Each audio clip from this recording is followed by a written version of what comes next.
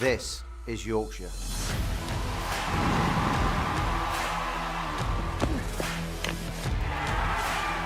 Built on pride. Forged through generations. Now, a new season begins. Driven by ambition. We play to compete. We play to win. Driven by those who stand with us. This is Yorkshire. We don't stand still. We move forward. Together.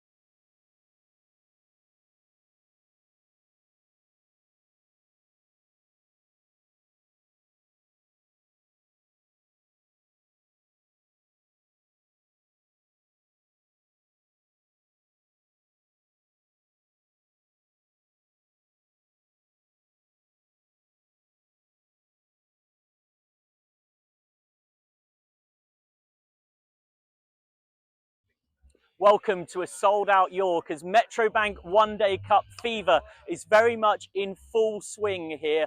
Ben Stokes is in town. It's Yorkshire against Durham, the home side with 3 wins from 4 so far.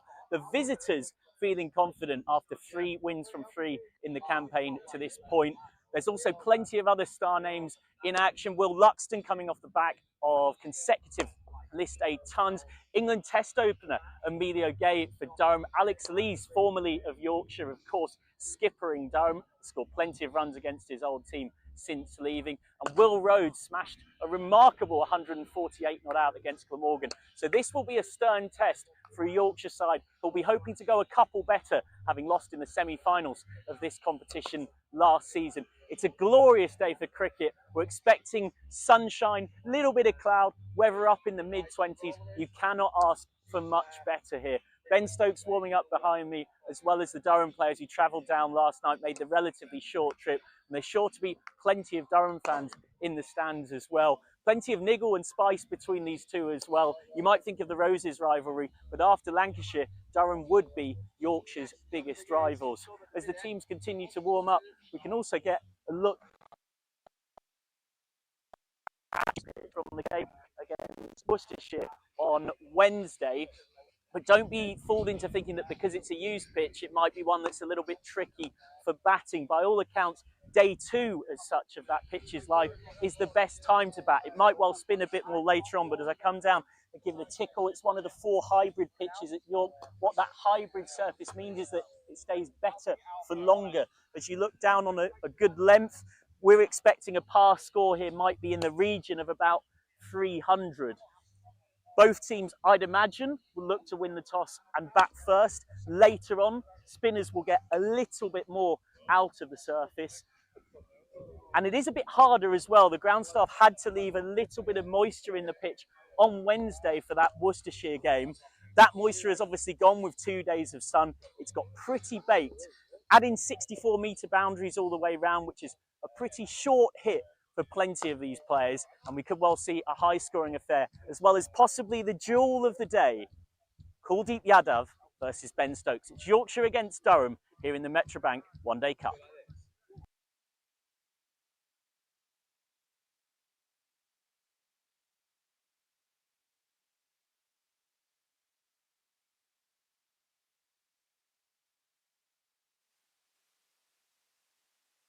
Well, as you could see there, and here from the wonderful Michael McCann, it is an absolute belter of a pitch here at Clifton Park. Unsurprisingly, we were there for the toss a little bit earlier on today. Durham captain Casey Aldridge won the toss and put his side in to bat first. So Durham will be having a bat.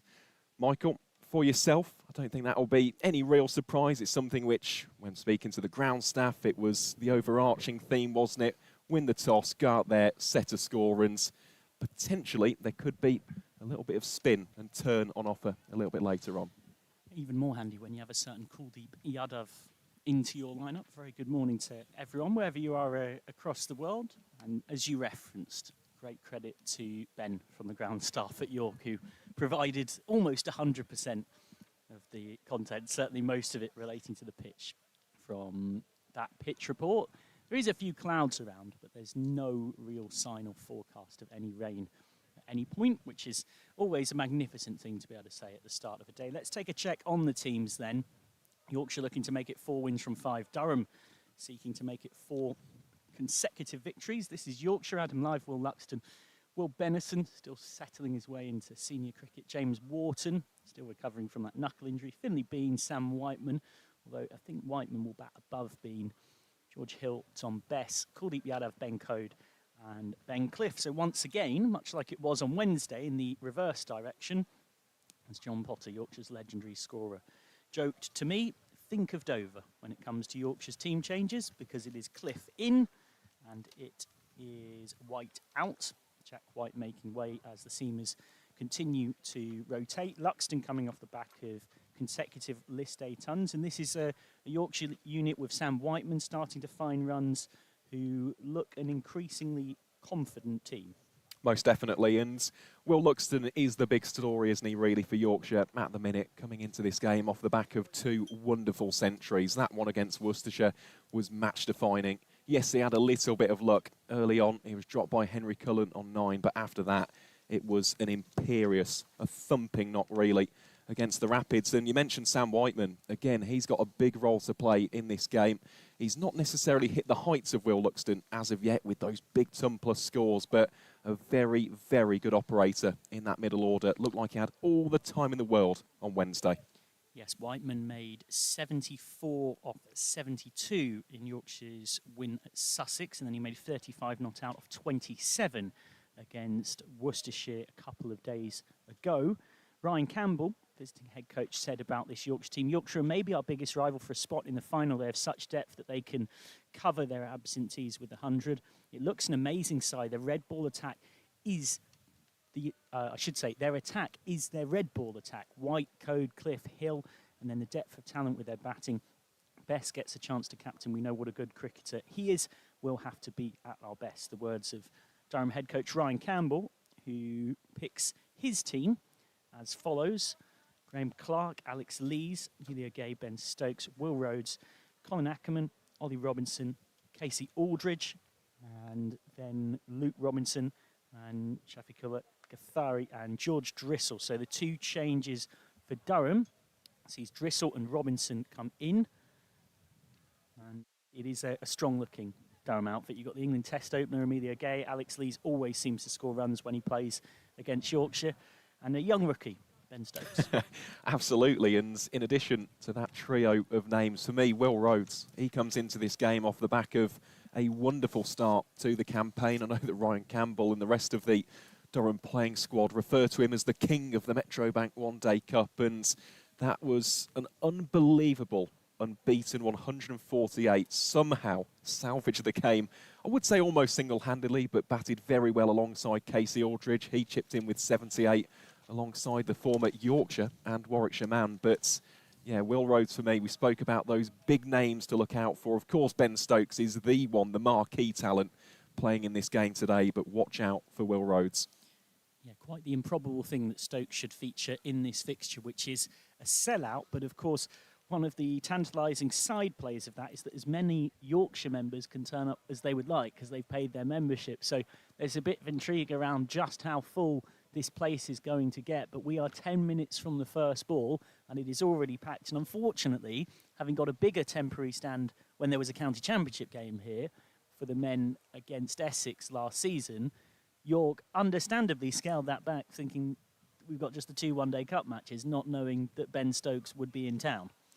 Yeah, it is funny, isn't it, how sport works out like that at times, but it is going to be teeming today. It was very, very busy, wasn't it, for the Worcestershire fixture on Wednesday. Today, I came into the ground about 9:15, 10 minutes after entering the ground.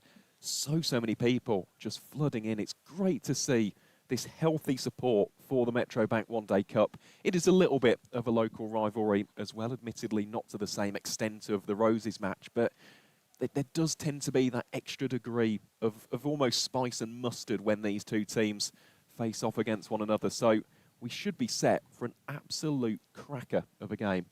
Certainly been no shortage of drama when these sides have met in recent times. There was the game at York last season where Matthew Potts ran through Yorkshire's top order. Durham doing a double over Yorkshire in the T20s, but it was Yorkshire who sent Durham down in the county championship at the back end of last season. Durham, of course, flying and looked very, very likely to go and win Division 2 this season. Of course, because of Durham's relegation, they've not met in red ball, but in the T20s, Yorkshire picked up a couple of victories and now will look to make it 3 from 3 here.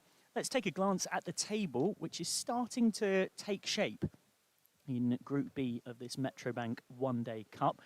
And the early signs are it's a shootout for 4 into 3. You win your group, you get a home semi-final. You come second, you win yourself a home quarter-final. You come third, you travel for your quarter-final against the sides from the other group.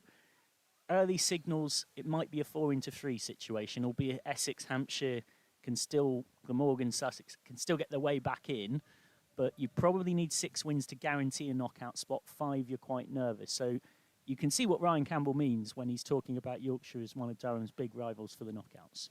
Most definitely, and just look at that top three so far. Yes, Yorkshire have played the additional fixture, but all of the top three, Middlesex, Durham, and of course the White Rose on 12 points. It is very, very tight at the top, and just looking at the chasing pack, I suppose, I don't think you can ever really discount the likes of Hampshire and Essex, especially the former Hampshire, of course, kick-starting their campaign with their only victory so far against Yorkshire at Scarborough. So this is a big game today and could go a long way to determining not only which one of these sides goes through, of course, but potentially who could claim that either home semi or home quarter-final. And it's not every day in a group that you have the top four all in action against each other, because Yorkshire are hosting Durham, but Middlesex are hosting Worcestershire at New Road as well. Sorry, Worcestershire are hosting Middlesex at New Road. Elsewhere, there's plenty of games today across both groups. In the other group, it's Somerset against Kent. In this group, bottom club Derbyshire host Glamorgan, who will feel like if they can win 4 games and win them well, they've still got a sliver of a chance, but the odds are very much stacked against them. And it's 5th against 6th as Essex host Hampshire at Chelmsford. I think it is also important just to mention with that table, some people might look at Sussex and go, why are they only on 2 points? So they started the campaign on -2. They had a points deduction as a result of the financial difficulties over the winter. So it is indeed 4 points for a victory. -2 plus 4 is 2. So I just wanted to clear that up just in case there was any confusion about Sussex being on 2. And just on the point system, one thing that does slightly surprise me, we talk so much these days about uniformity between men's and women's cricket, but there's no bonus point if you win by 1.25 times the run rate of the opposition, which happens in women's cricket. As part of our Vertu free-to-watch fixture, we've picked out 3 players to keep a particular eye on. It won't probably surprise you to know who we've gone for. The first is Will Luxton, who will have to wait a little while to be into action in his primary suit, but my goodness me, Luxton should be feeling confident at the moment. He's hit 4 tons in professional cricket, and 2 of them have come in the last week. Yep, and 3 of them have come 3 this season. Was about to say that myself, of course. Yeah, that's incredible century against Warwickshire in Scarborough. But you just look at his scoring areas, so strong through mid-wicket, of course, square of the wicket, driving it through the covers and through the point region. So, yeah, he is a big wicket. I think he'll be the one at the moment. He's the informed man. He's the guy with the Midas touch, and Durham will be desperate to see him very early. Yeah, he talked in an interview with me in some detail about the 2 winters he's had at Greenvale Kangaroos and what a good that's done him going over, having the pressure of being a POM over there, an overseas player. Everyone's looking at you, expecting to score runs, and how that matures you as a young man as well. And of course, it's a man with plenty of Australian roots who he's had a couple of very effective partnerships with, because the second of our free to watch is Sam Whiteman, who across his last 2 innings, Whiteman has scored 109 runs from 99 balls faced. Curiously, of course, despite being a player best known for his time in Australia, Whiteman, born in Doncaster, and so has returned home as such, having emigrated to Western Australia as a 3-year-old. So Yorkshire also get the Brucey bonus that he's a British passport holder and local player. Most definitely, and we said it prior to this segment, of course, but he just looks like he has all the time in the world. He was playing it ever so late against Worcestershire. Just those deft touches, the dabs down towards deep third. He's really good at strike rotations. So providing that someone lays a foundation, a platform for him, he's a very, very useful operator in those final 15 to 20 overs just to keep that scoreboard moving along. And the last of our free to watch is someone who will be into the thick of the action a little bit quicker, you'd imagine, than Cliff or Whiteman. Luxton or Whiteman, I've given it away. Our third of our 3 is Ben Cliff. Took his first senior fifer in this competition last season against Warwickshire, and he's been in the wickets so far this season in this competition. 2 against Hampshire, 4 against Glamorgan, and 1 against Sussex. So 7 in the 3 games that he's played, and he's a little bit fresher, having had that rest against Worcestershire on Wednesday.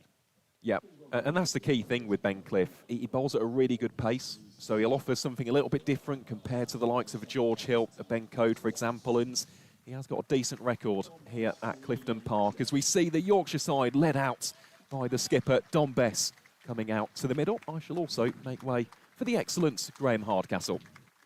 Thanks very much, Aaron, for Taking us through the preview, Alex Lees heads out to open against his old team, made a very composed 50 in a victory against Yorkshire in a T20 at this ground last season when Durham were chasing quite a low total after Matt Potts had ripped through Yorkshire's top order. Out there alongside Graham Clark, who didn't play in this competition last season because he was in the 100, but a massive bonus for Yorkshire having him available.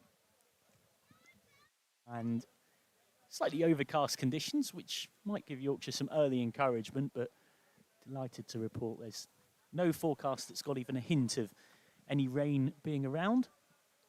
And to open the bowling from the rugby ground end, it will be Ben Code, who took 2 for 46. He got a couple early against Worcestershire. He's a bit more expensive in the later part of his spell.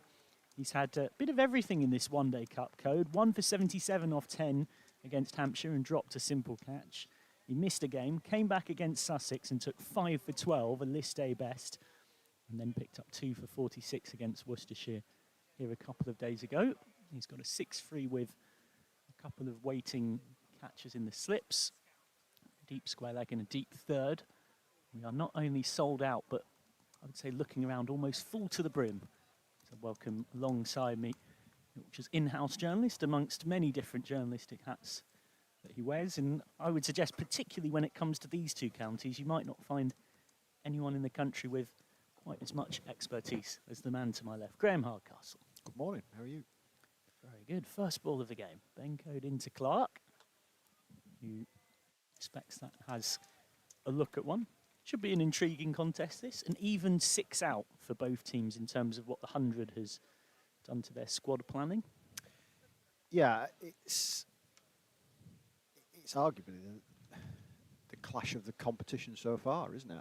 You know, it would be absolutely no surprise to me if these two sides were playing each other in the final come September. Flicked away best acrobatically Fields, but even having got around well, there was always a single there. Yeah, Ryan Campbell, despite Middlesex being top and with a very strong net run rate, described Yorkshire as their biggest rivals in the group for a knockout spot. And talking up his opposition for today. Yeah, I mean, Middlesex haven't really, well, I was going to say Yorkshire pretty much the same to a certain degree. Both counties haven't really had a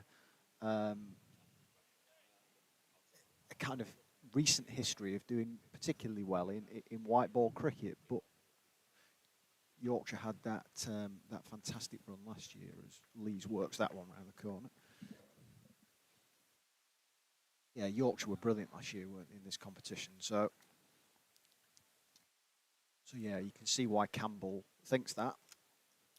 Yeah, Anthony McGrath said he was really disappointed with that semi-final defeat against Hampshire because he felt like Yorkshire were the most consistent team across the whole competition, across both groups.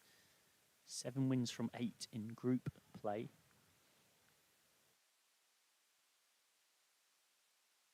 Oh, well bowled by Code, and Clark happy to have just managed to not get a nick on it. Code will be awkward in these early conditions. Yeah, it might not be the worst toss to lose with the overhead cloud conditions. The one thing that's really impressed me from Yorkshire's point of view this year is how they've adapted and advanced, in the sense that they've lost their leading wicket taker from last year in Matt Milnes, who's gone to Kent, and they opted against re-signing Imam-ul Haq, who's their leading run scorer and just a whisker away from being the leading run scorer in the competition. Yeah, just behind Gubbins. I'd understood Imam had international commitments as well that had made that. Potentially.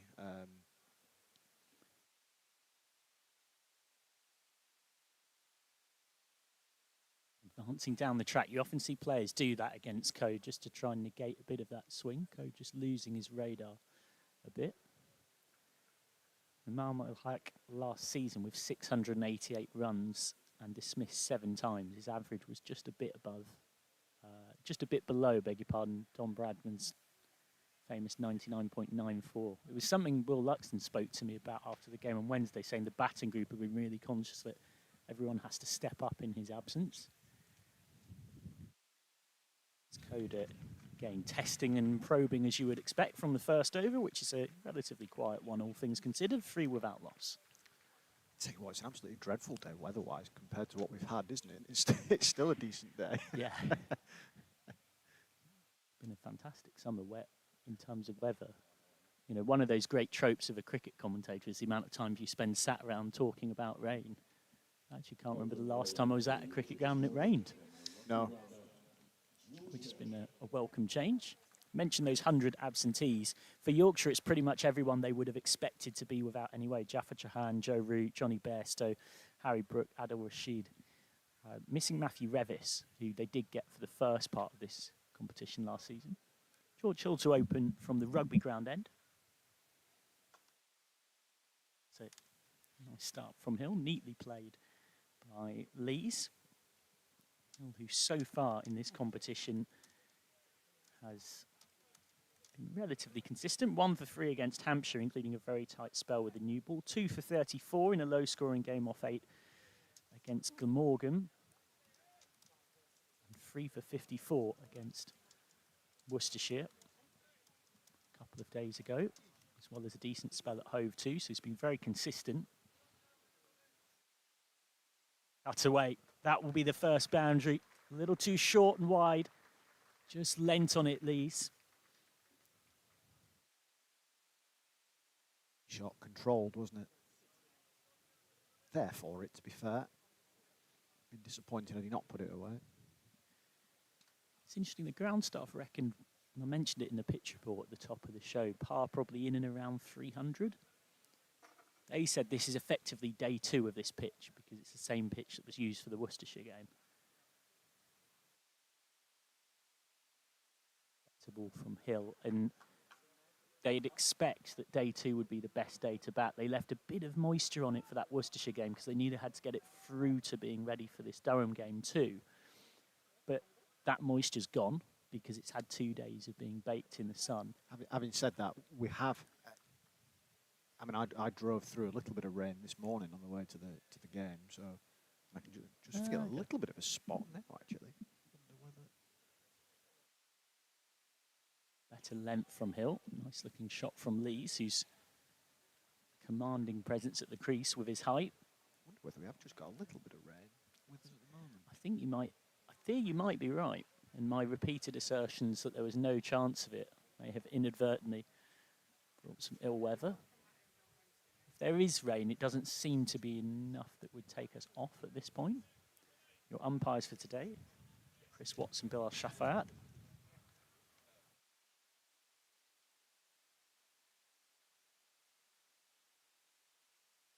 Adjusting his lines nicely to the right-handed Clark, who, in the words of his head coach Ryan Campbell, can turn the game in the blink of an eye. He's got an exceptional record against Yorkshire. His record is better against Yorkshire than any other county. So he does seem to save his best for the White Rose. You just talked him into a low one here. Correlation doesn't mean causation. Off peg ripped out this ball. Sensible leave from Clark, just getting his bearings. End of Hill's first over then, 8 without loss. It's a lovely sight. So the weather isn't as nice as it has been. Not wall-to-wall sunshine by any stretch of the imagination. Hopefully it burns off later on, but it's still a fantastic scene here. Yeah, there's still a few members streaming in, and we are getting pretty much to that point. If you've left it late, you're not going to have a great view here because it is packed. Continuing, 3 off his first. Mention those absentees for Yorkshire. Durham missing half a dozen to the 100. Bryden Cast, Matthew Potts, Ben Rain, Ben McKinney, Parkinson and Souter, the spin twins. Again, all players they probably would have expected to be without. I think of some teams in this competition who've had more than an entire 11 ripped out from their squad. Just nibbled away by Lees. Code seeming to signal that there is a bit out there for him. I think Surrey have lost 17. Yeah, Surrey always Incredible. do seem to lose the most of anybody.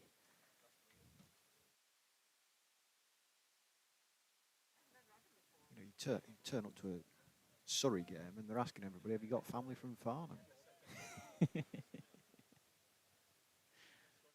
plenty of other games going on across the country today. Almost a full programme of games on Sunday as well when Yorkshire travel to Lords. Elsewhere, Derbyshire are batting against Glamorgan at Repton. Essex are batting in a 19 for none off 2 against Hampshire at Chelmsford. In the other group at Canterbury, Somerset batting against Kent. Northants batting against Leicestershire. Middlesex batting against Worcestershire. That's a big game in this group, Group B. First against fourth. And Gloucestershire versus the aforementioned Surrey is a 2 p.m. floodlit start. Code again, just trying to build the dots.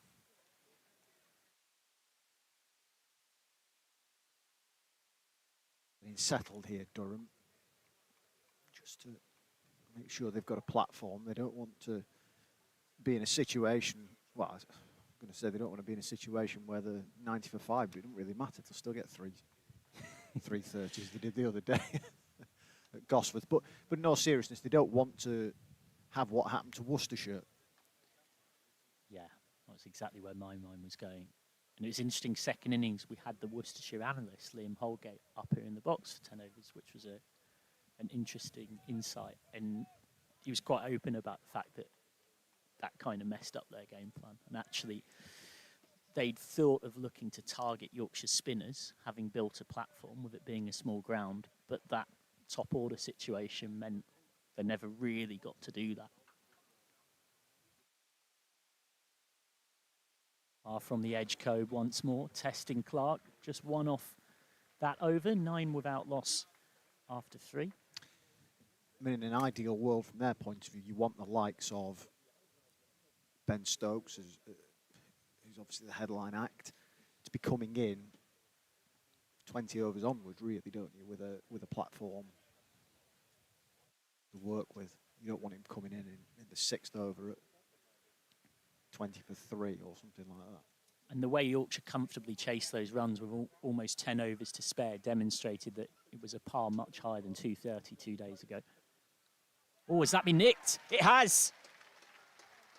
Alex Lee's gone against his old club, who normally he always seems to score runs against, but not today. George Hill's nicked him off. Simple catch for Finley Bean, and a valuable early breakthrough for Yorkshire against visiting club captain, who's got so much history in this part of the world, of course. It was almost a replica of the early dismissals in the Worcestershire game, pushing forward, caught behind. A bit more of an expansive drive. And he knows straight away, Alex Lees, that he's nicked that. He dragged himself off, and the reaction told you he felt like he either didn't need to play at that, but that side camera angle is a good one. It just shows he was pushing with his hands away from his body a bit, Lees. Lees, who, of course, Yorkshire legend once upon a time, at 22 years old, was Yorkshire's youngest ever permanent white ball captain a decade ago. Now, very much in 2026, a relatively rare failure against his old team. Does seem to have normally a habit of contributing well against his old club. So out comes Amelia Gay, current England Test opener. Gay, who in this competition has 44 against Sussex and 1 against Glamorgan. I know Ryan Campbell was saying to me that as this competition goes on, Gay will probably feature a bit less because he'll be starting to increasingly turn his attention towards that England Test series against Pakistan, assuming that he is retained after playing all 3 games in that recent Test series against New Zealand. Quite a tough series to come into as an opener. And even now, he's consistently netting with a red Duke's ball. So he's very much kind of betwixt and between formats. Amelia Gay.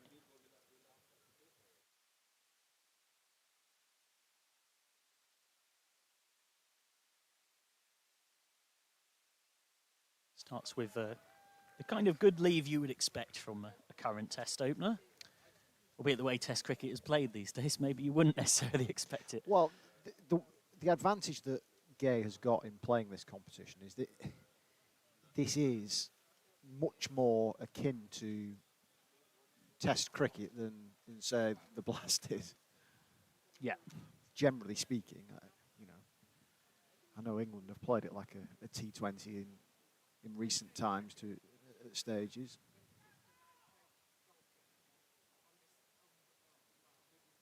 But the pace and the tempo that you bat at is preparing for a Test match, really. And these overheads have just come in a little bit more since we did the toss. The toss was done and the sun was still poking out and the clouds looked very white and fluffy. And suddenly they look a little bit greyer. Might not have been the worst toss for Yorkshire to lose. We are definitely playing through a little bit of rain because there's spots on my keyboard on my laptop. All testing and probing against Gay, who's just got out there. Feels like a long time ago, but it's only just over a year ago that he was making his T20I debut for Italy against Guernsey. But he was quickly into the England line setup as well, and England have had their eye on him for a while.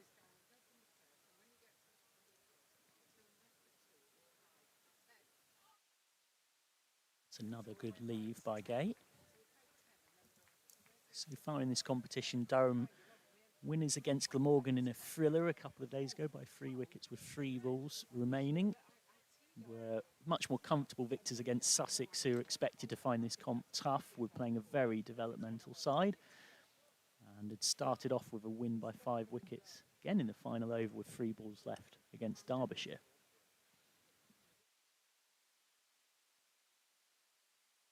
Once more, being tested by Hill in that channel. When there's a little bit on offer for the bowlers, trying to navigate the threat of Ben Code and George Hill must be amongst the biggest tests in this competition. A show of faith for how well Hill has been bowling that he gets the new ball ahead of the returning Cliff. A little shorter from Hill. Gay played it well. End of a tight and successful over for George Hill. Just 1 off it, 10 for 1 off 4. Yeah, Yorkshire will be delighted with this start. So I don't think they'll have been particularly disappointed to have lost the toss and been asked to bowl. Conditions in their favour. As the rain increases, you can definitely see it in the trees. Yeah. Over to our start left. to actually feel it now.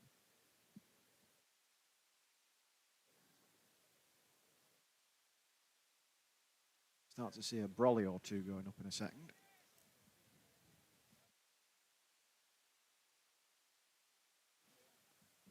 Yeah, it was definitely not in any of the forecasts. The rarest of rare sights this summer, in truth. It might just help Yorkshire out in terms of making this tricky for Clark, 33-year-old from Cumbria. I know I was at Farrington yesterday, and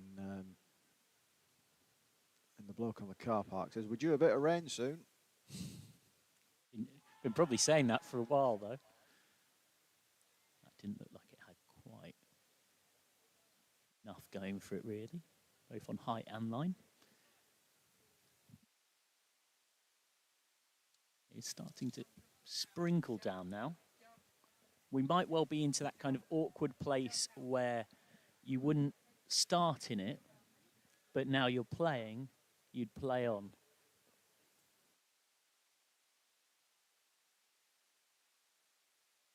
When I say that, I of course mean at the more professional level. Was it Scarborough last week where I think, was it said that there was a little bit of rain in the morning, almost like a bit of a sea fret? Yes. And the umpires have basically said, "Oh, no, we're just going to crack on." Yeah, it was a bit like this for about 10 overs. Yeah, it did stop. It was very, very cloudy, sort of grey.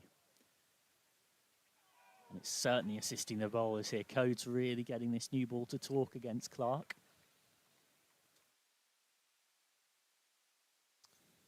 Great start for Yorkshire. In terms of your role, so for those unfamiliar, because they might not have necessarily heard your voice, but they've probably read your words somewhere.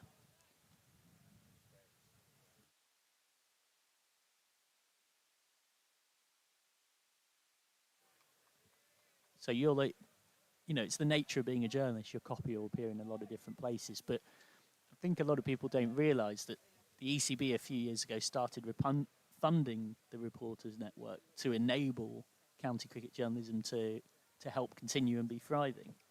Yeah, so basically my role is effectively club journalist at Yorkshire. So I do the website reports, the kind of match updates on social media and things like that. And I also do the ECB Reporters Network copy, which goes out to anybody who wants it. So there's basically we've got a bespoke report on the Yorkshire website, which is purely for them. That's one report I'll write, and then I'll write another one for the ECB Reporters Network that just goes to basically free to use to anybody who wants it. So it might go in the Telegraph, it might go in the Times, it might go in Cricket Info, it might go in the York Press, for example. So it's just a way of the ECB kind of covering their own competitions, which unfortunately have got less and less coverage over the years. So here's a question then, because this is something I've done a little bit myself in early years, but I know you do really. But on the whistle reporting, as they call it in football, but it's a thing in cricket as well. What do you do when Overton happens, T20 Blast quarter-final? Hill's searching for his first wicket of the day, and Gay was not far off chipping that to mid-wicket. It wasn't a catching chance. Wharton comes around and does the fielding just out of reach of Benison. You've got something written, and then it all changes. Well, I'll give you a short answer and a long answer. The short answer is I scream, first of all. The long answer is that basically you rip up your copy and start again. So last week, that Overton game, 80 for 8, 82 for 8, or whatever it was, aside from the odd word here and there and details, updated scores and what have you, I pretty much had that game written and almost on the page of an email, ready to press send. And I just had to pretty much start again. And yes, there were a few paragraphs which could be salvaged and used again, but pretty much the whole thing had to be rewritten in around about 5 minutes. And of course, when making the audible scream, have to make sure colleagues in the press box know that it's not a medical situation, it's a professional one. Well, yeah. I mean, you know that it's coming to a certain degree, because whilst I still didn't expect even needing 17 off the last over or whatever it was, I still thought to myself Yorkshire are probably favourites here. But I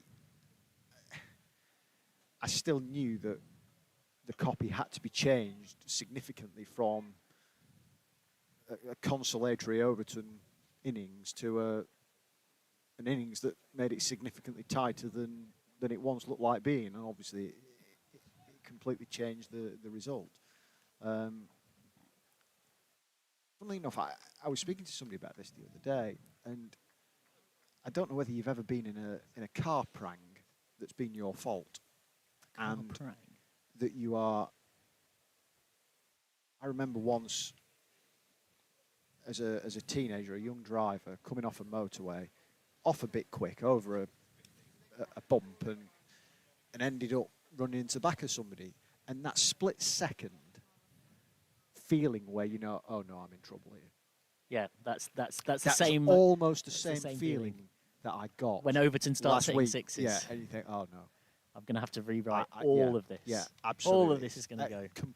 Completely different scenarios, and one is significantly more serious than the other. Don't get me wrong on that, but almost it's the same kind of.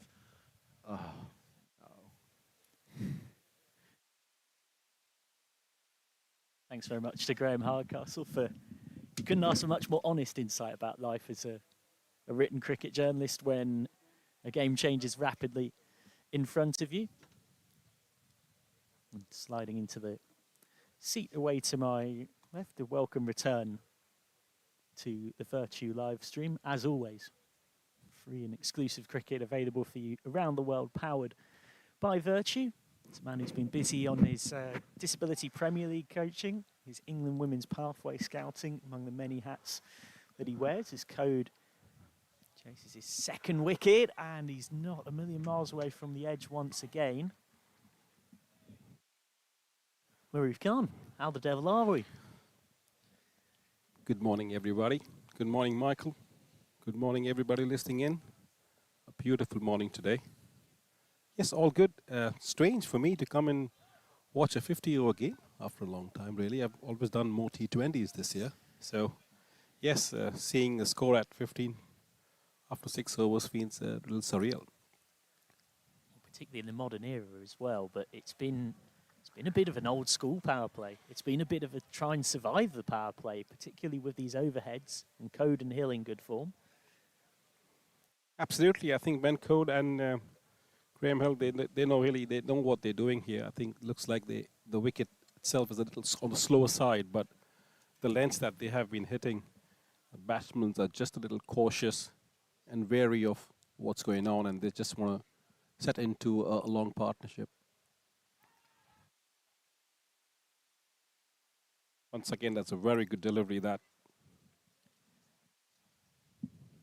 Ben Coates seems to have come on his own today, hitting his markers. Ball's not doing much in the air, but clearly off the wicket. And Emiliano Gay was, in that instance, just trying to feel for the ball that's out the off stump.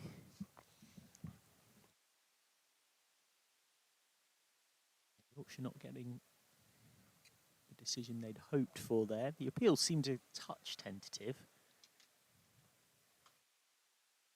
Nice looking off drive from Gay, who's just steadily working his way into his innings. He had a real baptism of fire in Test cricket to come into that England team that had, how do we put it gently, a lot going on.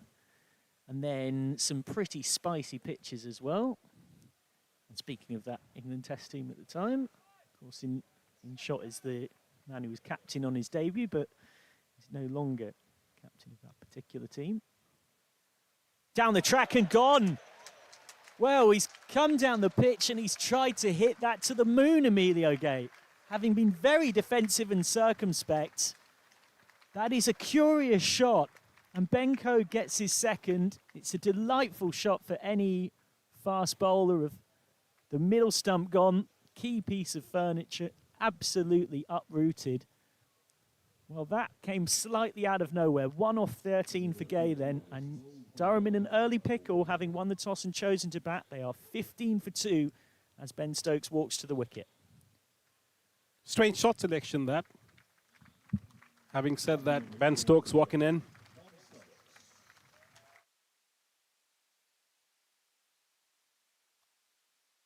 It's a very good ovation from both home and visiting fans. And this is why he is in. That came out of nowhere. Yeah, I think the patience ran out in that when looking to give himself some room. Yeah, missing the line completely like a wide old hike. Ben Code delighted with that delivery. You know, he's kept that areas very busy this morning, and he's been very well rewarded. Looking from the side angle as well. Yeah, he's trying to get towards the pitch of the ball, misses it completely off middle stump flying. But again, you look at the deliveries he'd faced, and while, yes, he'd made 1 off 12 balls, he'd left well, he looked compact, he was defending nicely. Hill is in, and of course Stokes is not facing right now, because the wicket had fallen off the last ball of the 7th over. One of those shots that you just find yourself a little bit bemused. Obviously, life always looks easy up here in the commentary box, but thinking, where did that come from? Clearly, Gay felt like couldn't just keep letting Code and Hill dictate on that length.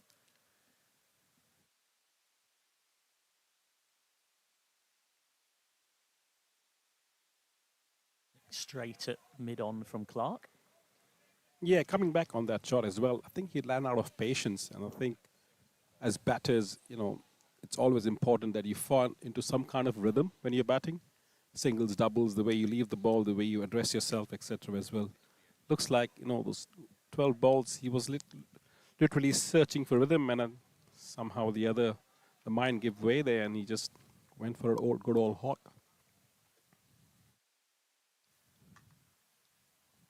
Clark again. And finding fielder straight. Now the question for these two is, how do these two look to try and force the issue? Do they look to try and force the issue? Both Code and Hill have taken early wickets here. Yeah, Yorkshire bowlers have actually settled into a very nice rhythm. Hence explains why that they have had a longer spell of bowling as Hill comes in again. Straight at point, fielded by Luxton. Yeah, they have kept it tight and tight about, really. Any width has gone for the boundary, but then, initially that width given to Alex Lees was taken away by Hill, and then all of a sudden hitting the markers.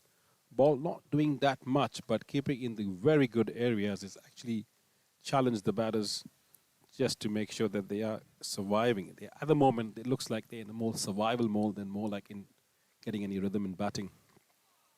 And that has caught Clark trying to flick run off his pads and missing it by quite some distance. Encouraging signs for Hill, who is back to health and bowling after that heart scare that left him missing 6 games in a row in the T20 campaign. Came in for the quarter-final against Somerset and then has been regular in this one-day cup, as he was last season in Yorkshire's run to the semi-finals.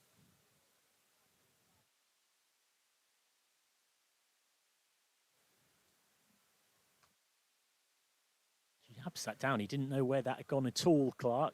A little bit of luck for him. Hill was not far off. 2 wickets in and over there, and it's Yorkshire putting on all the early pressure here. Beg your pardon, the wicket come off the previous over from Code. A maiden from Hill, 15 for 2 off 8. Yeah, looking back at the replays,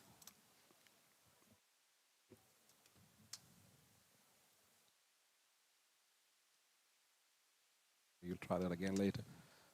Yeah, 15 for 2 off 8. Steady Eddie, we call it. It's very, very steady. Run rate below 2 and over.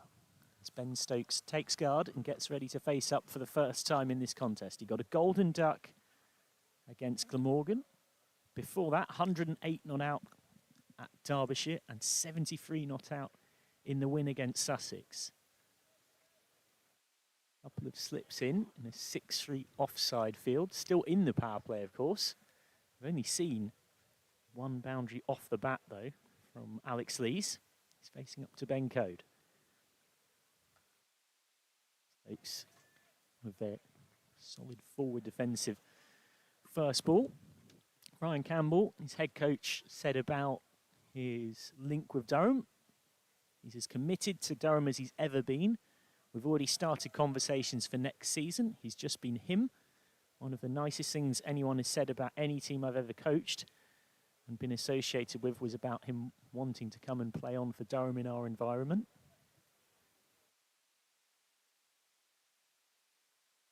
Campbell going on to say exclusively to me in a chat yesterday that he wants his team to not be fully reliant on Stokes. He wants him to be one part of the furniture, not all of it. And in terms of leadership, he said he's not actually the captain, of course, Casey Aldridge's, or in Durham's formal leadership group, but that he'll contribute with little words here and there.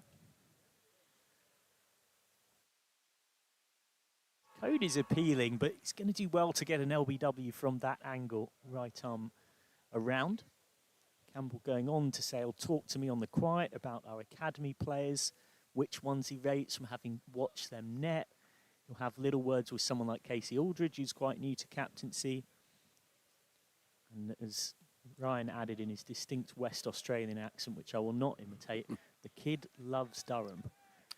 So for Durham fans, the signs seem to be very positive that Ben Stokes will be at Durham next season. That's a good leave from Stokes off code. And the only other thing I'd add to that is there's been a lot of chat about what franchise cricket Stokes might play, but he is very much, by all accounts, enjoying being at home. And so while it's certainly not impossible to see him playing in various tournaments, you'd imagine the factor of how much time you're spending away from family, having done that for so many years with England, might come into that, and that might also be to Durham's benefit. Stokes a game for the third time in the over, defending respectfully. Apparently he's been sort of sighted all across Durham. He was posting on TikTok, being at the zoo with his kids. He's been watching Hartlepool Cricket Club play. He's been at Durham City Cricket Club. He's been sighted out and about, just enjoying a return to, I guess, normality in some ways. I guess Ben Stokes is being Ben Stokes again. Tries to come down the track for the first time. Not going to get an LBW there, about a mile down the pitch from right arm around. It's a shout much more in hope than expectation, but Yorkshire are building the pressure well here. Still Stokes yet to get off the mark, 15 for 2 off 9, and we have had 3 consecutive overs without a run being scored. Yeah, and just on Ben Stokes there, Mike, as you rightly pointed out, but him just going back to do normal things is, making him feel more comfortable. His body language today looks so much relaxed. He's really, feeling himself, being part of why he wanted to play this game, why he's fallen in love with it, and things that he's done, growing up, really. So this is something which will be great for the fans watching him, and also especially for Durham, imagine the inputs and the confidence and the conversations that you can have with a man of that stature. Change of the bowling. Incredible. Ben Cliff on from the rugby ground end, back into the team. That's a decent start from Cliff. He took 4 for 29 against Glamorgan and hit the winning runs. Looked particularly good pitching the ball up, challenging the batter's stump. So I think Cliff will be thinking here, I don't mind if I'm getting driven by Graham Clark, but I don't really want to be getting cut or pulled. I want to keep the slips in play. Yeah, of the 3 bowlers on display, Cliff will pitch the ball a bit more up. He likes, if he's bowling well, you'll see the ball move more in the air than off the wicket, really. Good straight drive, the kind that even if there's no run for it for Clark, will just give him a sense of confidence. A little unlucky to be rested a couple of days ago, Cliff, but it's also slightly part of the very hectic schedule of this competition. Yorkshire are at Middlesex facing Lords. Lords facing Middlesex. We can take that. You do what. But we know what you mean, yes. He's already picked up 7 wickets in 3 games in this comp, Cliff.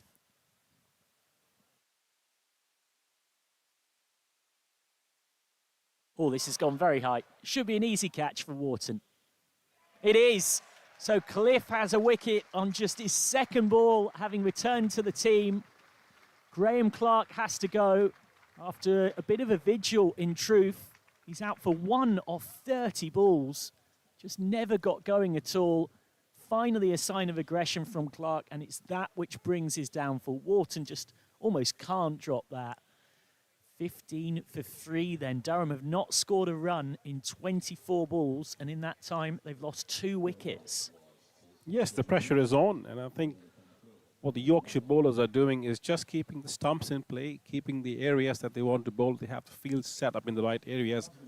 If I am being very honest, that wasn't a ball that deserved a wicket. It was more on the middle and leg side. I think looks like Clark just turned the face of the bat a bit too early for the top edge. Anywhere else, it would have been looking straight. He was trying to play more towards the square leg side, really. More towards on drive or mid wicket would have been a safer option. But hindsight is a beautiful thing.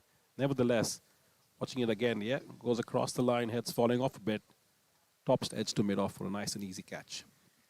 It was a curious innings for a player of Clark's high calibre. You can see what it meant to Cliff to get the breakthrough.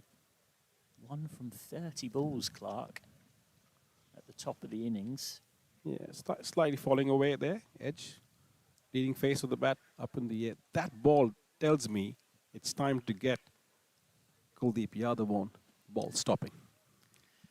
Yeah, although one thing that was a sign of that dismissal before we saw it, we had seen at least 3 occasions where Clark had tried to flick balls into the onside that were off third, fourth, even fifth stump and not done so successfully. Cliff into Will Rhodes, hero of Durham's win against Glamorgan a couple of days ago. Rhodes, of course, formerly of Yorkshire from 2013 through to 2017. It feels like another millennium ago that Will Rhodes was at Yorkshire. I had to double check in my match prep that he is indeed 31. It feels like he's been around forever. Of course, captain Warwickshire to the county championship as well, on his way to eventually joining Durham ahead of last season. Slightly falling out of favour at Warwickshire, and in the way that a signing can reinvigorate someone's career. One person's not so necessary asset, that's the way I'm going to more politely put the phrase, is another person's treasure. And he's definitely been treasured at Durham. They've nicknamed him the King of the One Day Cup.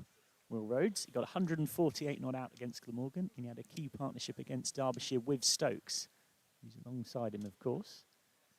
Nice looking cut shot. Fast outfield, but will be stopped down there by Kuldeep Yadav, who we'll see more of later on. And that is the shot of a man in form. Yes, allowing the ball to come to him.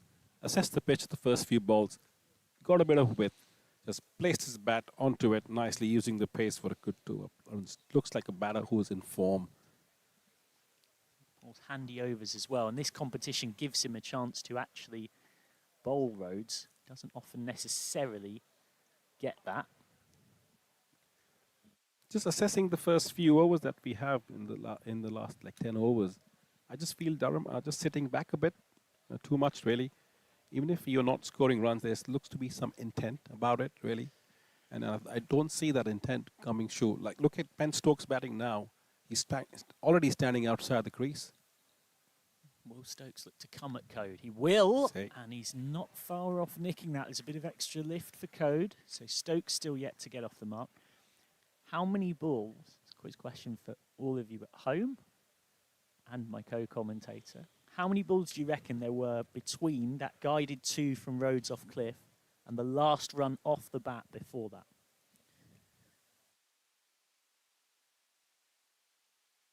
Let's take it to 20 balls. You're not far off, a little bit more. 26 balls without a run, all in the power play. Pretty much unheard of. Up to the stumps comes Finley Bean. He's clearly been watching the likes of Alex Carey and Tom Blundell. Trying to trap Stokes in there. And I like that. I like that move as well. You know, Ben Stokes tried to give himself charge at the bowler, and it was very smart for Finley Bean. Obviously, this is his home ground, so he knows how it operates here. Coming in, giving him no chance to come forward again, Ben Stokes. But this is a cat and mouse game. This is where you'll see the intent from Ben Stokes in terms of trying to get a crack on or move on and scoring some runs.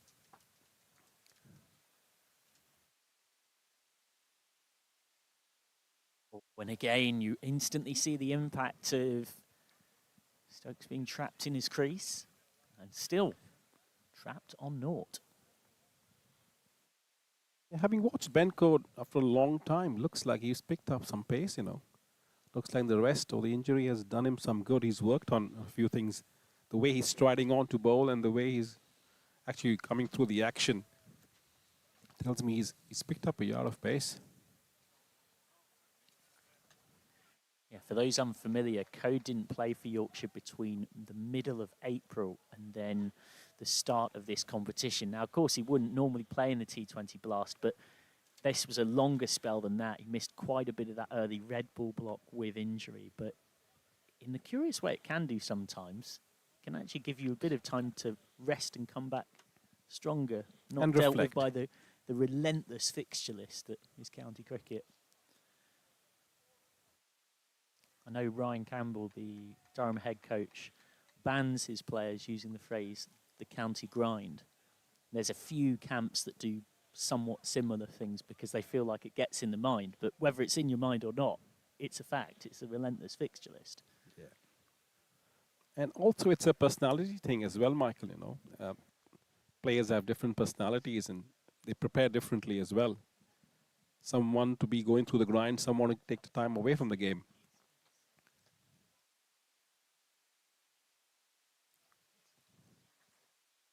Once again, just keeping the right areas. Good cricket once again. So 11 overs gone, 17 for 3, and just 2 runs have been scored in the last 6 overs, as Maroof Khan will be left in the capable hands alongside him of Aaron Vals.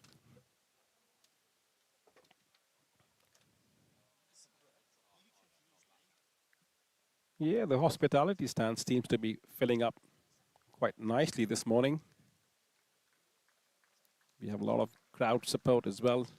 Seems to be a good packed house. I'm not quite sure on what the attendance looks like. Spendcliffe comes in. Welcome, Aaron Vals. Thank you very much, Maroof. Yeah, pleasure to be back. Feels like yesterday that we were here. In fact, it was Wednesday against Worcestershire. Hope that everybody is enjoying the coverage so far and enjoying what is a fantastic Friday in the Metro Bank One Day Cup. Always a big occasion, isn't it, when you get the huge superstars like Ben Stokes in town.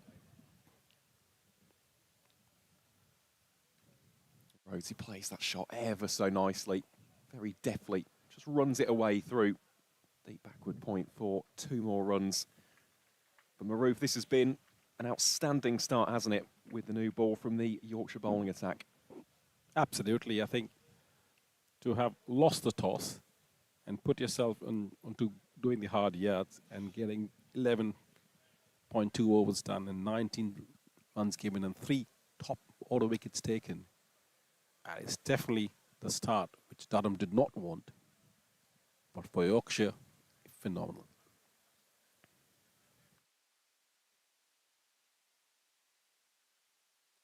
Just off air, myself and Dr. Jane Powell, we were discussing about the mental side of the game, especially as the batting unit in this position, as someone who has obviously played the game at that elite level in India's domestic circuit. What kind of impact does that have on you as a batting team? Not only being 2 wickets down, 3 wickets in this instance, but also only having 19 runs on the board.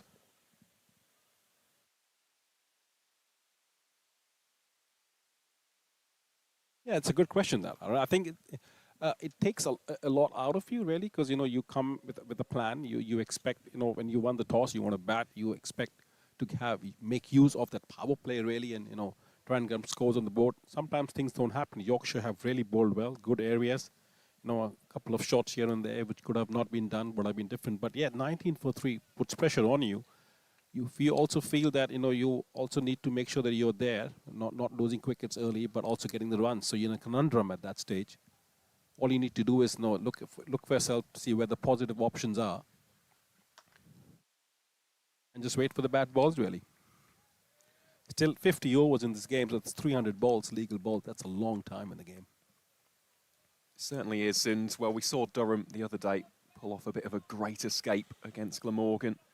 Will Rhodes, of course, was the protagonist of that, a career best unbeaten 148 alongside his captain Casey Aldridge. He racked up a quick fire, a brisk 78 from 79, so still plenty of batting here for Durham, but they've got to navigate and negotiate what's been a very choppy start here in York.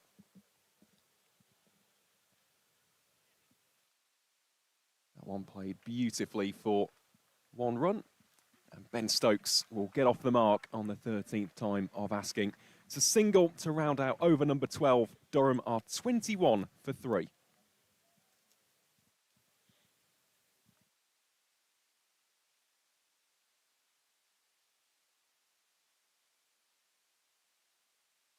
Just while we wait for the players to get ready, just looking at the YouTube live stream, over 6,500 concurrent viewers. Massive thank you to each and every single one of you for catching the coverage today on what's turning into a splendidly sunny day in North Yorkshire. A reminder as well to hit that subscribe button, catch all the action live throughout the rest of the 2026 season right here on Yorkshire Cricket TV.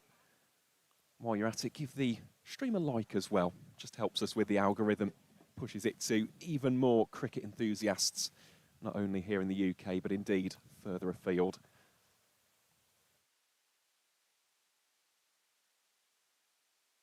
Stokes leaves that first delivery, the latest one courtesy of Ben Code. Yeah, Ben Code would do that all day. You know, if you're not coming at him, all he's going to put the ball on the spot. And that is not good signs for a batter, because you're then allowing the bowler to bowl at you. And a ball could do something, misbehave differently. There are two slips and a gully waiting. And I think Ben Stokes realizes that.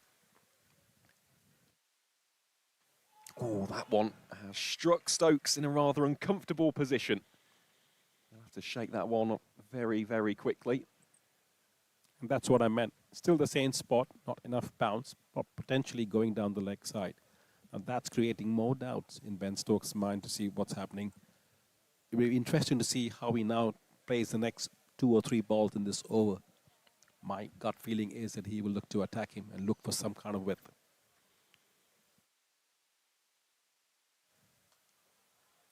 Plays the latest delivery defensively to Ben Stokes. Of course, already has some huge scores in this year's competition. I know that yourself and Michael discussed it already, but 2 red inkers against Derbyshire and Sussex respectively.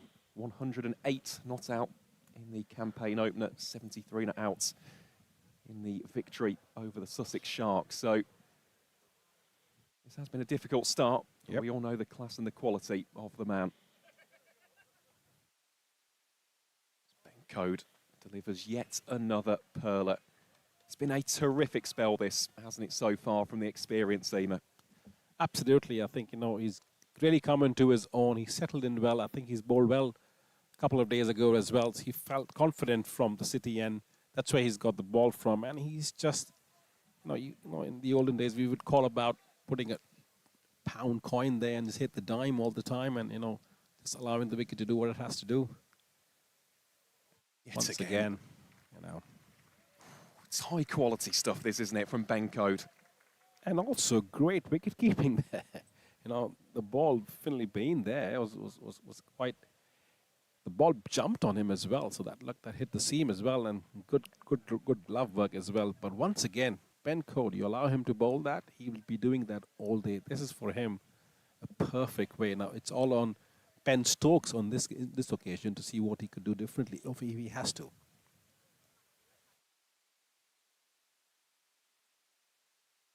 It's a lovely defensive shot, isn't it, by Ben Stokes. It's a dot ball to round out yet another exceptional over, courtesy of Ben Code. It's not the first time we've said this today, Maroof. In fact, it's the 5th time that we've said it for Ben Code. That is a maiden over, this time to wrap up over number 13. Durham 21 for 3. 7 overs, 5 maidens, 4 runs and 1 wicket. You would take that at any level of this game. You would in the county championship, let alone in the Metro Bank One Day Cup. And Ben Cliff, he's ready, he's eager, he is keen as mustard from the rugby ground end. Donning the headband today is Cliffy. Here he is bowling to Will Rhodes. Testing bumper. Rhodes just watches it go behind and a little bit too short for standing umpire Shafayat's liking. Wide has been given. Yeah, interesting ball as well. I think, you know, just trying to throw the pace of the game a bit different. Happy with that option, to be honest. Gets the batters thinking as well. But once again, you know, 13 overs, 22 for 3. Yorkshire haven't put a foot wrong yet.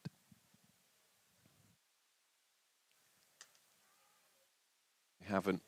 And it goes back to what you said there. The onus, the emphasis really is on Durham. Yes, Yorkshire are going to make mistakes, but you've got to punish them when they arrive. And so far, it's been metronomic. It really has from every single one of these 3 seamers. Of course, Ben Code has been the main one, but George Hill, good start from him, getting the early breakthrough of Alex Lees. It's stifling the pressure, and it's just continuing to build. You can there is a sense of tension, isn't there, when it comes to Durham at the minute. They've got to find a way to break loose. Yeah, absolutely. I think there is definitely a sense of tension, but also the two batters on display right now are very calm because they have got runs behind their backs as well. They have done and got a lot of runs in the last few innings that they have played, so they know that this is not the time for them to do anything different. It's a 50-over game. There's enough time for them to come back. And that's exactly what they're doing, is just waiting for the time when the time is right. They all know, we all know in this great game that you can't be hitting the same ball, same lengths every time again. The batters in this case are giving the first 10, 15 minutes, maybe 3-4 overs to the bowlers, knowing that, okay, this is how the wicket is. They're assessing it quickly and see what they can transpire. At the moment, Yorkshire has not put a dime wrong in the 13.3 overs given to that. But still, there are 35 overs left after this.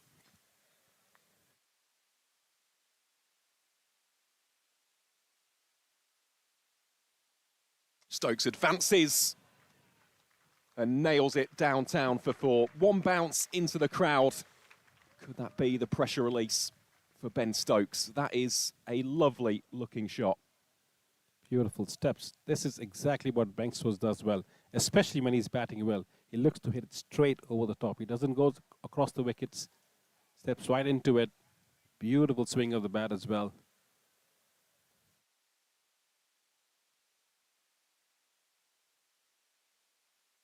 Decides to defend the next one. It's something that myself and Jane were discussing in the Worcestershire game on Wednesday. If you are going to play that shot, you've got to fully commit. You can't just allow the bat to hang out and provide that nibble of an edge behind. And, well, the England icon on that occasion crunched it. Yeah, absolutely. And also, it was important to mention that it's a smaller ground as well. So you don't have to, make sure you finish your shot completely, because if it's a mishit, it's going to go to the fielders more than in the outfield, etc., as well if you're on big outfield. So Ben Stokes knows exactly what he's doing there. And as we have Leffy come back and bowl a couple of good balls and good recovery balls after that 4 ball. End of the 14th over, Durham 27 for 3. Staggeringly, that was the first boundary that we've seen since the 6th over. So definitely required that for Durham. They'll need a few more as well. We had a chat with Ben, a member of the ground staff here at York Cricket Club earlier today, just prior to filming the pitch report. He said 300. That was the par score for today. As Kuldeep Yadav, the Indian left-arm wrist spinner, prepares to begin his day's work from the city end. And Maroof, we spoke about this off-air, but what a venue this place is. Outground cricket is immense, isn't it? It's beautiful, especially coming here to York. You see the crowd coming in numbers. It's a big day out for the club. And just the elements and the conditions that come into play, still very picturesque. If I had a big panoramic camera, I would have taken a nice clip shot, put it on internet and getting some money off it as well. But it looks very picturesque. It looks great. And then to add cherry on top, we have Ben Stokes batting against Kuldeep Yadav. Well, it's Will Rhodes, the man on strike for this first delivery. Plays it defensively first up. I must say, Kuldeep bowled incredibly well on Wednesday. Didn't quite get the wickets until his final over, which was a double wicket maiden, by the way. Got the wickets of, I think it was Tom Taylor and Fateh Singh in pretty quick succession. No, it's Bayer Swanepoel. Rhodes gets a single there. Clean bowled both of them.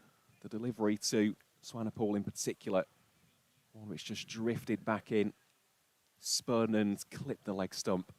Really was a thing of beauty. But this is the marquee matchup, isn't it? This is the one which, when it comes to the marketing prior to this game, the excitement for the spectators, this is an international quality matchup. Kuldeep Yadav versus Ben Stokes. Let's see what it has in store for us. George Hill stationed at slip. Can Stokes do? Starts off defensively.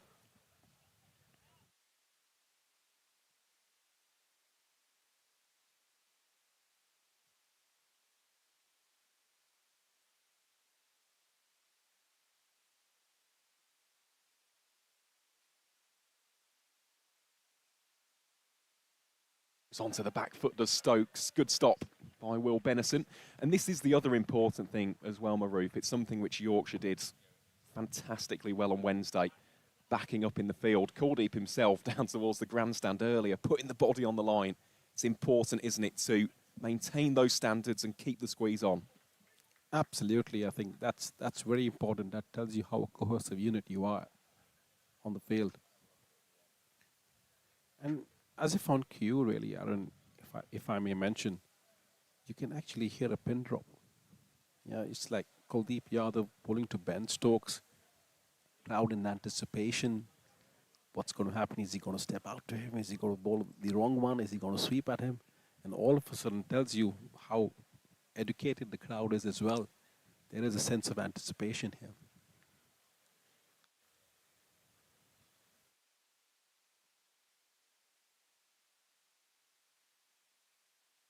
Yadav will round out his first over of the game with a dot ball. Goes for just 2 runs. Durham are 29 for 3 at the end of the 15th. And just to touch upon that, it has been a wonderful crowd all week long. I know that I've seen a few comments talking about attendance today. We reckon it's between 4,000 to 4,500, with maybe a few just coming in, seeping into the crowd throughout the course of the day's play. So it's great to see York has well and truly been gripped by Metro Bank fever, and for the players as well, you can feed off that energy, can't you?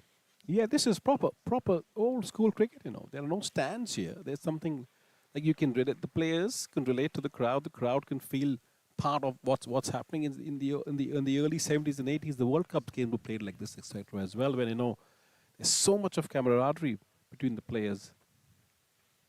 Here's Cliff to Stokes. Turns that out to square leg for 1. You know, and you can see that as well. You know, during the innings break, you know, the bowlers are bowling and the crowd just walking around. You know, it's just true cricket is really, you know, and York does a phenomenal job at it. You know, if you look at the other side, which is the ground end, the rugby ground, and you see that there are marquees kept there, and everybody is just patiently waiting.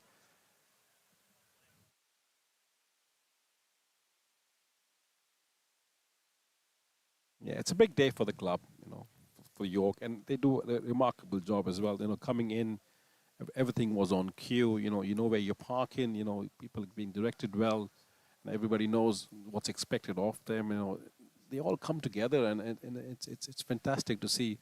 Now, hopefully, it's a good day as well. You know, the game goes down to the wire, and everybody goes home happy.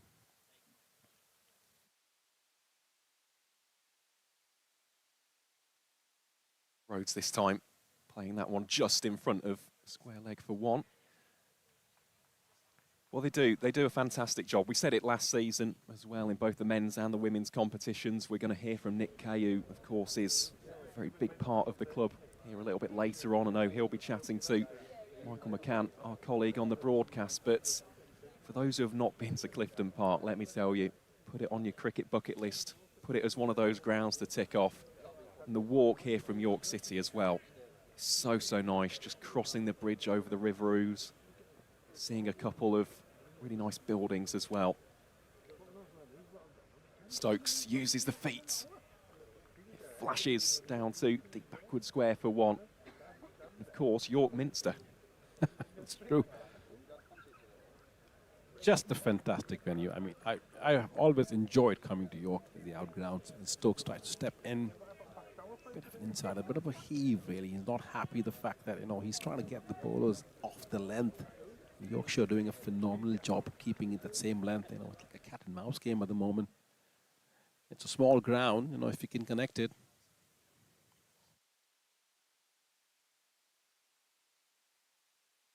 Road so far happy to just rotate the strike out through deep point. Well, talking of those ground dimensions, for those who didn't hear a little bit earlier on, so out towards our pocket on what will be the leg side for the 2 left-handers from this, the rugby ground end, 64 metres. As for the offside, using the floodlights as almost the barometer, it's 59 metres on the offside. That is certainly not large enough to contain Ben Stokes. And hence my awe when you looked at me and said, why am I raising my eyebrow? It's like, why would you win the toss and bat when it's a small ground? Potentially, you would like to know the targets that you want to chase and be a good chasing ground. But obviously, some people, the analysts, might know better than me on this in this occasion. But it's clearly so far 33 for 3 at the end of 16 overs. I'm happy in terms of what I was saying. Well, it's funny you say that because on Wednesday it was a little bit of a different story. It was a fresh wicket and the sentiment from the ground staff was to have a bowl on it. Today that sentiment flipped on its head. They said you want to bat because there might be a little bit of degradation later on in the game. Here is Kuldeep Yadav. It's the pad there of Will Rhodes. There's a bit of an appeal. Admittedly rather muted by the Indian overseas wrist spinner. Could we do a... Don't think we have the technology today to send it upstairs. Yeah, that looked a little... Kuldeep pushed that one through, and Rhodes trying to tuck it around the corner. Not a wise decision. If you could have a quick look at the replay. That's much better. Playing it more straighter, more towards mid-wicket, rather than going towards square leg. The interesting phase. Crowds in anticipation again. Gentleman there with the camera. Trying to get Kuldeep's action as well. There you go. Right on cue.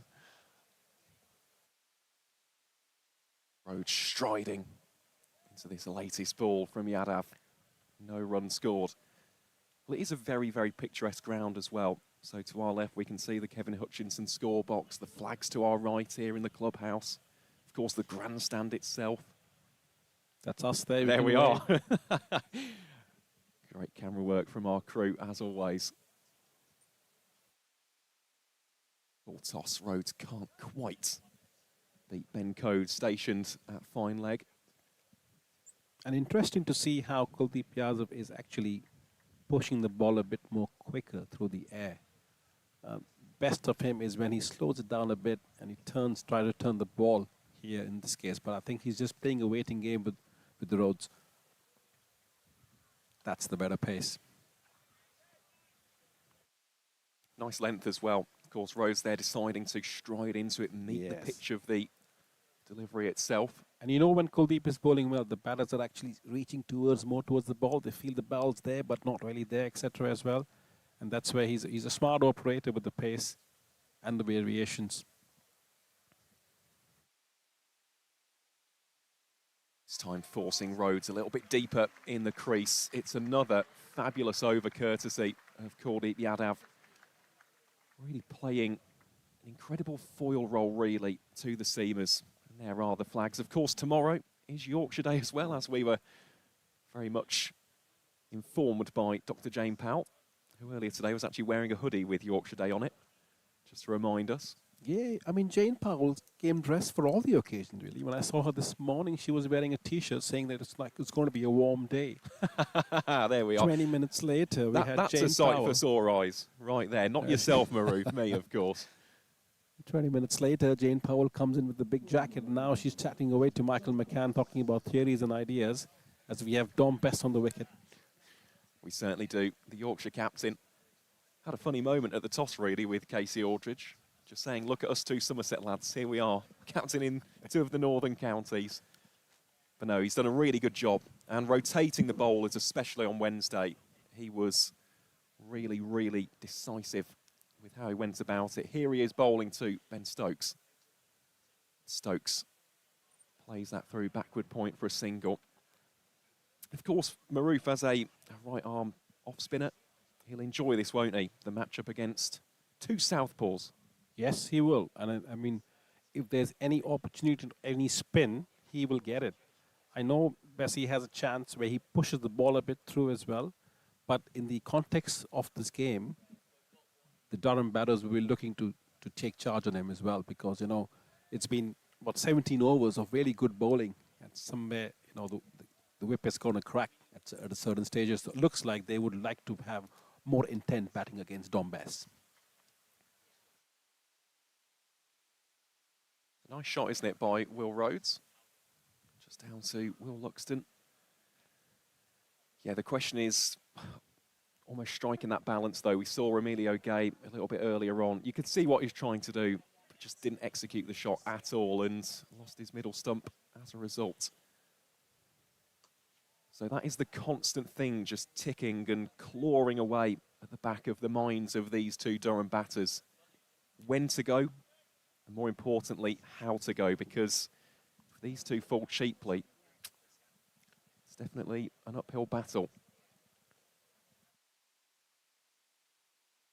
And potentially, this is the only over where I have seen strike rotation, more than 3 runs an over, really. I think, they're trying to milk their way through at this stage. And, obviously, 17, 18 overs have gone in the game.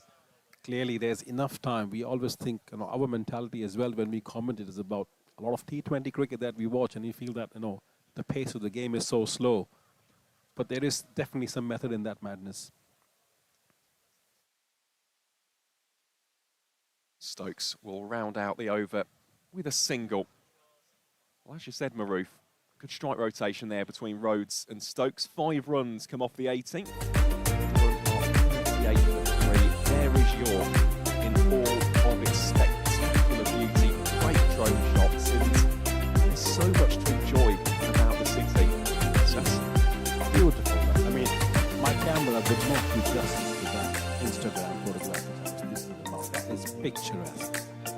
That's why we love coming to York. That's why we like to be here. Feel welcome. And also the history and the camaraderie of the people around us. So whoever is on that drone, you are doing a remarkable job. I think that may have been our colleague Adrian. Go on, the 80 lad. As if it's Adrian, I owe you HFC, pal. He knows what I'm talking about. Here is Kuldeep Yadav from the city end to kick-start the 19th over. Ben Stokes, the man on strike, goes on the reverse. Executes it well, but there is protection down there in the form of James Wharton. First time we've really seen something a little bit more creative from Stokes so far. Also the confidence coming from the previous over where they have milked 5 runs. They feel a bit more freer, they feel more relaxed on the wicket. And the shots coming in, making sure Kuldeep Yadav is not allowed to settle down with that rhythm. Once more, good push really by Will Rhodes. Just had a look in the YouTube live stream, Maroof. Almost 8,000 concurrent viewers. Really is great to see. A massive thank you to everybody tuning in. Let your friends, your family know as well. Could we ask the question on the channel as well? Are they come to listen to us or watch Ben Stokes? How many of them? I think we all know the answer to that. Just thought I'll make you feel comfortable as well, Aaron. That's all it is. No, of course. This is the main event. Ben Stokes versus Kuldeep Yadav. Spectators glued to the action. Benison, good stop. Standards have been very high by the side in blue. Not allowing for any easy singles, really. Even the ones, they've not been allowed to convert them into 2s or 3s.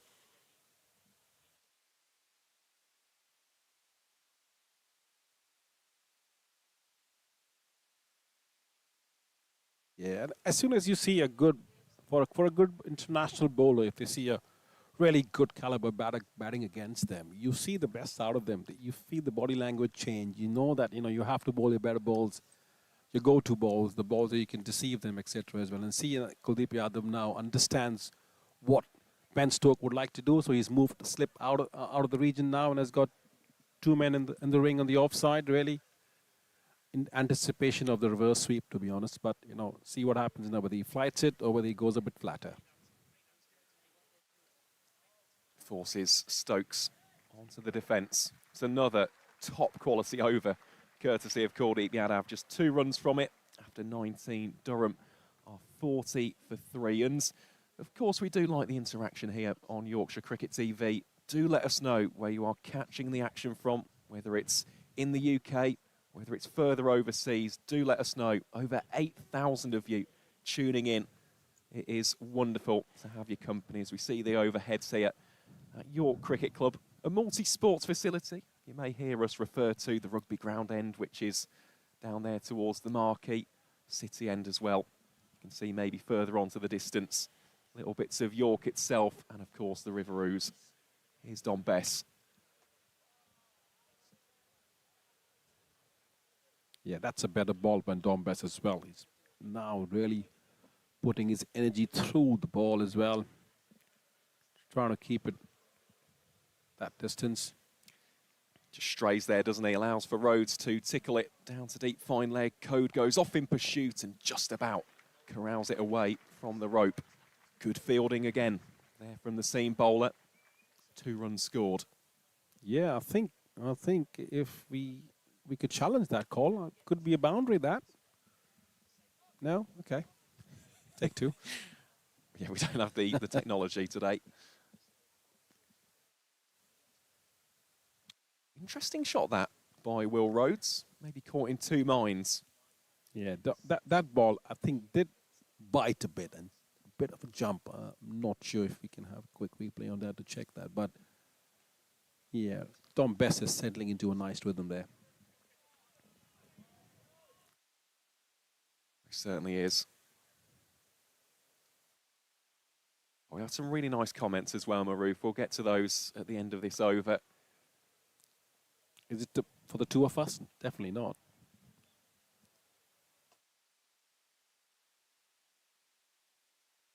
I like the pace. I like the variations. I like the way Don Bess is now making sure that Ben Stokes is playing every ball.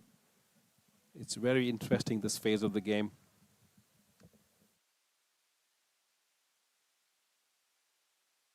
Rhodes steps into the defence to round out the 20th over. So Durham are 42 for 3, and we'll have our latest change in the commentary box. We'll say a fond farewell to Maroof Khan for the time being, and on in Maroof's place will be the magnificent Dr. Jane Powell. And let's go through some of those geographical shout-outs while Jane gets into position. We've seen Sicily, Sri Lanka, the balcony at York, miles to our left. Wonderful comment that. Northeast Thailand, Trinidad as well. Singapore, Beverley, of course, a little bit closer to home, admittedly, compared to some of those other ones, as we welcome back Jane. Good afternoon. I was just checking the time there. Yeah, I do that all the time. Just good afternoon. I was going to say good morning, but good afternoon. Interesting, isn't it? 20 overs and 42 runs. It's very attritional, I think is the word, as that one is defended back by Mr. Stokes from Mr. Kuldeep Yadav. It's quite the matchup, this, isn't it? It really is. You know, I'm sure there's lots of people tuning in just to see this particular contest. And it's hit round and he's taken him at just a short, fine leg, really. Well, Stokes, throughout this innings, has been trying to execute that reverse sweep. There was the change in the field the previous over from Kuldeep Yadav, and it has paid incredible dividends for Yorkshire County Cricket Club. Ben Stokes goes. Durham now 42 for 4. And well, Jane, it doesn't take us to say, but that is an enormous wicket in the wider context of this first innings. Yeah, fantastic for Yorkshire and fantastic for Kuldeep as well. You know, he's been here now for, this is his 4th game, I think, and he's getting used to Wales and English conditions because he had a long drive down to Neath, and he's picked up the wicket of Ben Stokes, and we'll see it here on the replay as he comes in. And Ben Stokes goes to play that reverse sweep. Weight going backwards. I think that's probably his downfall there. Well, this will be the angle right here. Let's take a look at this. You can see George Hill lurking in that very fielding position. It's a nice catchable height, isn't it, for the Yorkshire all-rounder. And Stokes' stay at the crease comes to an end on 12. So the newcomer for Durham will be Colin Ackerman. But Kuldeep Yadav, he is loving his time in Yorkshire and loving these matches at York Cricket Club. Yeah, I timed my commentary stint perfectly, really, didn't I, for Mr. Yadav and Mr. Stokes. I thought, oh, I'm enjoying seeing this contest, but we're We'll see some more contests, no doubt. I know that Durham recovered a tough situation in the previous game, and you know the two batters put on over 200, didn't they? You know, just fantastic. And one half of that partnership is still out there in the middle. Ackerman trying to get off the mark, and he will do so with a slight misfield by Kuldeep Yadav. Yeah, a little bit risky there, that last shot, but it just punched it through Yadav's hands there. Really clever field placement, though, from Yadav. He's got Hill back at slip now against Rhodes. There is still plenty of batting to come for Durham. Of course, Ollie Robinson, the wicketkeeper, bats. He'll be carded in after these two. Casey Aldridge, who we've mentioned, George Drissel, who scored some runs up at Scarborough in the fixture between these two in 2025. This is very, very difficult for Durham. 42 for 4, and the standard, the quality of bowling as Kuldeep rounds out another terrific over to wicket maiden. Durham 42 for 4. At this stage, Jane, as someone who has experience of those upper echelons in the game, as a batting unit, what do you do to almost get yourself out of this rut? Well, it's very difficult. And the reason it's difficult is because you've had your top 3 batters or top 4 batters come in and get out. And so they come back into the dressing room and they're like, oh, it's a bit dodgy. It's, you know, because no batter wants to come back and say, well, I played an absolutely rubbish shot. That's why I'm out. So therefore, you start to make the wicket, the pitch, feel like it's doing a lot more than it potentially is. You know, it's I'm sure it's doing a bit because the bowlers are putting it in the right areas and they're just causing it to move as Golden Arm comes on Adam Lythe. Certainly does. Just a correction on my end as well. There was, of course, 1 run scored from that over, so it wasn't a wicket maiden. But even so, very tidy one, courtesy of Kuldeep Yadav. Here is the Whitby wizard, Adam Lythe. Scores 1 down the ground as Colin Ackerman. Yeah, the crowd is ever so good today. Fantastic to see the competition being so heavily supported. And it was on Wednesday as well, wasn't it, for the Worcestershire game? I reckon it was around about 3,900 to 4,000 today. It's got to be 4,000 plus. Yeah, I think it's a sellout today, so I think we're just probably 100 or so under on Wednesday, but as that struck firmly, but straight to short cover, and there's no run there. And I think, you know, what the Yorkshire team are doing is they're supporting the bowlers well in the field as well, and that's why it's becoming more difficult as a batting team, because you're starting to think the pitch has got a few demons. The Yorkshire players are up on their toes, ready to attack anything and expecting the ball at any stage. You see there, Donbass trying to get to it, but firmly pushed through to deep extra cover for the single. George Hill now finds himself out on that far boundary. So he went from short, fine leg to take the previous catch, and he's now patrolling the boundary as Lythe comes in once more, and that's worked out to the said George Hill out on that deep mid-wicket boundary for the left-hander. And that's the end of the over. And that's 46 for 4. Indeed it is. Yeah, the run rate, a tickle over 2. It has been stifling from the White Rose so far. It's one of those where you keep going 46, how many overs, and then you're like, wow. You know, it's an unusual game. We're not used to seeing these attritional contests where it's every run is absolutely valuable or invaluable as Kuldeep Yadav starts the 23rd over. So far, Durham have been very, very respectful of Kuldeep, and rightfully so. He has earned that with the quality, the standard, especially of the length. You can see a lot of the Durham batters, they're having to stride forward to it. They're not fully committing to those more expansive shots. That one slightly shorter, gets Ackerman on the defence. But this is why he's been brought in, isn't it, Jane, to deliver. I think he complements what Yorkshire have already got. I mean, we've seen Ben Code and George Hill and Ben Cliff and Jack White, who's not playing today, but we've seen the seamers really coming to the party in this one-day cup. And then they needed to be backed up with some quality spin bowling, of which Kuldeep Yadav is said person. And that left-arm spin is just slightly more difficult for right-handed bats as well. Well, it is the complete opposite, isn't it? The googly, instead of coming back into the right-hander, actually turns away, and the leg break spins back in. You haven't faced a lot of it, especially early doors. It can be a little bit disconcerting.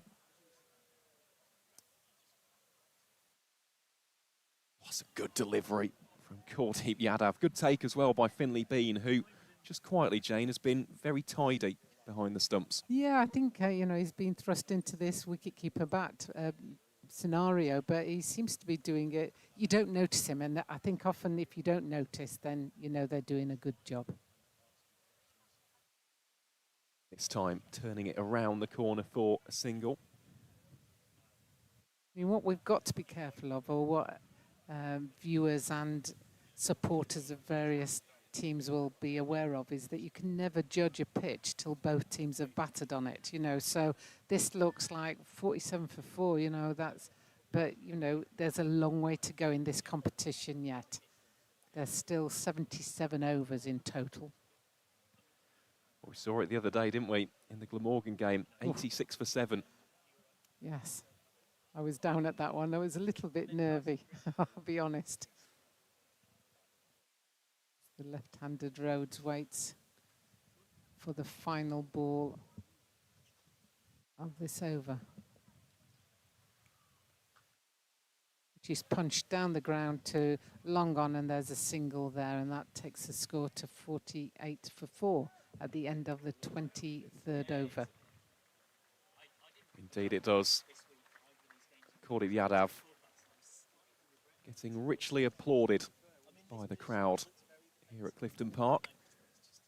A couple more geographical shout-outs as well, Jane, because I know that you do quite like them. Got Paris, Thailand, also got a few from Nice. Eastern Europe as well. I shall depart then. I shall make way for Michael McCann, and I'll leave you with some words of wisdom from Dr. Jane Powell. Yeah, so we're we're nearing the halfway stage in the Durham innings. 2 more overs to go as Dom Best comes in from the rugby ground end, and that's firmly struck, and that's gone over the top of Will Benison on the long on boundary for a 6. That's one of the first shots in anger that we've seen, really. And that cleared the boundary. It looked like Will Benison was setting himself, thinking it's coming straight to him, and it went sailing over his head. So he was in the right line, just the boundary was a little bit too short for him, as that's worked round to the leg side for a single. Yeah, it's very of the modern era, isn't it, that players see long on as an occupational risk of a shot rather than a reason to not play the shot. Yes. Yeah. And I think that's the case in a lot of the grounds now, and you see it in various itinerations of the game, you know, where it doesn't matter where the field are, they're just going to clear the boundary, so they'll play their shots. Yes, with 1 wicket so far in the One Day Cup, which came a couple of days ago against Worcestershire, but he's been relatively economical. Yeah, the seamers have tended to dominate a little bit from a Yorkshire perspective, as that struck round and it's just avoided Adam Lai, that short square leg, really. Yeah, they're in a very similar position, Durham, to where Worcestershire got themselves into. He swept that from about 6th stump. Taken that from a long way outside. Got the broom out. Properly got the broom out when you're fetching it from that far across. This goes a little bit shorter. Wristily whipped around the corner. Rhodes, of course, a magnificent touch after that 148 just a few days ago. You see the replay there as it's worked round to leg side. With the left-hand, right-hand combination, it's proving a little bit more problematic as that's struck down the ground to long off for a single. And Durham are just starting to build a little bit of momentum here now as they reach 61 for 4 at the end of the 24th over. And in real terms, that was quite an expensive over with 13 coming off it. Thank you very much to Dr. Jane Powell. We'll take a well-earned break because we've got a special guest here in the Vertu commentary box. It's always nice when we can get insights from either camp. And during Yorkshire's run chase, I know we're going to hear a bit from Durham head coach Ryan Campbell, which should be really exciting. For the next 10 overs, we've got the pleasure of the company of Yorkshire's batting coach, John Sadler, as Adam Live, a man he's worked very closely with, is trying to get rid of another very famous Yorkshireman who's facing up. A Hull City fan, no less, in Will Rhodes, albeit he's from Nottingham. But first made his name at Yorkshire as Rhodes is sweeping very, very fine. Sort of almost a hockey shot, really, round the corner. Just flicking it down through fine leg for 4. 65 for 4. It's just got that scoreboard moving a little bit. A very good cloudy York afternoon to John Sadler. Good afternoon. How are you doing? Appreciate you coming up. It's nice. It's a bit chillier up here than I thought. Yeah, it's been that kind of a day. Ordered by Live off his own bowling. Although as I speak, the clouds are starting to look just a bit whiter and fluffier than they had been in the last hour and a half. Turned out to be quite a good toss to lose from a Yorkshire point of view. I'm sure while we strive for neutrality here in the Vertu commentary box, I think nobody would blame me for a few uses of the term we in the next 10 overs, given that you are, of course, the Yorkshire batting coach. Absolutely, yeah. I think we were going to bat. It's a used pitch. But like you say, a good toss to lose. We've had a great start this morning. Thought the lads bowled beautifully up top. It's been a theme of this one-day cup for Yorkshire, taking wickets in the power play. And Yorkshire will hope that that puts this game into a similar arc to the Worcestershire match. Live holds that one back a bit more. It's hit hard by Ackerman, who, in the words of his own county head coach, Ryan Campbell, has flown under the radar a little bit. He's had a funny old season, Ackerman. He started it out of the 4-day team.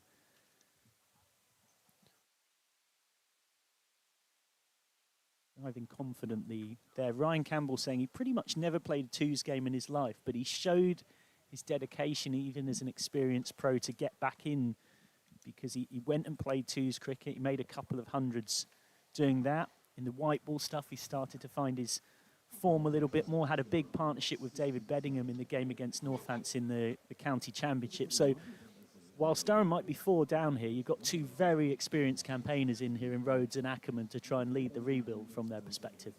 Yeah, I mean, I know Ackers from Leicester days 10 years ago, and he was a brilliant cricketer then. But it's a good side, isn't it? They've got a good lineup. And if you're out of form a little bit, then it's sometimes harder to get back in the side in good teams. But Ackers is a good cricketer. He's got a bit of work to do, I suppose, and Rhodes. He had a good knock the other day, didn't he, Rhodes? So 2 experienced cricketers, and I think this format particularly is experience is quite a big thing.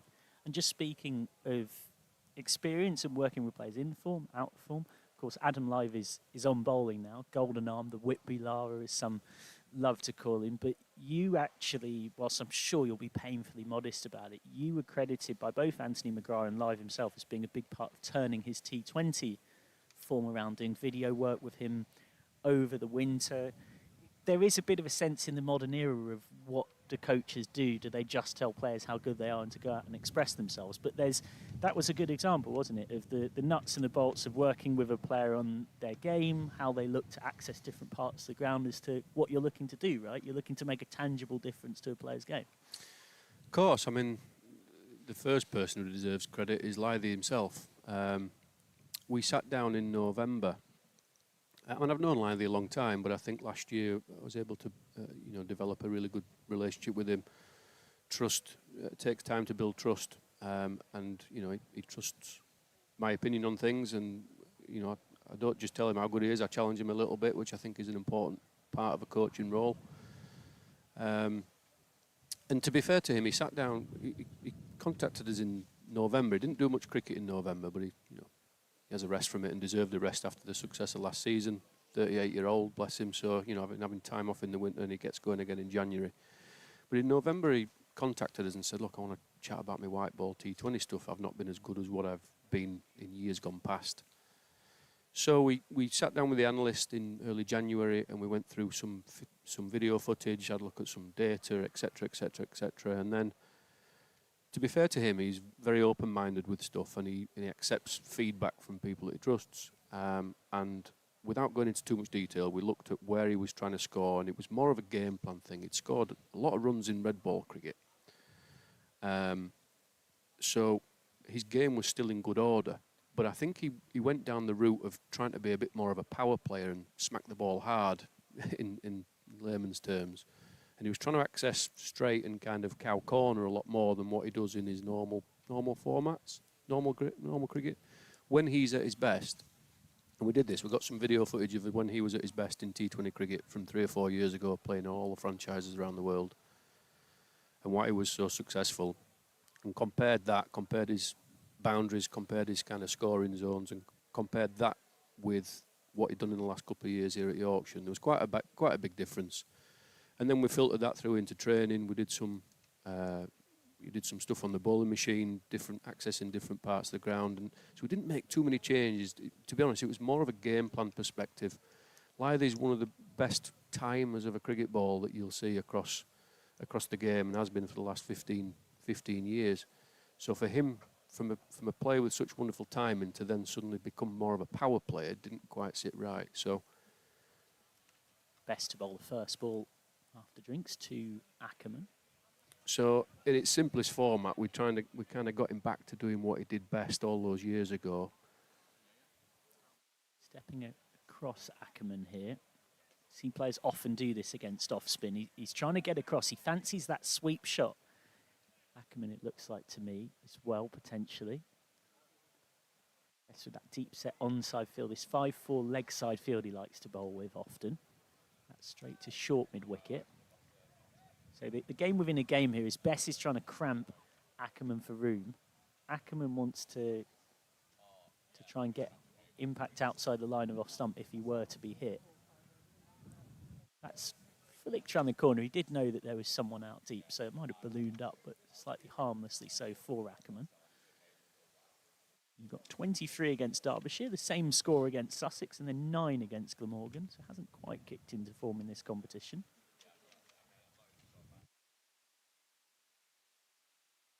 Wind whips up a little bit at York. It was a big feature of the Worcestershire game. I know a lot of the players were talking about wanting to hit towards us on the short side. But we haven't actually had anywhere near as much wind today. Again, just on that note, for those maybe just joining in the stream in the last couple of minutes, Yorkshire batting coach John Sadler is alongside me. How much of conversations with batters is about that wind direction, ground dimensions? As it's just flicked away for one. I think I know what you mean. Yeah, massive. I mean, we talk about the wind. The wind is your friend. We try and talk with the batters particularly that the wind is your friend. If the wind's behind you, then get it up in the air and use it. If you're hitting into the wind, you've got to be a bit smarter and maybe try and hit it harder on the floor, try and be extra cover and mid-wicket a little bit more. Certainly towards the end of an innings when it's death and we're trying to score a bit more freely and play a few more shots, the wind is a massive factor. And then obviously with today's day and age, we've got all these, the range finders from the golf, we're able to see how exactly pinpoint how far different boundaries and different pockets are. So it's very helpful, but we always talk about the wind being your friend. Ackerman facing up as these two try and continue the rebuild. They have added 28 for the 5th wicket. It's a change of ends for Hill, who'd started his first spell from the rugby ground end, but now comes in from the city end. So yeah, just back to Lythe. I mean, he deserves the credit. He was open-minded for a senior player to come in and basically want to kind of, reset a little bit and get his game back. Somebody who'd done so well in red ball cricket, he deserves all the credit for being open-minded and putting the yards in on his game. Because live this season was in the top 10 run scorers in the competition. He was in the top 5 for 6 hitters coming into finals there, which of course Yorkshire didn't make. And that was a big contrast from 2025. He didn't play half the T20 games. Not through injury, just through not being selected, which for many years would have been unthinkable for Adam live in a Yorkshire T20 team. Yeah, absolutely.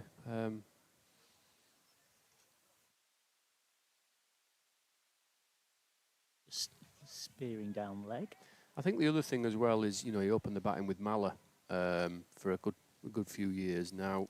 2 wonderful players, and it's a bit of an easy win for the opposition. 2 lefties that can come on with an off spinner. So whether or not that affected him a little bit, we gave him some specific direction that came from Mags and Johnny as captain. Talk about role clarity. He was very clear with. Is there a little tickle on that? There isn't. It will be 2 wides. Acrobatic stop from Bean, doing his best. Nigel Martin or Jordan Pickford? He was very clear. He was very clear with his role this year. There was no kind of uncertainty about it. So he had full commitment to how he was going to play and the role that he had in the side. That was going to be aggressive. He was going to play good cricket shots because he's one of the best in the business at doing it. And obviously opening with Johnny, one of the world's best. Those 2 complemented each other well. Sometimes Johnny got off to a bit of a flyer, which meant Lythe could settle in a little bit, and other times it was roles reversed. So those 2 complemented each other incredibly well. And how much of your work now is actually with, it's almost the proper tail ender has kind of died, but with the lower order batters, in terms of trying to squeeze everything you can out of an innings? Oh yeah, massively. Those runs in any format down the order. You don't see as many rabbits nowadays, do you, as what you used to see in yesteryear. And I think the dog stick, the sidearm, has played a big part in that because it's.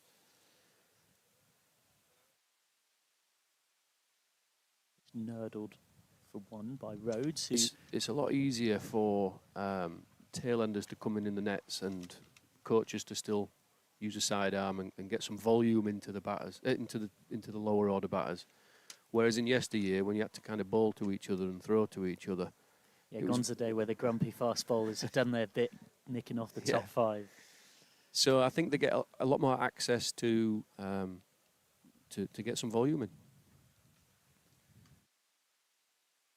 For a single, these 2 just starting to rebuild. Durham kind of, I guess, looking to set this up as maybe a bit of a mini T20 game, really.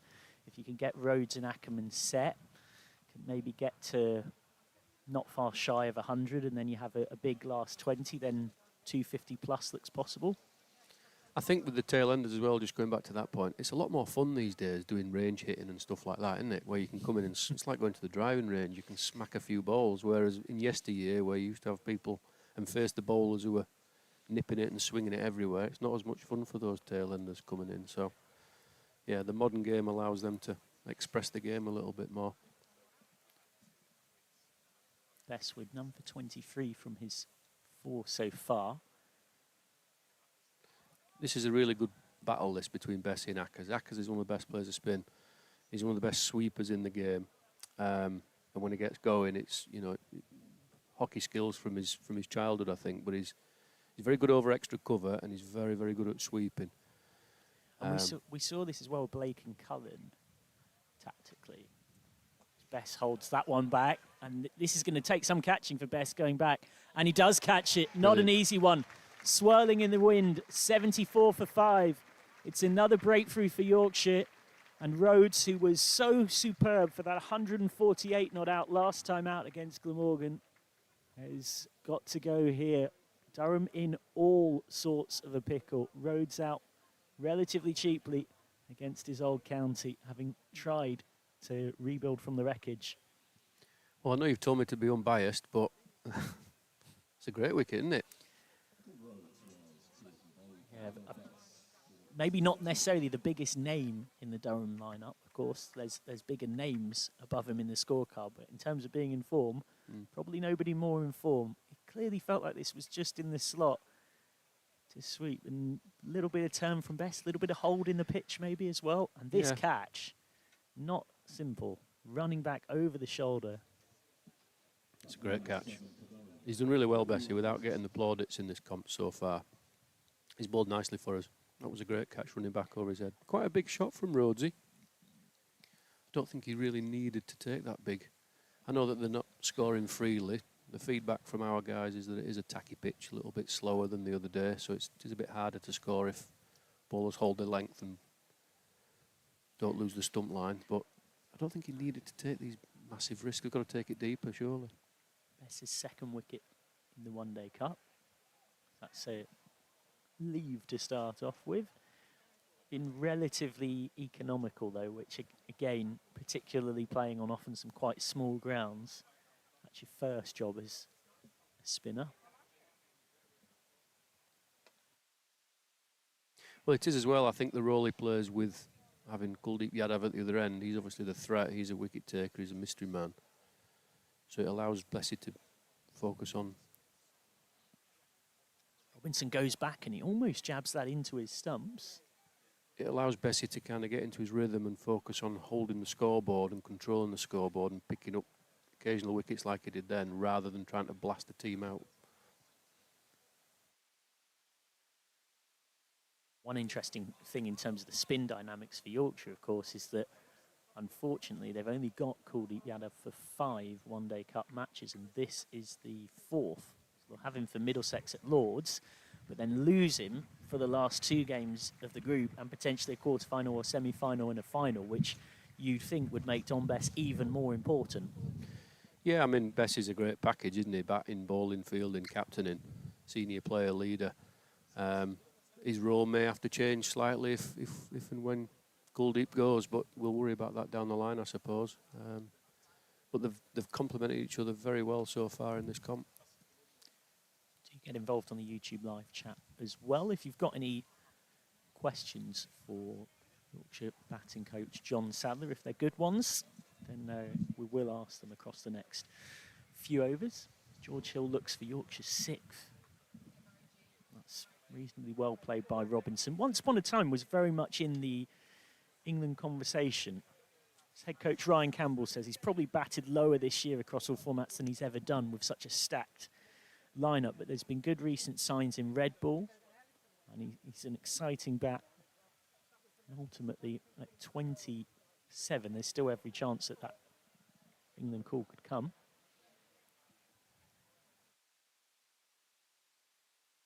Vincent's still hunting his first run. Kind of been usurped a little bit in the England keeping future stakes by a couple of kids down at Somerset, some of you might have heard of, and I'm being very sarcastic, of course. It's the Roux brothers.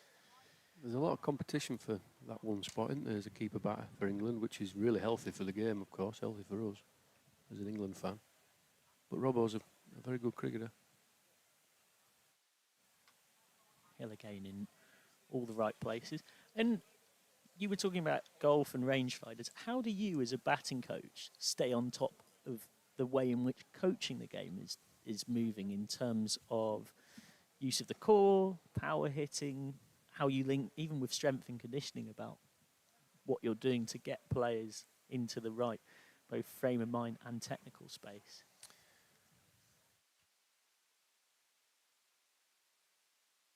Nice looking shot from Robinson to get off the mark. Kept him, will be a comfortable 2. Yeah, I think it's another dimension of the modern game, isn't it? You know, we've got strength and conditioning coaches who work with these lads day in, day out. Whether it's recovery, whether it's building strength, different phases of the year. Obviously, in the off season, they're going to get pushed a little bit more. In during season, they've got to make sure that they're still match fresh, but also still trying to progress and trying to improve from a fitness perspective.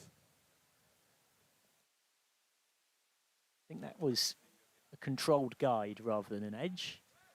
And then it's linking it in towards a skill. So bowlers, obviously, they'll have a very different programme to what the batters do. The workloads and the stress on the body for a fast bowler is very different to, well, anything else really. But you know, keepers themselves are different. All rounders it can be a challenge. Like George, who's bowling now. You know, he's how he looks after his body is magnificent. But in terms of improving skills, And respecting another good ball from Hill, who across his 2 spells is once again continuing a very good one-day cut. 1 for 14 off 6 for him. in terms of proving the skills, it's a balance you've got to quite get right, and we don't always do, I suppose. But because we want to get them as fit and fast and as strong as we can, but you don't want to get them to a point where it affects their skill. You want to get them to a point where it enhances their skill. Very good question from Ali Wood, which I actually asked the man himself this couple of days ago in an interview, but we'll ask his batting coach now. What is the key in the turnaround in Will Luxton's form this season? It's a great question. Well, again, firstly, Will deserves a lot of credit because he's worked incredibly hard. He went away in the winter to Australia and played and got in the habit of scoring runs. I think he got 400s in 4 games playing grade cricket out in Australia, so that was good. We had there was a couple of little technical tweaks at the start of the year, nothing major, to do with his stance.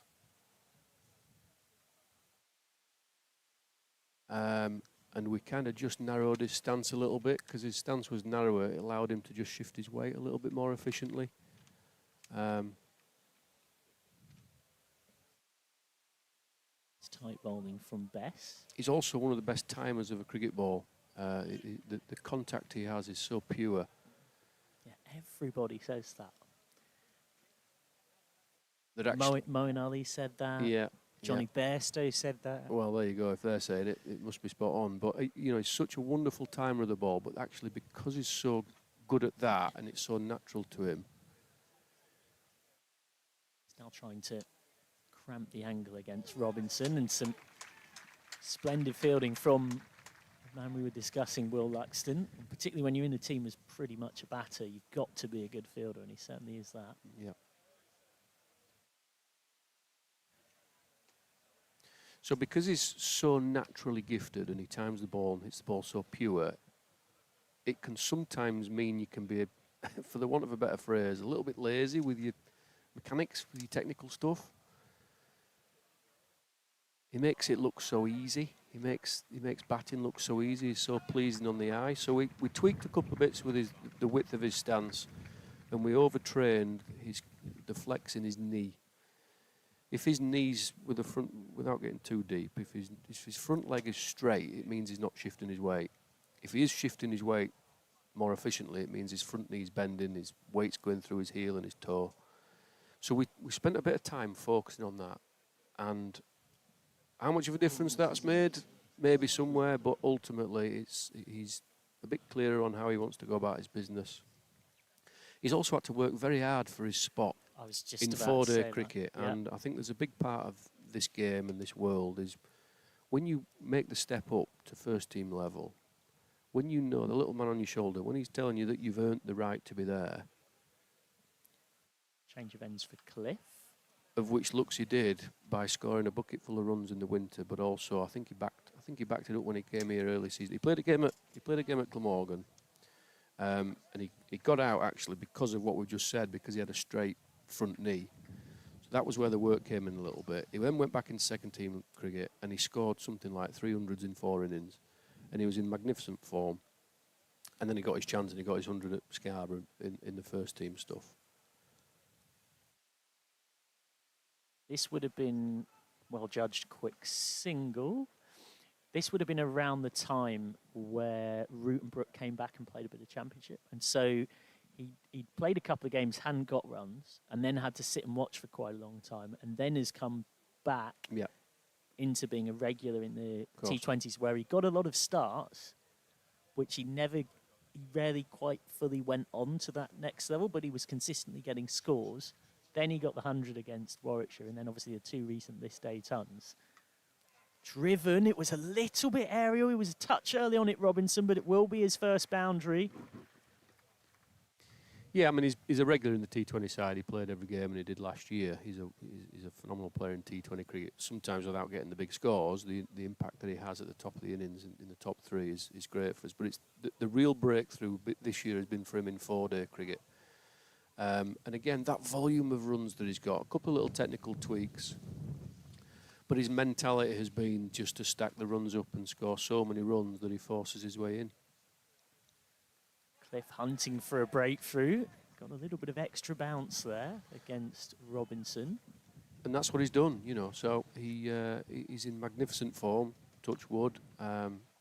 He's a kind of player that sometimes he can look a little bit lazy, a bit casual, a bit too relaxed, but actually underneath that, if you get to know him really well, he's anything but. He works incredibly hard on his game, as all the lads do. How much of your role you see from our angle, although we are on the balcony and we're very much not high up, what a heavy ball Cliff is bowling. He is getting a little bit of extra lift out of the surface. How much of your role as well is working with down the pyramid, like the pathways, the twos, linking in with those coaches and what they're working in with those players, and the likes of Noah Kelly, Yash Vagadia, who are kind of trying to push into that first team? Nice looking flick. One of the best shots of the day, to be honest, and Wharton almost got there. He's frustrated because he got a full hand on it and ended up only really tipping it round the post, almost football style. Yeah, I think he'll be disappointed with that, Warts. One of the best fielders, one of the quickest movers, and he got there, didn't he? But great effort. Yeah, so I mean, look, most of my time is spent with the first team, following the first team round with Mags and Mick, and then the second team play alongside sometimes with that. So it is difficult to be in two places at once. But we're in regular contact with those guys. Matthew Wood obviously is involved now, and he spends a lot of time with the second team lads. So as long as we're kind of delivering the same messages between us as coaches, and it's the same principle further down the pathways. We obviously don't get to see all the pathways cricket and the academy cricket. So as long as we're in good contact with those coaches and we're delivering the same message up and down, we do spend a bit more time in winter. We get more chance to see them in winter. A lot of their training is done, on evenings Side by side? in the winter. Or still separate? No, it's still separate. I mean, a lot of the first team senior lads, they have a bit more of a break, a bit of a longer break, certainly up to Christmas from a skills perspective. Whereas the academy lads they're still in that development phase of their careers, they're still learning. So that time in October, November, December is crucial for them to develop their skills. Yes, his plan is working well here, and it wasn't a million miles away from fully working in dismissing Robinson there. Robinson looking to do, I was just about to wonder when he might think of it. You've got a bowler bowling right arm round, kind of bowling at your front pad.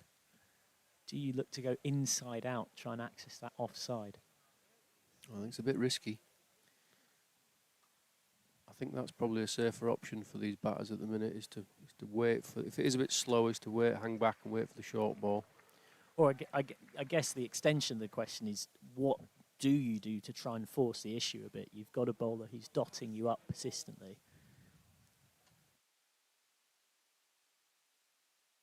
I mean, we saw this a little bit the other day in the battle between Bess and Cullen.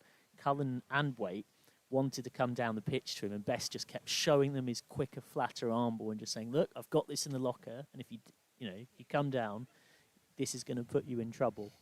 All part of that cat and mouse. Yeah, I think it depends what their plan is, really, because I think if they, at 90 for 5 or whatever they are, what do they consider a good score now?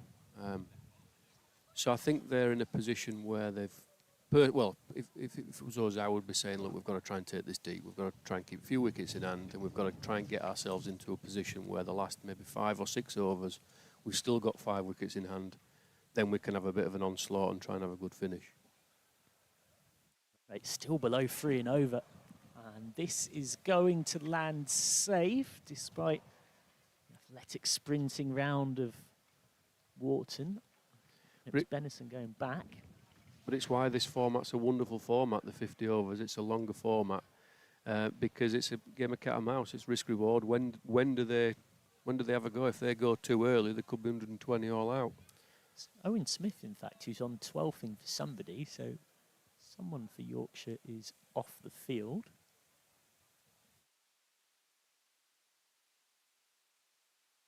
Cliff is just nibbled this time by Robinson. Never really 2 there. So back to the pathway, it's very difficult to throw every ball to every player from age 12 all the way up to first team, but I think as a group of coaches, we have to make sure that there's common themes running up and down the club. We understand that a 14, 15-year-old's going to have skills that are not quite as developed or as consistent as what a senior player would have. But I think if we can try and influence that along the way, then it's healthy. Ackerman just dropping down on that one. And how do you prepare a young player for trying to score runs against a moving ball at Scarborough in April? I know not literally, because Scarborough tends to host later in the summer, but you get the point. The Darren Stevens, everything we know about County Red Bull cricket, and then trying to go and score at 14 and over in a T20. Swipe and a miss. Cliff is causing both Robinson and Ackerman some problems here. He's really bending his back. It's a good question. I think in terms of practice over a period of time, as long as I'm a believer that as long as players cover all the different elements of the skills that they're going to need. So if they only do underarm bobble feeds from a drill perspective, then they're going to get very good at underarm drills.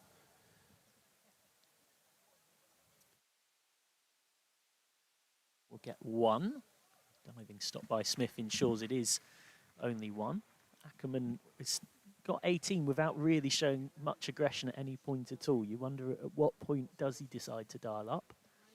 So if they only do underarm feeds, they're going to get good at underarm feeds. If they only work on the bowling machine, they're going to become very good at bowling machine. If they have a blend of all these different types of practice. Robinson not for the first time, just opening the face.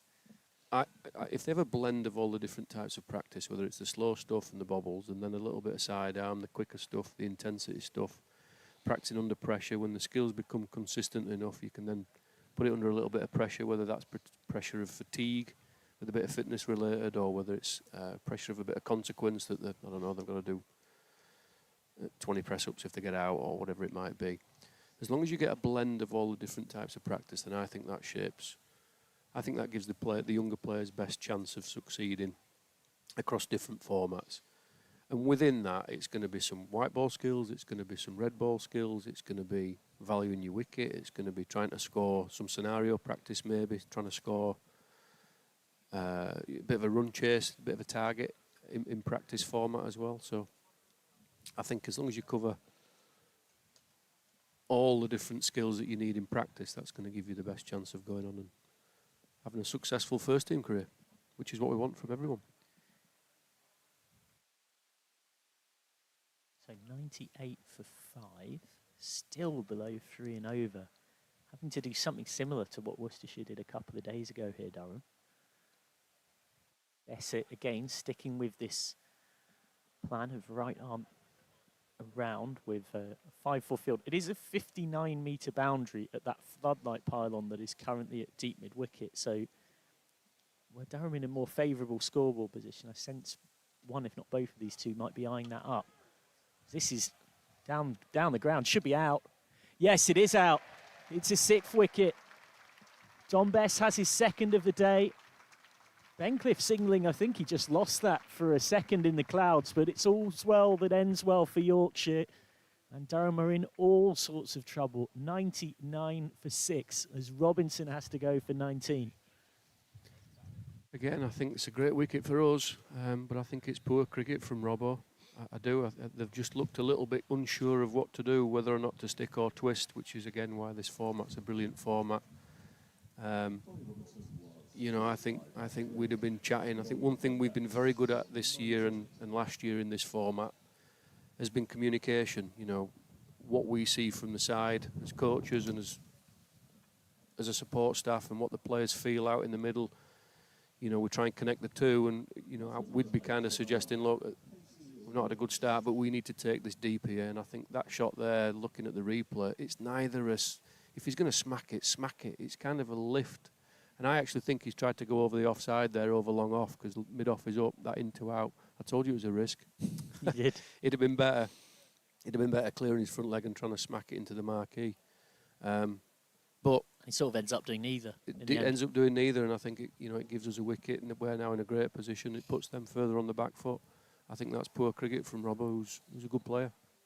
So out comes Casey Aldridge, 23 not out against Derbyshire, 78 against Glamorgan, with a DNB against Sussex in between. So he's in good form from that epic win that Durham had against the Welsh outfit last time out. He stepped up well to captaincy. Best finds his outside edge. Code herring after it. That'll be an easy 2 that very belatedly brings up the Durham 100. 101 for 6 coming in the 34th over. I'm not sure how many overs Kuldeep's got left, but I think one thing that we've done well this year, 5 left. Well, I think he might be coming on soon.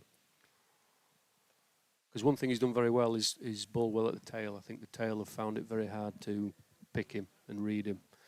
So I think he could be somebody that we could throw the ball to now and try and go for the kill.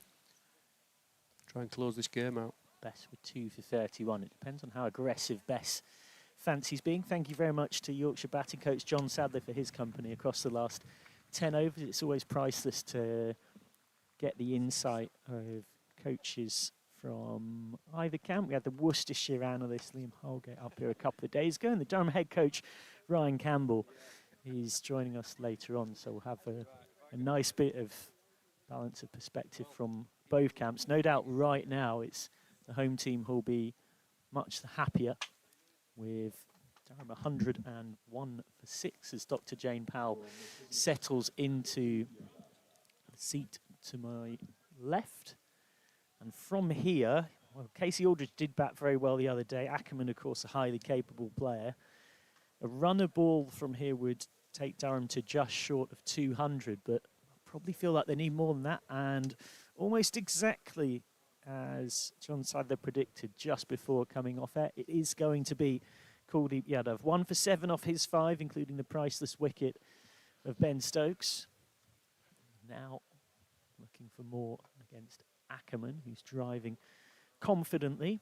Speaking of confidence, he's a confident character, Kuldeep Yadav. He's got a bit about him. We've had the pleasure as a group of journalists of interviewing him after the Worcestershire game about a bit of all sorts.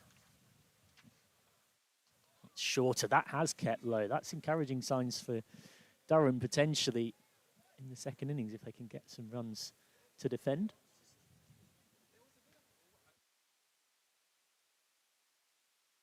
Interesting game, isn't it? You know, I don't think you can ever fully say whether a team's played well or played badly until you see both teams bat. But at the moment, in the 35th over with 102, roughly scoring at 3 and over is most unusual for what we've seen around the games.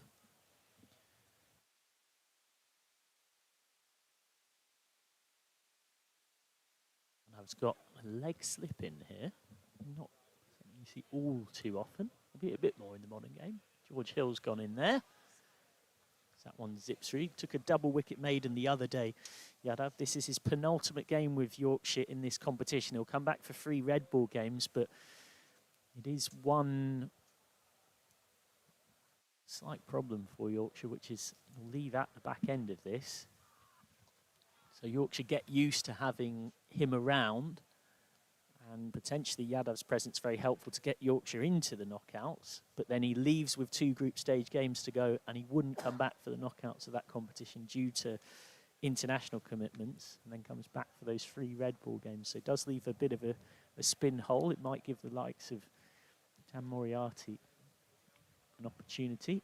Jaffa Chauhan at the 100, of course. That's well stocked in the inner ring.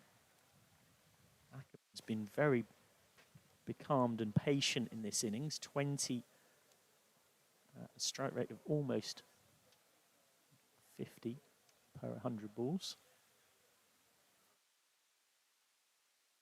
Picking down the ground for 1. Yeah, he's done that a few times where he's just hit it a little bit uppishly.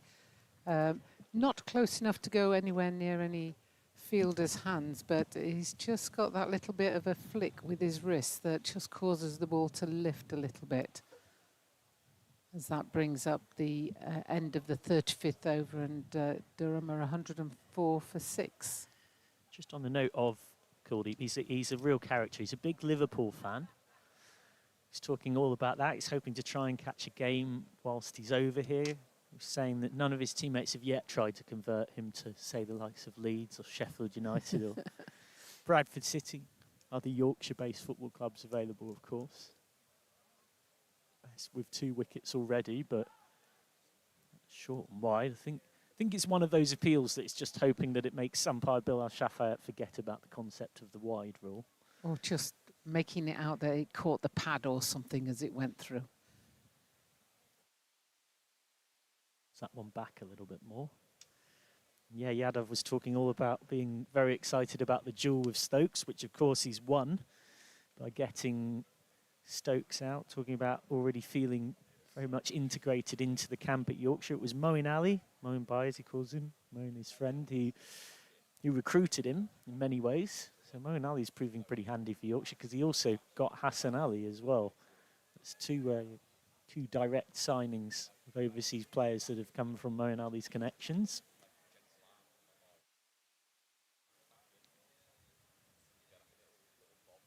He's holding that back, and it was swept just over square leg. Calculated aggression from Casey Aldridge, who does get away with it. And away it flies for 4. Yeah, slightly shorter man in Adam Lyde. You just think, oh, if you'd had a taller person there may have been half a chance, but evaded the fielder there. James Wharton, Peter Crouch. Yeah. This goes quicker and flatter. Ryan Campbell said about Casey Aldridge, after just 1 pre-season, he's been unanimously voted into the leadership group, now captaining in a one-day cup. He's lived up to the very high expectations we had. Bit of intent to move down the pitch there from Aldridge. Also added that there's, of course, an extra attraction for Aldridge of being at Durham now that fellow all-rounder Ben Stokes is in the team and what he can learn off him.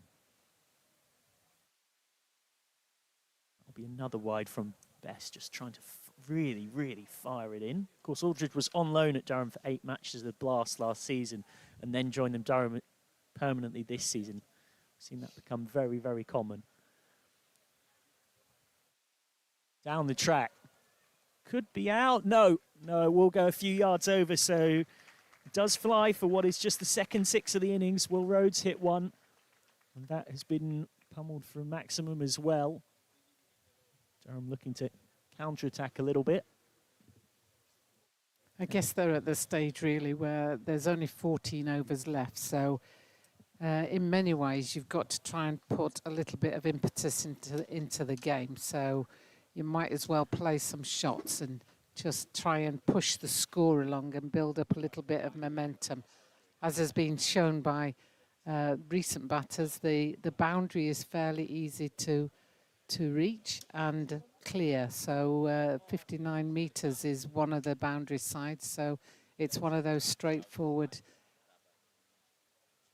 boundaries if you can just middle the shot. 117 for 6, 36 overs gone.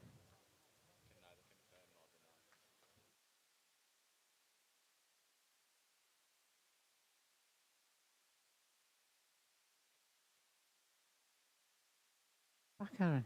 Thank you very much, Jane. Kuldeep's bowled very well today, hasn't he? Yes, he has. And he's still bowling now, so he'll be looking to pick up another wicket as that's struck firmly by Ackerman. Just extra cover-wise for 4 runs all the way along the floor. Yeah, he has drilled that, hasn't he? The Dutch international, goodness me. Just as we're talking about the excellence on display from Kuldeep Yadav, that was disdainfully struck. Yeah, sort of allowed himself some space, didn't he? Just stepped away from it and then drilled it through. Bit of a baseball shot, really. Here is Yadav again, looking for an instant response. He goes up! And he's got him. It's been given out. A little bit of disbelief from Ackerman. He's just turned round, a little bit of a half teapot, and looked at the umpire, but it's no good how you stand afterwards. You've been given out, sir. It's a second key wicket for Kuldeep Yadav. The first one was the talismanic Ben Stokes. He's now got the dangerous Dutchman, Colin Ackerman. He trudges off the field for 26. And Durham continue to struggle towards the latter stages of this first innings. It's a nice delivery from the Indian left-arm wrist spinner.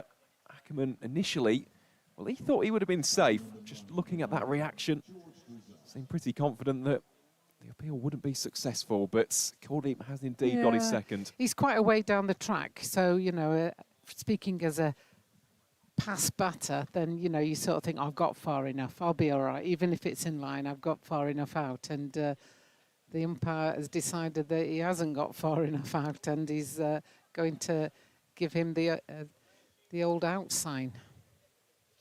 Well, the new man in for Durham will be George Drissel. Former Gloucestershire man, also played for Somerset in the 2021 One-Day Cup.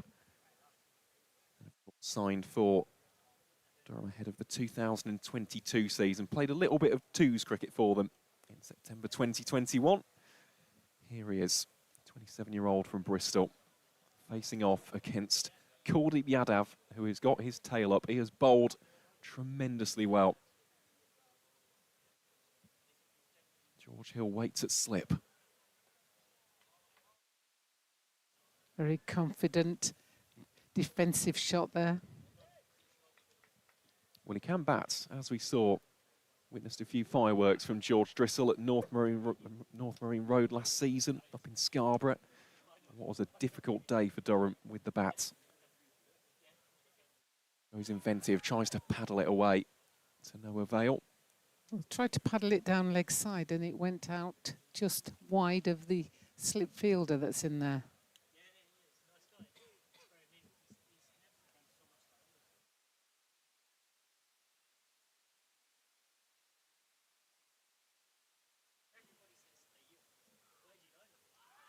That's another big appeal here for Kuldeep Yadav. This time, standing umpire Watts waves it away.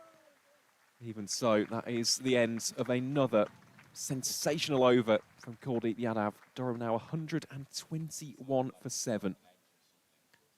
Yeah, good over that from Kuldeep Yadav. The person who started to show a bit of aggression was Ackerman, and to send him back to the dressing room has just shifted momentum once again. And it's almost like you're wrestling for momentum. You get momentum, and then suddenly you lose it because you lose the wicket as Dom Bess comes on from the rugby ground end, and that's punched out into the covers, and there's a single there. Well, I think that's been the story, really, of the innings so far for Durham. We've seen little partnerships building, so it was a tough start, wasn't it, at 15 for 2. Seen partnerships of 27, 31. 25 in the latest one were 22. They struggle to really be that one big partnerships of true substance. Yeah, no, you're right, and partnerships are just so crucial, because now you've got to sort of rebuild yet again, but you're running out of overs. There's only 12 overs at the end of this one, 12.3 overs at the moment, so you know you've got to get going, but you also know that the wickets are falling.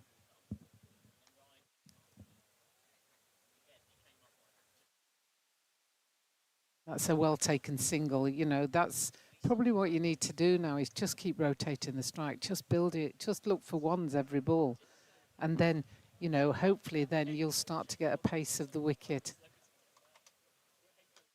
Be able to strike them a little bit firmer, like that one down the ground, but that's straight to Benison down, Cliff, sorry, down on the boundary. So that's just a single. Yeah, he's a powerful ball striker, is Casey Aldridge, as we saw firsthand against Glamorgan. Drissel so far happy to be more watchful, more content with those defensive shots, as Durham had an extra 3 from that over. Yeah, visitors 1-2-4 for 7. Sorry, Aaron. I was just going to say, you start to think, oh, that was quite an expensive over, and it was 3 runs. Yep.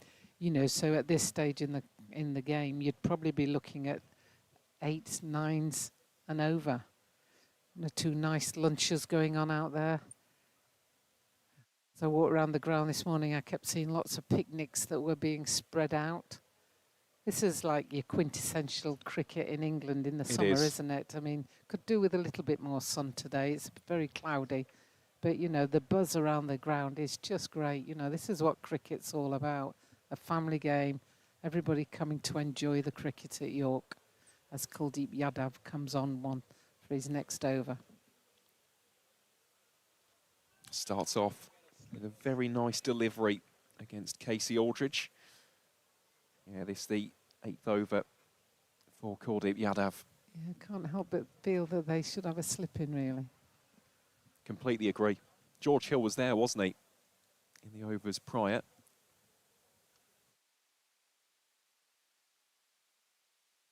Nice shot by Aldridge. Just paddles it down to fine leg for a single. Yeah, and you could see Ben Code was in front of us and he just set off like a rabbit to field that one. He was really intent. He got there quickly and they only got one as a result. And I think the fielding has really backed up the bowling today. And that's made a difference.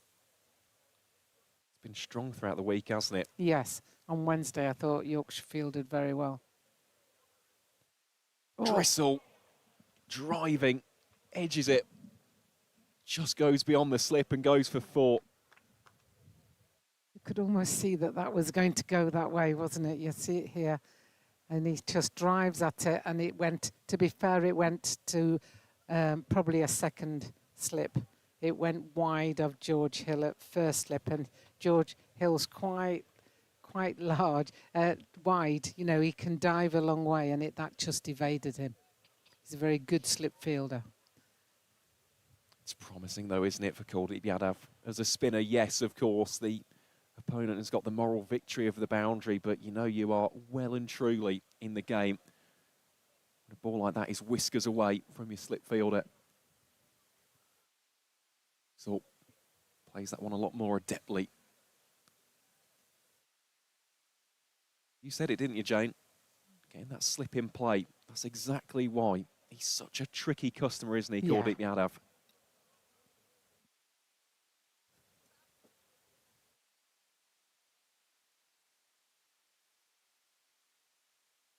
Fielding off his own bowling there to prevent any run. That was struck quite firmly straight back down the ground.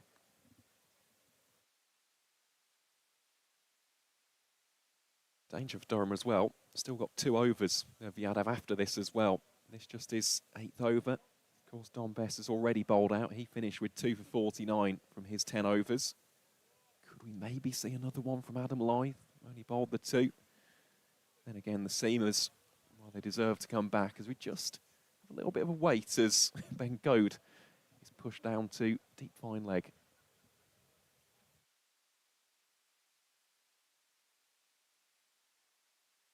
Yadav will finish off the over very well.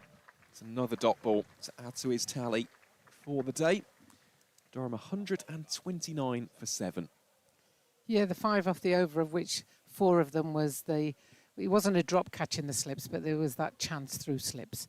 You know, I wouldn't even go close enough to say it was a chance, but, you know, had another fielder been in second slip, he would have probably been on his way back to the pavilion. So Yorkshire will be pleased with that. Durham will be pleased that they didn't lose a wicket and that they picked up some runs. And with that, after Bess has finished his 10 overs, Ben Cliff is coming back on from the rugby ground end. He's looked lively today, hasn't he, as Ben Cliff? Here he is.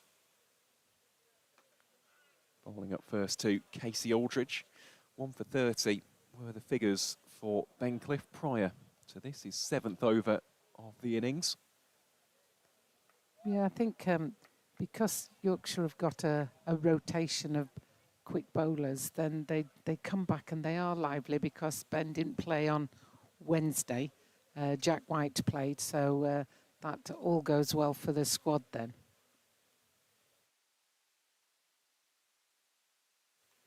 Good field position there for Will Benison. Prevents any further runs being added There is plenty of strength in depth, isn't there, for Yorkshire? The fact that you can just rest and rotate between Jack White, who was brilliant on Wednesday, Ben Cliff, who is a very exciting prospect with the ball in hand. It's great, isn't it, for Yeah. Don Bess as the captain to have those options.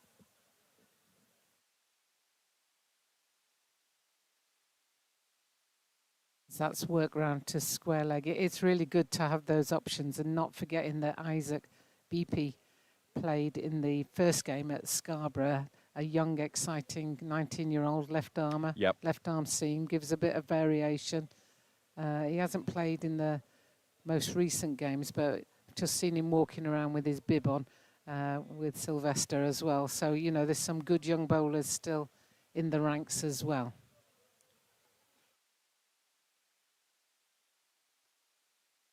Good stop. Backward point this time by Will Luxton. He was very good, wasn't he, Isaac, on his debut? Got a 3 for. Yeah, I thought he bowled very well, you know. So I have seen that he's got his arm taped now. So whether it, you know, he just needs to rest a bit. And maybe they're holding him back for future games, because then you've really got a mixture of bowlers that you can rotate.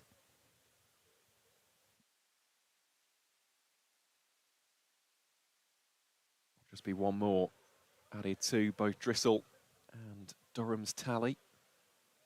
You know, and this Metrobank One Day Cup is great really for young bowlers, because so often they're only playing T20, and so they only get to bowl 4 overs, and suddenly they get 10 overs that they can bowl. You start to see whether they've got that tenacity and that durability almost. Aldridge has teed off on that one. Has he got enough? No, he hasn't. He's been caught out in the deep. And Durham lose their 8th. It's the captain, Aldridge, who departs for 17. The visitors 131 for 8. And yet again, you see the fielders supporting the bowlers. You know, that was fairly well struck by Aldridge, but Sam Whiteman, who's been almost confined to the outfield for most of the game, obviously ready for that catch, and took it and did not make any fuss about it whatsoever. And you'll see on this replay, Ben Cliff just pitches it a little bit short. It was helped on its way to mid-wicket, and we'll probably see it from this angle. Struck firmly, straight out there. A little bit of moving from Sam Whiteman, but fairly straightforward for the fielder out there at mid-wicket. You see it here from the other angles. It's great that these cameramen get these different angles that we can see clearly the wickets falling, the people taking them. Sam Whiteman there just taking it nice and comfortable. Yeah, they do a terrific job. To an individual. All of the crew here on Yorkshire Cricket TV, we can't be effusive enough on our praise, whether that is indeed our camera operators, producers, of course, those who help us out with the technical side of things as well. I really do appreciate all the hard work, and you do get some lovely, lovely angles, as we see there. So 40 overs have gone for Durham. The visitors 131 for 8. And Kuldeep Yadav is ready to start his 9th over. 2 for 19 for the left-arm wrist spinner so far. Can he add to that tally? He's enjoying his time in York.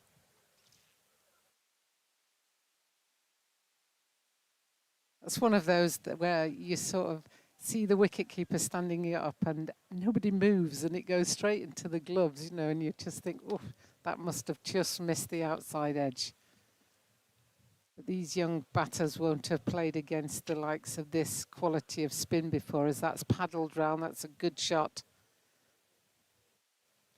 from Drissel for that single. Well, it will be interesting later to see how Shafagullah Ghaffari bowls on this, because I always think as a spinner, you are almost locked in that one-on-one against your opposite number. You want to get the top dog mark, don't you? Absolutely. Great delivery again from Yadav. There's a big appeal from both bowler and captain Don Bess. Great piece of glove work there from Finley Bean, very quick. Yeah, sharp. He's been excellent all day. It would have been interesting to see whether the feet were raised at all. Of course, to speak about the bowling of Ghaffari, he's got to survive here. Cordeep. It's another juicy delivery by the leg spinner.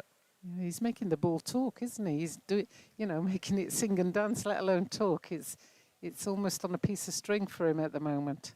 And getting nice bounce. Yes.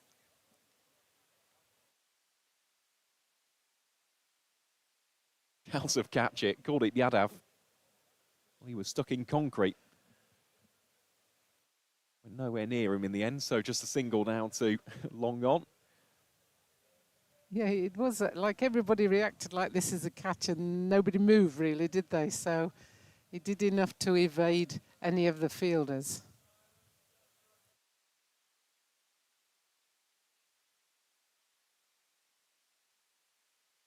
Drizzle striding into that latest delivery. Tucks it away for a single. Yet another incredibly miserly one, courtesy of Cordeep Yadav. Just the 3 runs from it. Durham 134 for 8 with 9 overs of these first 50 remaining. Ben Cliff is quick to take his cap off. He wants to get back into it from the other end. And I think, you know, the pressure of a quality spin bowling from one end and then seam bowling from the other. And particularly Ben Cliff seems to get quite a lot of lift from his bowling. He's a tall guy, so that's going to help. But it's almost like he delays and cocks the wrist before he lets it fly. See from this action, he just flicks the wrist at the last moment, and that's played down to third man. So they'll get a single for that. It's quite a sharp snap, isn't it, for Ben Cliff? Allows him to generate that extra degree of bounce, lift and carry. Really good young prospects. He's the 22-year-old, of course, a former England under-19 international. And someone who, as his career continues to progress and develop, is adding those additional skills, the additional tricks to the arsenal.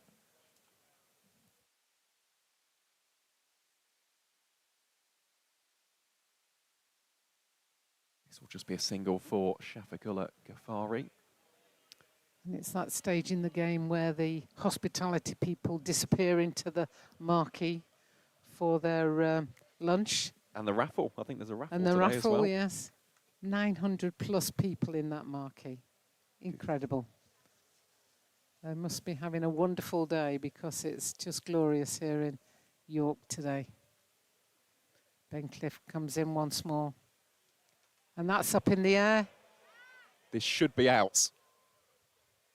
It will be out. Good catch in the end. Courtesy of Adam Lyth. And Ben Cliff has another one to add to his tally. George Drissel, it was getting to the stage. He looked as though he wanted a big shot just to almost lift his confidence, up the ante a little bit. On this occasion, just sent it a mile up into the sky. Durham, 9 wickets down for 136.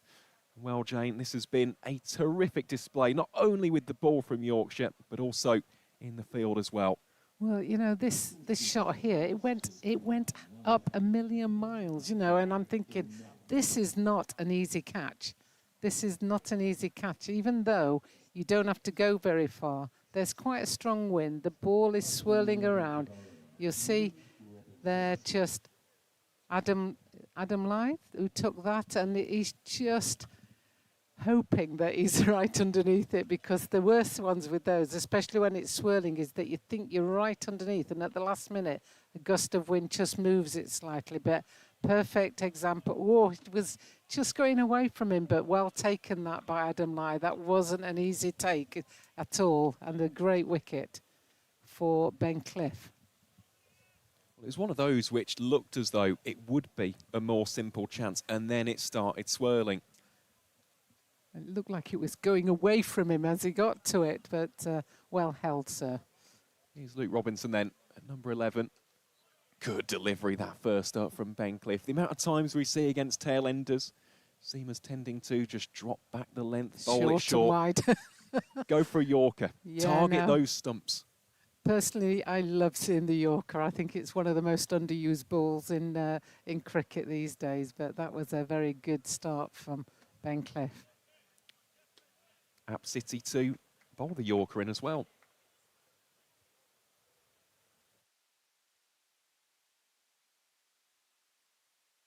And trying to get off the mark. Can't quite do so. But for Ben Cliff, well, he has been one of those real key differentials today for Yorkshire. Of course, we've seen that quintessential line and length bowling early doors from Ben Code and George Hill. Just that extra degree of zip and pace off this surface has done Ben Cliff absolute wonders. And the key, he's been disciplined. He has, and you know, that's when you're the captain. Don Best must be like, oh, this is great, because everybody's just putting their part in as that's run down to a short third and there's no run there. The end of another very good over from Ben Cliff. It really is. 2 runs and the wicket of George Drissel. Durham 136 for 9. And straight away, I was looking at the body language of Kuldeep Yadav. He is so keen. He wrapped up the innings against Worcestershire on Wednesday. Even before that final ball was bowled, he was already a few steps in.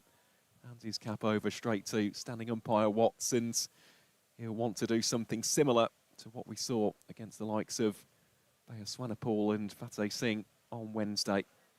But it has, to a man, this has been an outstanding bowling display from Yorkshire. Yeah, and interesting, wasn't it? Because Durham won the toss and chose to bat. So Yep. they didn't see anything in the pitch then. And I'm not sure we've seen much in the pitch. We've seen some very good bowling. We have indeed, that one. Oh, there could be a run-out chance here. If that had been more accurate, then that would have been the end of the innings, because Robinson had come a long way down. Certainly don't want to be gifting away wickets at this stage. For Durham, really, I know it's a difficult ask, but can you get to 150? Try and chip away and chip away. Ghaffari onto the back foot, and it's another dot ball for Kuldeep Yadav.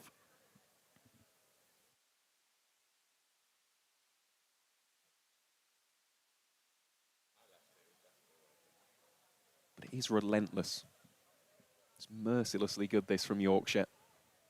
And everybody has backed up the bowlers very, very well.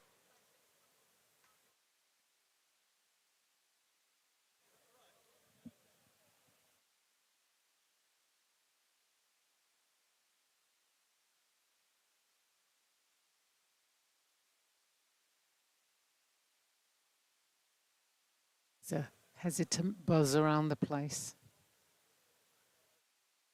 That's just defended once again. It's a nice buzz, isn't it? But I think everybody today has just been so absorbed by what we're seeing. This is ridiculously good bowling. It really is. It's persistent, isn't it? And consistent.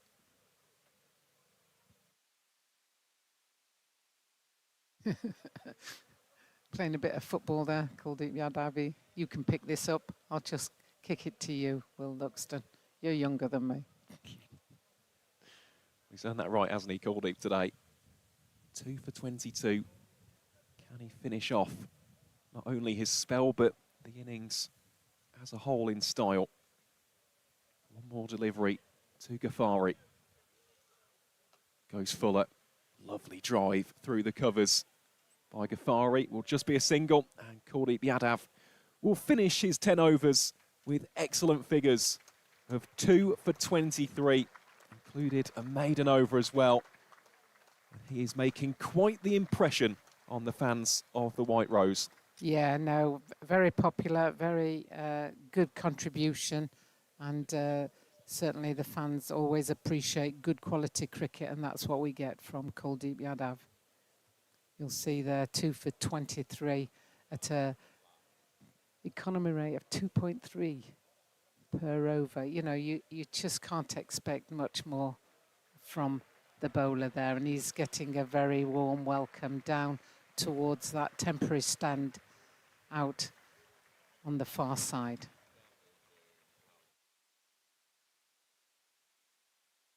He said it, he is loving his time, specifically in York. That's 4 wickets in his 2 games here at Clifton Park as Ben Cliff prepares to charge in. Here to Ghaffari. Starts off well with the dot ball. I wonder as well if the headband as well just adds an extra mile an hour or 2.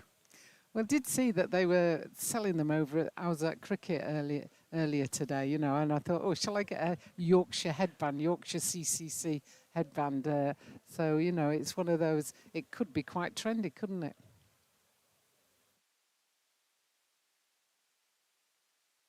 Well played by Ghaffari. Will just be another single. Brings Robinson back onto strike. We see quite a few headband-wearing cricketers, don't we? Always think of Stuart Broad. That's always good value in Test cricket. Yeah, I go back a few years earlier than that, and I remember Dennis Lilly wearing one, coming in with a headband on. That's the difference in our age, folks.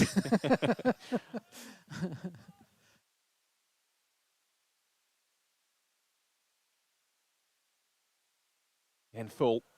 Well played by Luke Robinson. Yeah, nice shot. He's coming back for the second as well and running very well between wickets. He's probably thinking, why have you made it look so difficult, folks? I'm just going to come out here and play my shots.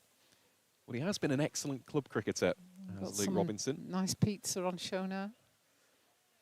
It's making me a bit jealous, I can't lie, Jane. Yeah, I'm feeling a bit peckish now, just looking at that.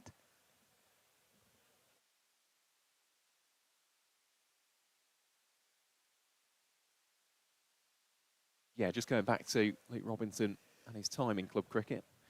Of course, a product of Philadelphia Cricket Club in the northeast. Since moved to Chester Street. Speak about his bowling escapades a little bit later on in the game because he's had quite the record really in club cricket in the northeast, especially with the ball in hand. Yeah, he looks as if he's playing with intent. He's looking for runs. You can't expect much more of a number 11 bat, and he's playing well. In a strange way, he's got licence, hasn't he? Yeah. He really has. It's not as though he's alongside a tried and tested batting option. It's not as though Will Rhodes or Ben Stokes or Colin Ackerman reaching a century or half century. He can go out there and play a few shots. His side desperately needs some runs. He's to hammer that one away. Just whacks it into the turf for 1 run. Cliff's 9th over ends with a single. And Durham are 141 for 9. I just wanted to pose a question as well, Jane. How many extras do you think have been bowled today?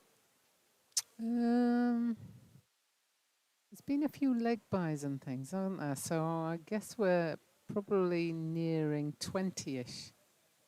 It's actually a lot less than that. Just Oh, 11. Is it? Ah. 11 extras, 4 leg buys, 7 wides. Maybe it was the 4 leg buys I thought I'd seen a couple of times.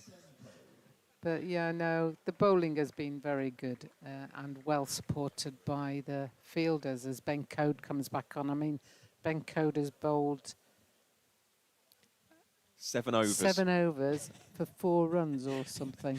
5 of those have been maidens as well. You know, I mean, that's just phenomenal in a white ball cricket.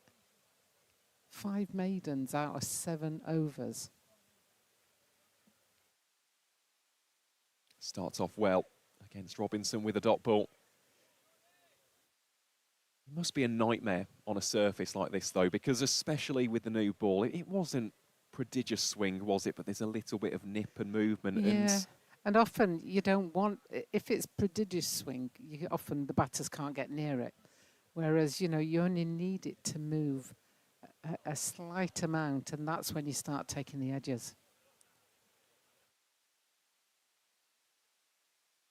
Quick single taken, Adam Lyth. That would have been close. Had he hit, and you can see Adam Lyth is a little bit frustrated with himself. That to me says a lot. You've got a team 142 for 9, and that's still the reaction from Adam Lyth. That to me tells a lot about the standards being set. and he's rehearsing, picking up and throwing even after that as well, you know, and I think that's the right thing to do. They are hungry for this final wicket, are Yorkshire. They won't get it with that delivery. Ghaffari playing it square of the wicket on the offside for one. And we said the first little marker for these two, can they get up to 150? It's still going to take a very, very strong bowling effort from the Durham attack, but it is one of their real strengths with the likes of Casey Aldridge, Luke Robinson himself, Will Rhodes, who's had a wonderful tournament and an excellent player in the One Day Cup. And it's one of those. And also beware a wounded Ben Stokes, you know. Yep. I want to make an impact on the game. That's the great players do that. They want to come along, and if they haven't chipped in as many as they wanted with the bat, they want to chip in with the ball. Well, that was the point I was going to make, because he's only taken the one wicket so far as Ben Stokes, so it feels like he's due a couple. Could that be today? Robinson launches that one back down the ground. That is a wonderful strike, just dispatching it out towards the advertising hoardings for four. We said this lad can bat. Yeah, and there's two things going on now, you know. If a number 11 can come out and play through the ball like that and hit it so cleanly, that gives the Yorkshire batters a lot of, we can repeat the same. But at the same time, you know, it's just like Durham are trying to push their total up to give themselves something further to bowl at. So a couple of thoughts going on there. Just plays it along the deck for a single. Smart batting this by Luke Robinson. He moves on to 9. Durham's score on to 148 for 9. Expensive over that for Ben Code. Yeah, well, that's the first boundary he's conceded in the game, which is quite staggering, isn't it?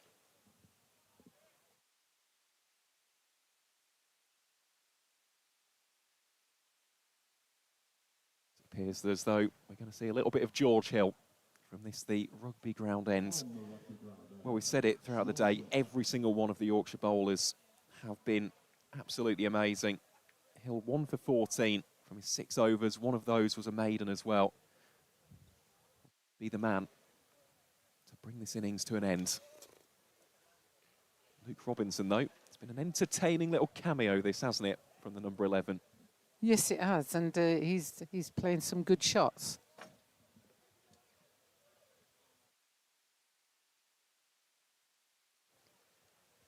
As George Hill comes in now from the rugby ground end. And that's just worked onto the onside for a single. Dare I say, he's actually made this look very easy so far. It has been relatively low-risk cricket. I know that we've just seen a more expansive one to wrap up the previous over, but strike rotation from Robinson, he's picking his gaps perfectly so far. He's batting well, you know, and that's what I'm saying, is he's hitting through the ball well, he's middling the ball, playing with intent. But sharp single taken. Just evading the outstretched palms of Will Benison. And that's the 150 up. Well, these two have battled away, haven't they? It's only a 14-run partnership, but just when it comes to the psychological side of the game, even for these two, scoring a few runs as tail-enders does G you up a little bit. Well, it G's them up, and they'll be opening the bowl. You know, they'll be bowling as well, so they'll feel confident. They'll be aware of where they're going to put the ball. Well, Yorkshire have laid out the blueprint, haven't they, really? Yeah, but, you know, I think both teams, if you'd said to Yorkshire at the start of the day, look, you can have Durham at this situation, you'd have taken it every single day of the week. Most definitely. We said on Wednesday, when it was a brand new wicket, really fresh surface, that 230 was well below par, and that was reflected really in the end result. This is a used wicket, And it would be really interesting. I'd love to be a fly on the wall when it comes to some of the Durham batters, especially those openers, as to what they actually thought of it, just because there was just the right amount of assistance for the seamers. Squeezed away this time by Robinson. He wants a second, he's keen to come back, but will remain just the one. I think he'd be unwise to go for 2 there when it's very close to the fielder's hand, because I think every single fielder here could get that ball in to prevent the second run. Final delivery of the over then. Ghaffari, the man on strike. Very full. Appeal for George Hill. Well, he's got his his face in his hands there as the all-rounder. He thought it was quite a strong appeal. That will be a leg bite to round out the over. Durham 152 for 9. As we'll have our final change in the commentary box for this first innings. We'll say goodbye to Dr. Jane Powell for the time being. We'll hear more words of wisdom from her a little bit later on in the piece. And for these final 4 overs of the opening 50, it's a pleasure to welcome back the marvellous Maroof Khan. I've been given many speculatives, but marvellous is the first time I've heard that. Thank you very much, Aaron. Appreciate that.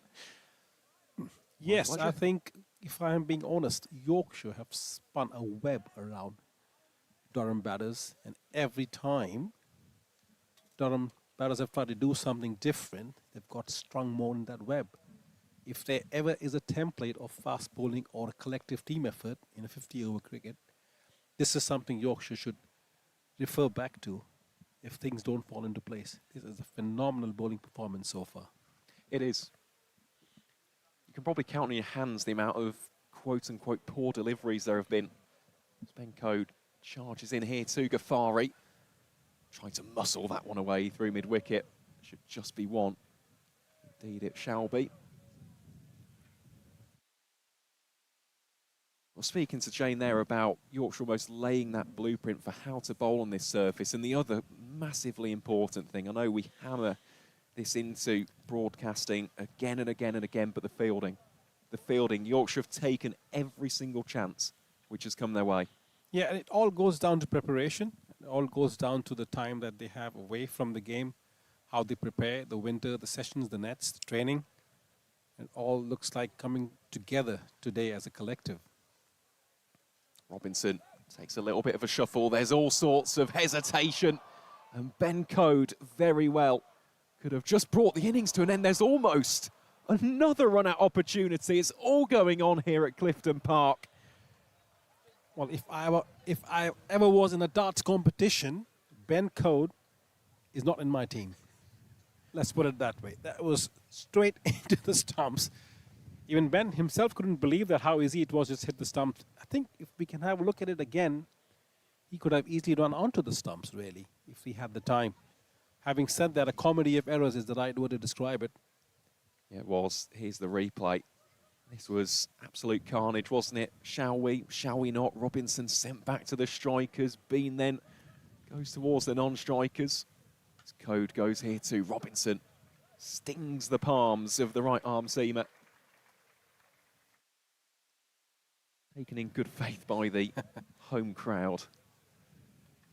Nevertheless, at 153 for 9 on 46.3 overs, really, I mean, I'm running out of words to describe what kind of a bowling performance this is from Yorkshire. Durham have tried hard. They've tried to do things differently, but every time they have lost wickets. Slightly shorter in length there by Code. Much better running between these two, although that is a direct hit at the non-strikers. Good fielding there by the captain, Dom Bess. The wind beginning to really whip up here as well. Yeah, it's howling now, and is it that time now, Aaron, where we do some kind of a score prediction? Or is it only left for the T20s that we do that? I'll say it's a little bit too late on in the piece, isn't it, at this stage? We've only got 3.2 overs, but... Yeah, you got to have a number on it. Come on. Well, what are you thinking? What's going through the mind of Maroof Khan right now? I'm happy if they can get 20 more runs to make a match out of this. 175 would be phenomenal from here, but I think anything between 168, 165 probably. Well, I think Yorkshire would be fuming if it's anything over 170 at this stage. Let's not forget that these two combine forces with the score on 136. Be too wide.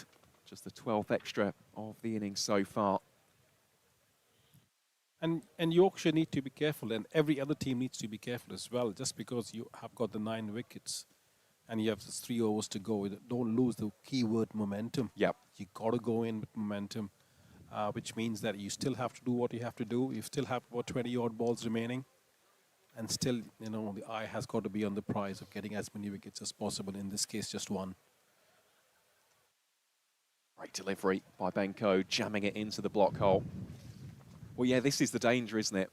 Because you're so close to bowling the opposition out. You can start searching for wickets, and that is very much a double-edged sword, because you can start to lose the radar. You can start becoming a little bit more loose and erratic. So for the time being, especially for the likes of Code, for George Hill, and of course for Ben Cliff, I imagine we'll see him round out his spell. Just got to keep it simple. Slightly short. And that'll be 4 for Luke Robinson. Very smart shot that, wasn't it, by the Durham number 11. Let's take a second look at it here. Yeah, a bit of a change up there from Ben Code, and this is the first time Yorkshire in the last 2 overs are searching for wickets. And in doing so, as you rightly pointed out, you know, they are not hitting the areas, the markers, and Durham batters are just throwing the bat at everything, because none of those balls that they've got the runs off are hitting the stumps really. So the pressure is actually, you know, not on them really, unless it's really something happens off the wicket. You know, there is no chance of them getting out. So it's good. You know, it's good that, you know, Durham are getting some runs. The 3 overs remaining. You know, even if you put 10, 15 runs more, I'll get my 175, and then you can buy me my chocolate mousse cake that he promised me. If it reaches 175, I'll take that. That's the first I'm hearing of that. Here's George Hill then, from the rugby ground end. Fari. He's assessing his options. You can see he's trying to go down the ground. He's played quite a few through the covers and square of the wicket too. There's protection down at wide long on. Also at deep mid wickets as well. Yeah, and Hill has done a remarkable job today as well. You know, he's come in hard. Not sure which over he's on right now, but really pounding in the weight into the ball. Attacking the stumps. This could be 2. It will be 2. Sharp running that, especially from Robinson. Straight away. Great running. There are not many twos on this ground, I'll tell you. No, it's not. And you have to be really quick and smart, and really, if you are off the ball here, you get 2 runs on this. It's very good, smart running. Well, here's a question for you, Maroof. How many 2s do you think have been run today? I'll give you a clue after this latest delivery from George Hill. Well struck through the covers for 1 by Ghaffari. So there have been 78 singles for Durham. How many 2s do you think have been scored? I've seen 1 already. And I would like to say, benefit of doubt will give 1 more, so I'll take 2 2s. Okay. It's been a little bit more than that. There's been 8. There's been 8. There's been 8. Yeah. Clearly I haven't been watching the game then. No, it is a very interesting wagon wheel, I'll tell you that. Inventive by Robinson. Attempting to scoop that one down to deep fine leg. There isn't actually any protection there, so the shot is on. You don't often see it from a number 11. Yeah, however, Luke definitely Robinson can bat. Yes, he can bat, and that is smart batting. You know, unfortunately, the execution wasn't there, but the planning was good. And Hill needs to be careful. I'm not sure if he's going to bowl the same ball again. Perhaps a short one or a slow one outside the off stump, you know.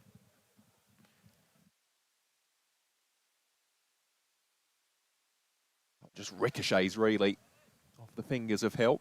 1 more down the ground. And Durham, I have to say, are battling. They are, irrespective of the wickets that they have lost consistently, they've kept themselves in the game by taking the ones and the twos, the 8 twos that you talked to me about, and also the singles that you talked about. But they haven't given it away, really. It's not that, they haven't played the full quarter of overs. Still two overs to go after this ball. Well, that is the other key, isn't it, for Durham? Try and see this home. These final 2 overs, it's one of the real bugbears in professional cricket not to actually complete your 50. Especially when, you've lost early wickets, there hasn't been much momentum, and, it's called a criminal offence, really, in the batting department, that if you haven't played your quarter of overs and you've got all out. So it's still 12 balls to go, 165 for 9, Let's see, even if they get 10 runs on that ball, I can get my chocolate mousse cake. So Bencliffe, change of ends, bowling from this, the City end, the penultimate over of the first innings. Yeah, something interesting I've watched as well with Bencliffe. I'm not sure if our viewers can see that as well, especially when he's running up to bowl. He strides up beautifully, and then just when he's about to bowl, he just shortens his stride. Maybe just a cue to one of our cameramen to see if we can track that. But I've seen Bencliffe, the way he's coming up to bowl, his striding patterns are big. I know it's a bit of a technical conversation, but it's something very interesting I have seen in him, where he's running with longer, big strides, which is good to see. And then suddenly when he's about to deliver the ball, that stride shortens a bit. It could be my eyes at my age, but generally I'm not wrong.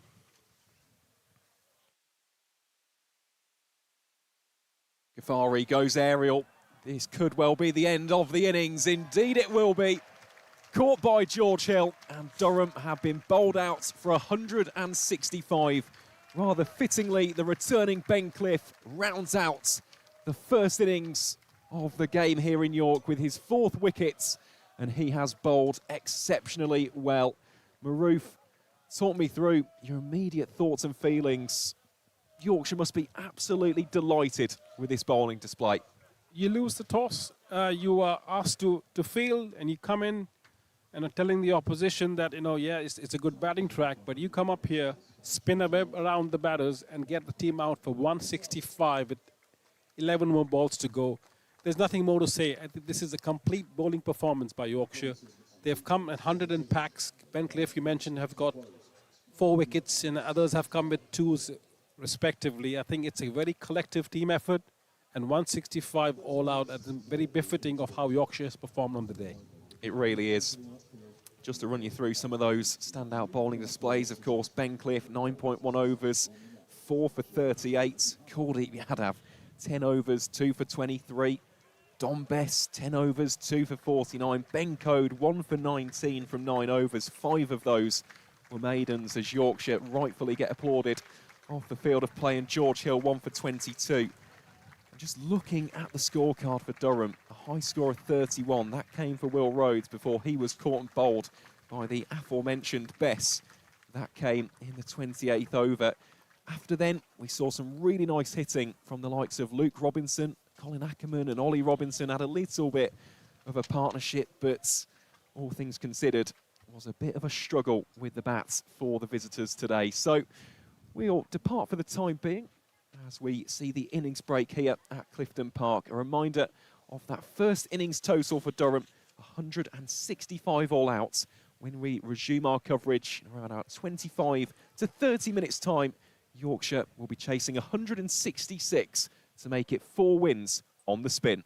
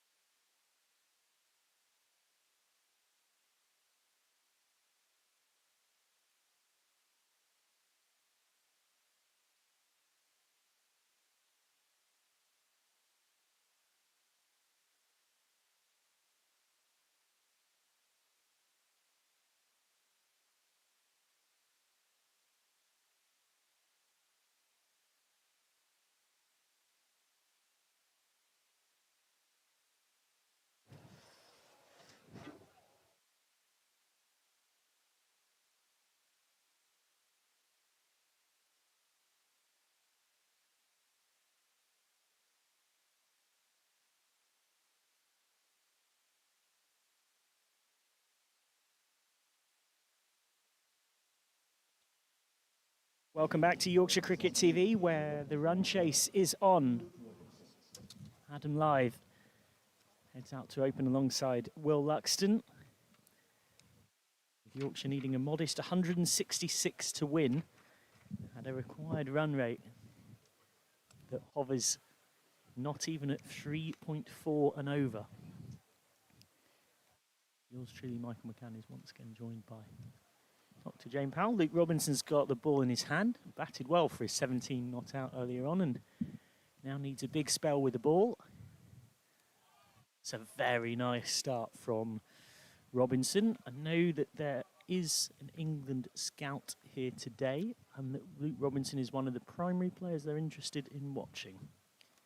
We wish a very warm afternoon to Dr. Jane Powell, former England skipper, alongside me. It feels like a different day. Hey, it's lovely now, isn't it? I've got my top on at the moment still because it was a chilly breeze, but I'm sure it's going to hot up here as the three people are now walking in front of the sight screen. Yeah, it's the old have you been to the cricket before?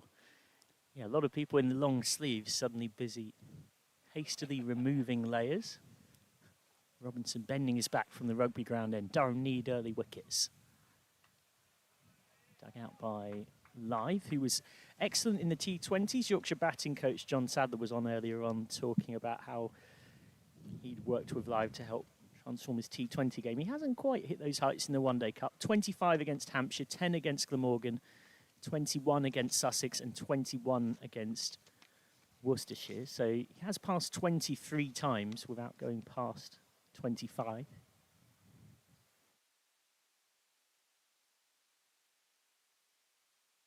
And well bowled and well played. Of course, had that extraordinary situation Live a couple of days ago where Tom Taylor bowled him but didn't bowl him. The off bell came out of its groove, but it didn't fall. And so he survived. Yeah, those are always interesting ones because you feel deprived as a bowler or as a fielding team because you know you've done what you need to do, but the wicket did not pay game. Just trying to use the pace and guide it straight at backward point. Understandably, Durham in a mood to attack two slips in a 6-3 field with a deep third and a deep backward square. Great to have you wherever you are across the world watching cricket, as always, here on Yorkshire Cricket TV, powered live and exclusively by Vertu, enabling us to bring you this multi-camera coverage for all Yorkshire men's and women's home games, free of charge. Well, I didn't have any idea where that had gone. Eventually, belatedly, after, of course, getting a gentle nod from the opposition fielders, picks the ball up. Do let us know on the YouTube live chat where you're watching from. It's always something we like to do at one point across a broadcast, and it's quite extraordinary, the range of places tuning into this Vertu live stream. We can see there's almost 4,000 watching right now. Nice leave. You can only see so much at deep mid-wicket, but exactly what I was about to say. There's plenty of zip there from Robinson. Yeah, nice start. Nice start from Durham perspective. A maiden over for the first over. And you mentioned earlier that there's a scout here. There's also the chairman of selectors here. Yes, I was just about to say that. I'd spotted a certain Marcus North in the lunchroom. Of course, Durham's former director of yes, cricket. From 2018 through to 2026, when at the start of this season he hastily left. I know it's been a bit of a tough task for Ryan Campbell, the Durham head coach, to have to effectively, much like Danny Hazel on the women's side, step up and do both roles until the end of the season when, from what I understand of internal whispers, Durham will re-recruit someone in that North-style role as a director of cricket overseeing both the men's and women's programmes. Ben Stokes on from the City end. Made 12 with the bat. What kind of an impact can he make on this with the ball? Perhaps the pads of Luxton, who is understandably feeling very confident. Made 117 against Sussex Hove, and then followed that up with 126 here against Worcestershire last time out, where he was out trying to hit the winning runs, having been dropped on 9. An expensive life provided by the pairs.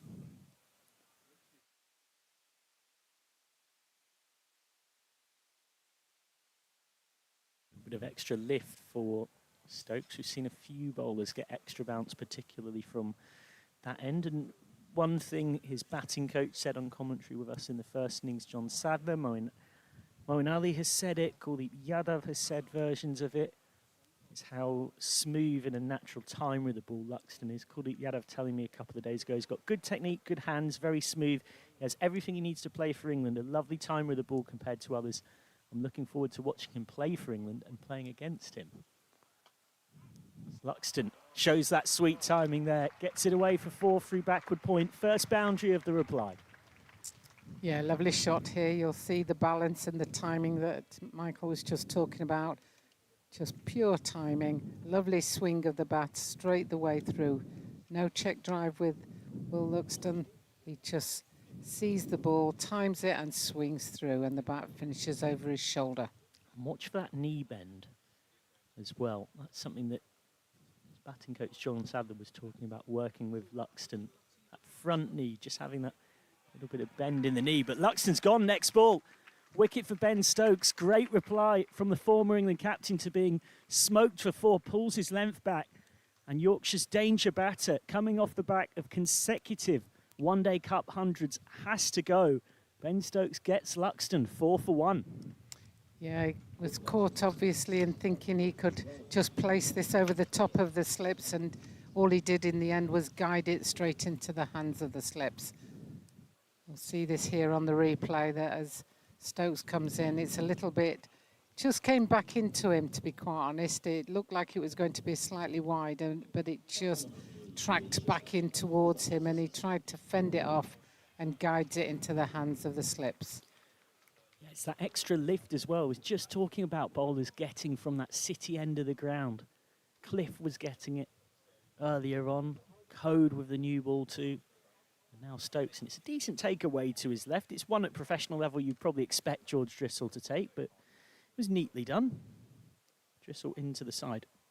One of 2 changes for Durham, with the other one being Luke Robinson coming in, Duan Olafia making room. Same for the teenage bowler James Minto, who's opened for a lot of this competition for Durham. Stokes now firing one down leg, greeting Will Benison, who is becoming a regular in this one-day cup side, but this is only his 6th professional game. Scores so far of a duck last year on debut at Kent. A duck ran out at the non-strikers without facing at home against Hampshire. 22 at Glamorgan, 9 at Sussex, and 1 here against Worcestershire. So still looking for his major first batting contribution in a Yorkshire shirt.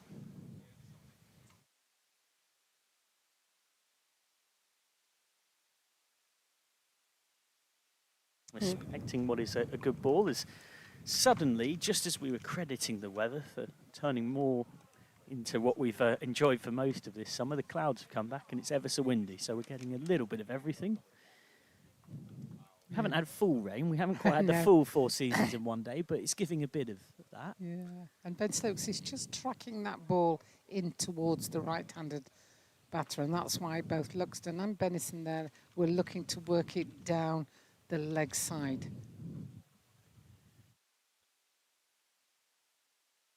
It's positive forward defensive from Benison against Stokes, who has just 1 wicket in this competition so far. Generally his more major contributions had been with the bat, but maybe today is the day where his bowling really comes into its own for Durham. Key game in the group as well. We will try and show you the league table again when a quiet moment allows, because it demonstrates just how tight it is at the top. Yorkshire looking for a 4th win from 5. Durham and Middlesex both with 3 wins from 3 so far, and Worcestershire 4th. And today, Worcestershire host Middlesex, 4th against 1st, and it's Yorkshire versus Durham here. As Robinson continues, really bending his back for an early breakthrough, and that's what Durham have to keep targeting, more and more wickets. If Yorkshire bat the 50 overs, I don't really think there's that many demons in the pitch that it's impossible to see them not winning the game. So it's almost a bit of an old school runs versus wickets kind of contest. Yeah, a little bit like the Glamorgan game, really, where there wasn't that huge a total, but it did become quite tricky at times. So at the pads, and given, live is gone. So both opening bowlers have a wicket. Fantastic from Luke Robinson. Back into the side after a rest and gets live. 5 for 2. Both Yorkshire openers gone early, and it is a duck for live. Yeah, and this is a little bit repetitive of the first innings when, Durham were 15 for 2, so they were ahead of the runs at this stage. And a great start from the young Robinson there to trap the experienced Lyde in his crease. I think Live might have been beaten slightly for pace. He's just from the eye test, he's looked like the quickest bowler we've seen today, Robinson, by a little bit of a way. The action.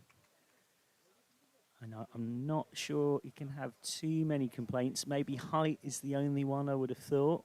I just wondered whether it was just on or outside leg stump, but I thought getting back, I thought it was okay.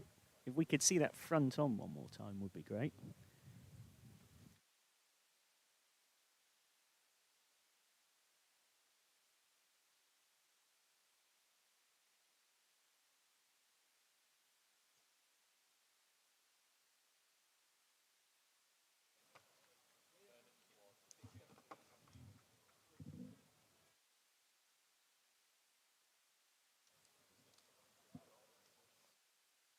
Yeah, upon second inspection, I see your point.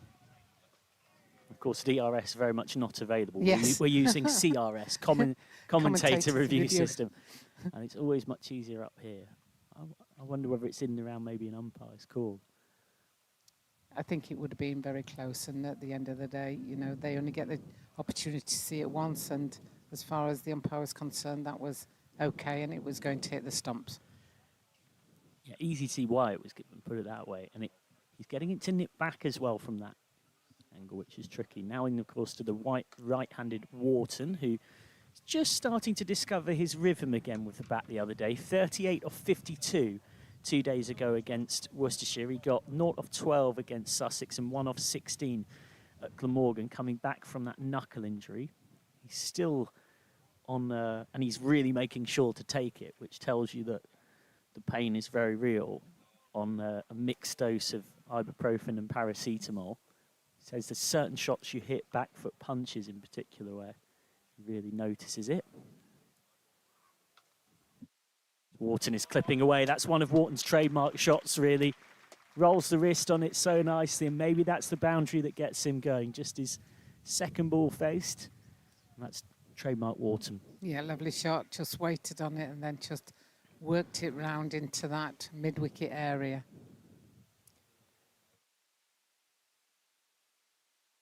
I mean, far be it from me to stir up a hornet's nest, but I think the LBW rule could potentially be looked at again in future, with respect to the fact that now you're playing 360-degree shots. Do you need to sort of, should it not just be pitching and hitting the stumps? Yes, this has definitely been discussed. I think even the body that looks at law changes certainly were considering it. You're essentially talking about taking pitching outside leg out of the equation. That's just not if a it's thing. going to hit the stumps. Yeah. Then, you know, you simplify it. You simplify it for people who don't know the laws of the laws of the game, and it just simplifies the whole thing. Continues from the city end, successful in his first over, but back of a length, and Benison with a fine shot. Yorkshire's youngster standing tall against one of Durham and England's greats. Yeah, what a shot from Will Benison. Just rocked back a little bit, head over the ball, and it just punched it through the point area for 4.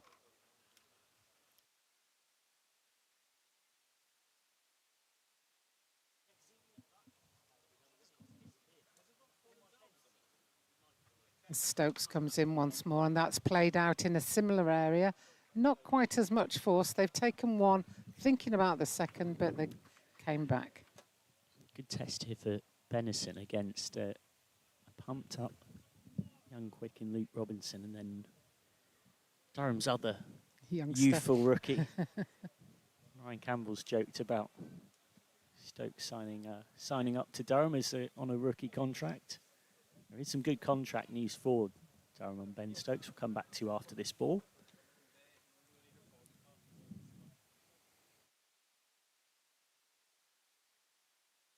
Maybe just kept a little bit low. Durham's head coach Ryan Campbell saying about Ben Stokes, he's as committed to Durham as he's ever been. We've already started conversations about next season. He just wants to get this season out of the way. He's just been him. One of the nicest things anyone said about a team I've been associated with and coached is what he said about wanting to play for Durham in our environment. But we want to be not fully reliant on him. He's just one part of our furniture, not all of it. Good leave from Wharton to a decent delivery. He's not in our formal leadership group, and of course Casey Aldridge is the captain, but he'll have quiet words with different players at different points as and when that's required. And just as one example he gave, Stokes is consistently netting with and keeping an eye on the academy lads and is feeding back into Ryan Campbell what he thinks of those players. That's the kind of things he's offering behind the scenes.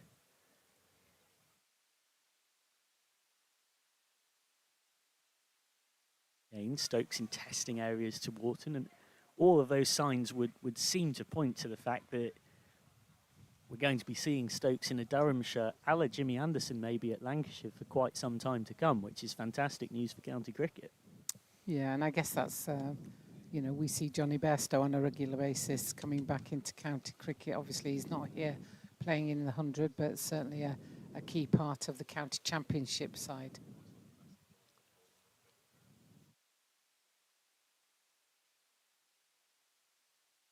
Stokes is again getting a fair bit of lift from that end. So end of the third over, 14 for 2, and end of the fourth over, I should say. And, well, if Durham wanted to defend this, it's the near-perfect start. Got the dangerous Luxton early.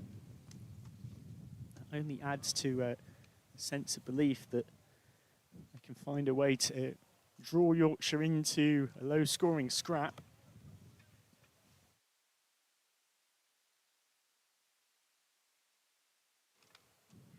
Young Robinson ready to go at the young Benison.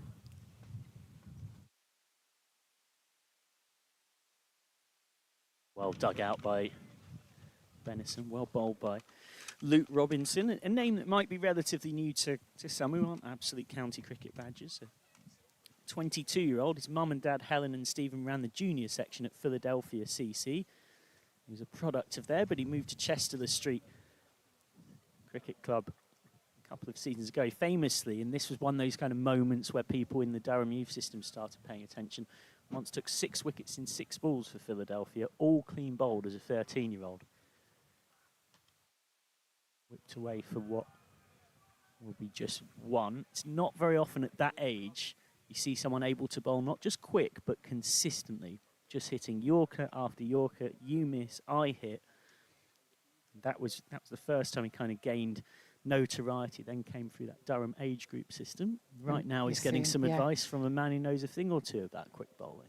Yeah, and this is where the presence of Ben Stokes in a side is invaluable, because you could see that he walked back with him all the way, telling him what he should be intending to do the next ball, or what the batter is trying to do. That is hit gloriously down the ground. Beautiful drive from Wharton. Probably the shot of the day from either side in terms of a pure cricket shot.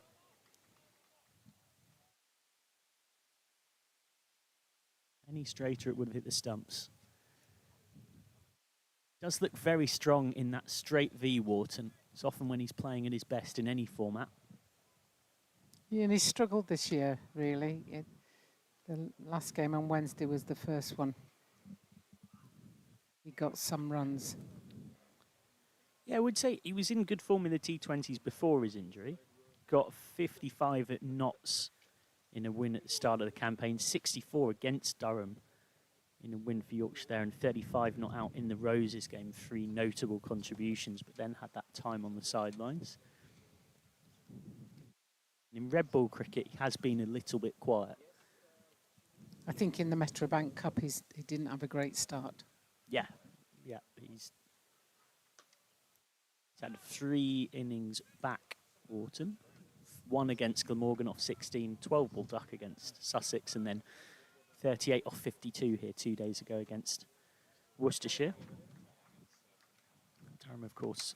Yorkshire looking to make it 3 wins from 3 against Durham, having beaten them twice in the T20s this season. And they beat Durham in this format last season at Scarborough when Finley Bean hit a 52 ball ton, and Yorkshire piled up 3-5-4. Robinson really bowling quick here, but he's also, doesn't matter what speed you bowl when it's a half volley, Wharton's not going to miss out. Thank you very much. So Wharton leading the counter-attack for Yorkshire with a big over. Yeah, you see the balance here. And this definite step, head over the ball, and just swing it into that vacant cover area. So that over goes for 9 with the 2 boundaries. 23 for 2.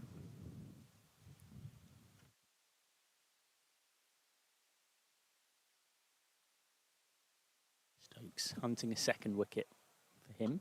Durham's third. Trying to test out Benison.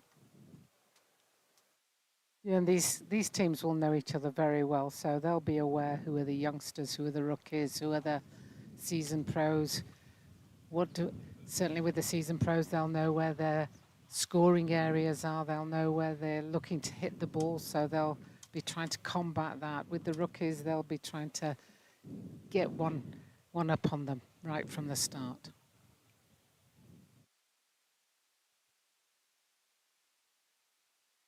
Benison slightly fortunate there to finding himself in a bit of a tangle. A name that might be relatively unfamiliar to some. Year 2 of a 2-year rookie contract, having come through at Sheriff Hutton Bridge and Usburn before that.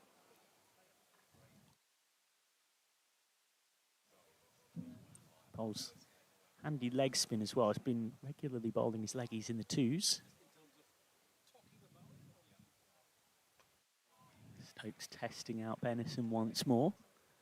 There's no real pressure on the run rate here at all for Yorkshire. It's the scoreboard pressure comes from the fact that there's already 2 wickets on it. Yeah, you're right. I was just thinking it's nice because he's got a chance to play himself in. He doesn't have to try and force it at this early stage. They're already way ahead of the required run rate, so there's no problem with that. So if somebody bowls a good over, it's all right to play out a maiden. Stands tall, Benison, and he's trying to guide that more through a sort of 3rd region. He wasn't trying to get it there at all.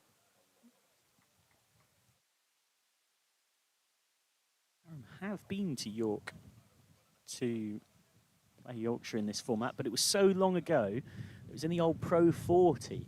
Oh, wow. You've got to be a proper badger to remember that. July 2009. Yorkshire won a rain-affected game by 13 runs on DLS.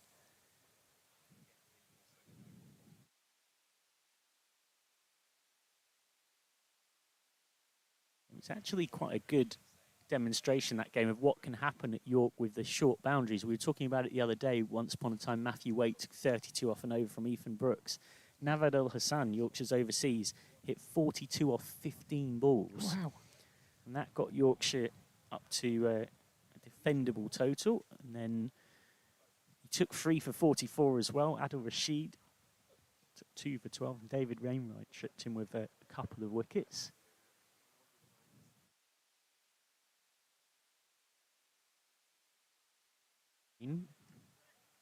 A respectful attitude from Yorkshire towards what has been a very good spell so far from Stokes. Intriguing to see just how many these two get up front, given how well they're bowling. End of the 6th over. And Durham hunting wickets in what is already looking like it could shape up to be a low-scoring thriller. So Robinson is going to continue from the rugby ground end. He's started very tidily and very nicely, really generating some fair pace as he comes through, and he's bowling up Benison now. And that's defender. That looked like it just kept a little bit low than what Benison was expecting.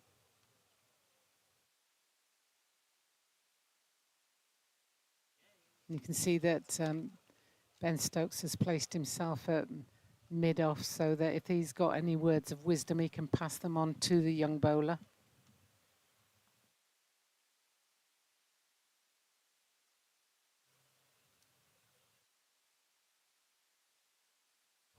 And again, well defended by Benison as Robinson is on the mark again. Welcome back, Aaron. Thank you very much, Jane. Yeah, this has been a very good start with the ball, hasn't it, from Luke Robinson?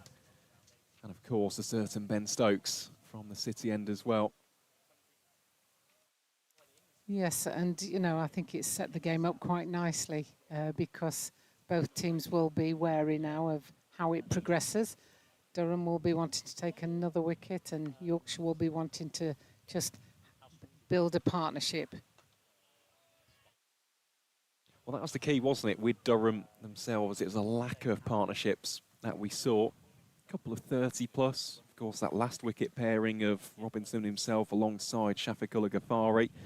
They put on 29, but early doors, we've seen this all week. It's been a difficult wicket to almost get yourself in on. Yeah, I think you have to have a bit of patience to play yourself in. And those that don't are coming unstuck a little bit.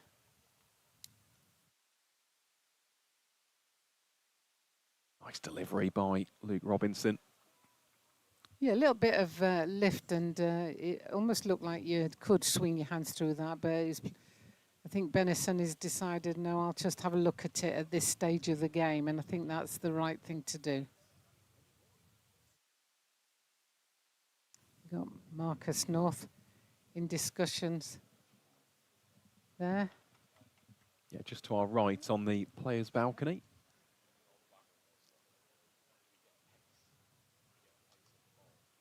Well, clipped away by Benison. Be a couple of runs here as Graham Clark pursues after the cricket ball. Feels like this could be a big opportunity for Will Benison. He's struggled, hasn't he, so far in the competition? Scored just one on Wednesday against Worcestershire. Yeah, it's definitely a game to make your own mark in, you know, wherever you come in, because it's not a large total, but it's large enough. Well, it is. And the key here will be more early wickets for Durham. Just really applying the pressure, pegging Yorkshire back. So we see a dot ball to round out the 7th over. Yorkshire 26 for 2. Again, good start of the spell, this, by Luke Robinson. Massive thank you as well to everybody catching the coverage via the Yorkshire Cricket YouTube channel. Reminder, if you haven't already subscribed, please do. Already gained, I think, 1,000 subscribers since Wednesday, so it's a pleasure to have your company on what is turning into a very sunny afternoon here in North Yorkshire. Ben Stokes it is to Wharton. Starts off with a top ball. Ben Stokes very animated so far. Yeah, I think he's just bowling it on or outside off stump, and he's just angling it back in towards the right-hander, and certainly that was left by James Wharton, and by the looks of the reaction, they didn't think it missed by much. That was Ben Stokes and the slip cordon, and we'll see there. Yeah, I think it would probably pass before it cut back in, so I think it was a good, well, it was a good leave because he's still there and it didn't hit the stumps.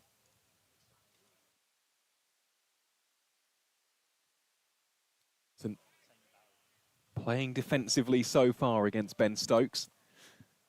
We said it in the first innings as well, didn't we, Jane? It's been a slightly sedate start by Stokes' incredibly high standards with the ball. Just the one wicket in the competition prior to today's game at Clifton Park. And of course, coming in the previous game that Durham featured in against Glamorgan, in what was a quite simply spectacular game of cricket. As he comes in now from the city end, and that's driven down the ground, and that's beaten the diving fielder, and that's 4 runs. Yeah, I always think with the likes, the quality and the class of a player like Ben Stokes, that you have to beware them, because if they haven't got runs or wickets, they're likely to start chipping in.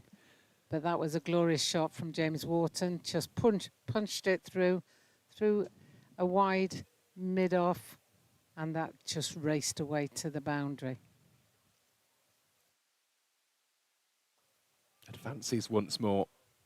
Now, that was a really good shot, wasn't it, by Wharton? Didn't look to overplay it. As you said, just a almost close body punch wide of Will Rhodes. And I think the other thing is that, you know, the run rate was less than 3 or 3 and over, so less than 4 and over was what I was going to say. So if you've hit a boundary, you can just chill. You could, you know, you don't have to force it. If it's back in the same hitting area, then you hit it. But if it's not in that area, just defend it. Just leave it. But that's well defended by James Wharton. And that's something which I would like to see from Will Benison today. Just leaving it, especially when it comes to line a little bit more. So on Wednesday, just having a little bit of a nibble. And that's very dangerous on this surface. It's been the downfall of a number of players, especially yeah, we've on seen Wednesday. that a lot, haven't we, where people have sort of dangled their bat almost outside off rather than playing the shot.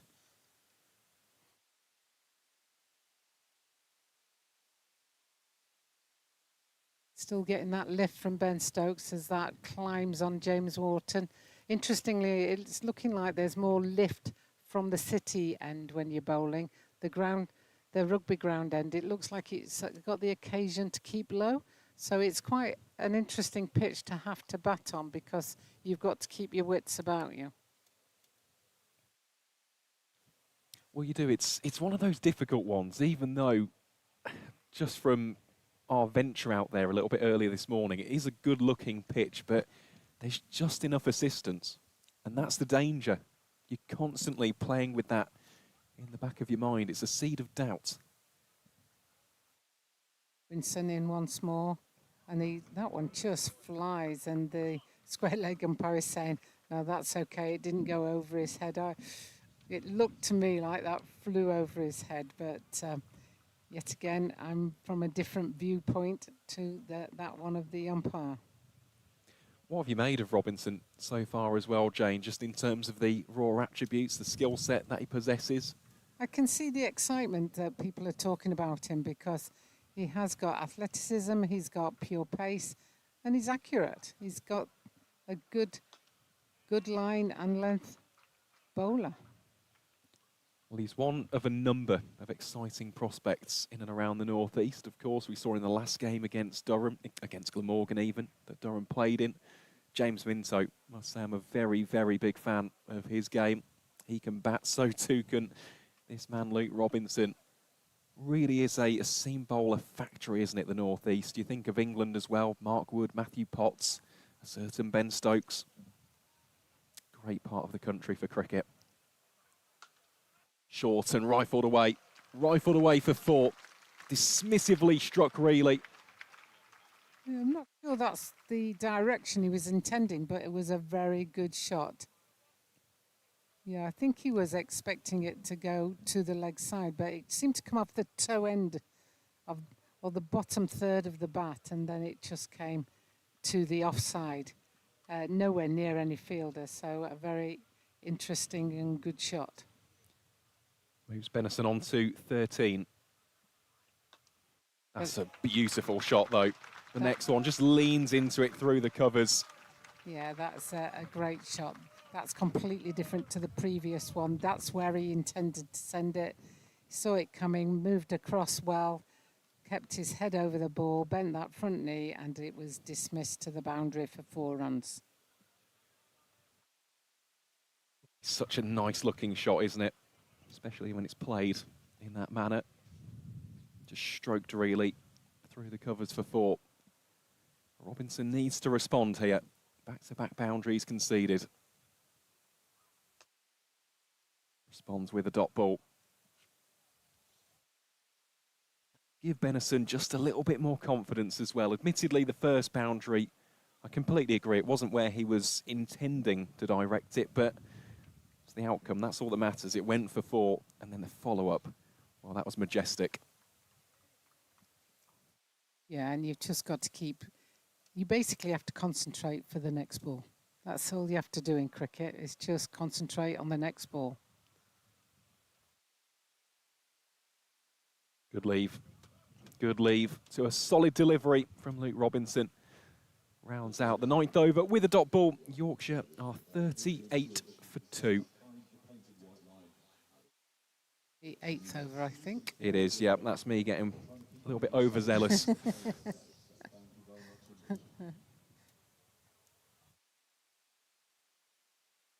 At the same time, Durham were 15 for 2. No, I am correct. I knew I wasn't going crazy. That was the 9th over. Yorkshire are 38 for 2.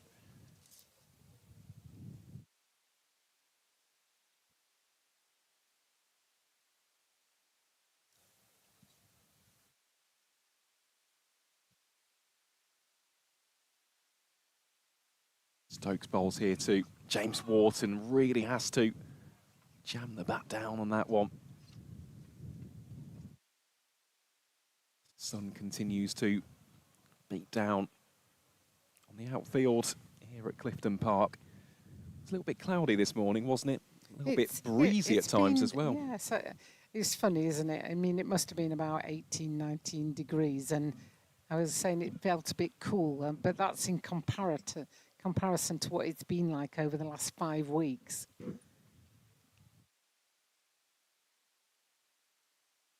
That's a lovely shot from James Wharton, who moved forward to meet that ball and then just worked it into the mid-wicket area for 4 runs.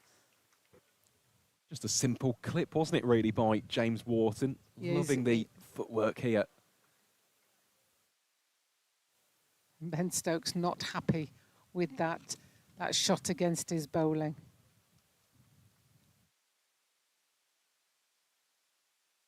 Yorkshire now 42 for 2. A reminder, the target just 166 for the victory.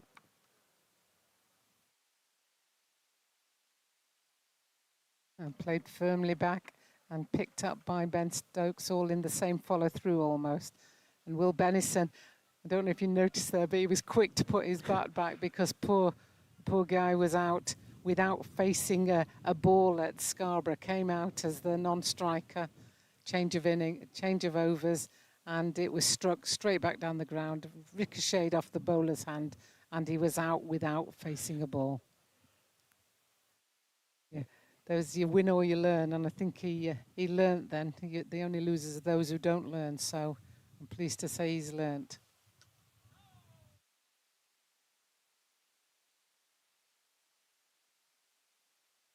So far, he's played a very handy role here. Has the Yorkshire number 3. Looking over there, Will Rowe just getting a little bit loose, warming up. Spoke about his proficiency in this year's competition. Of course, the standout performance with the ball. 5 for 51 against Sussex. Got 2 for 31 against Glamorgan in the victory on Wednesday as well. He will certainly have a prominent role to play.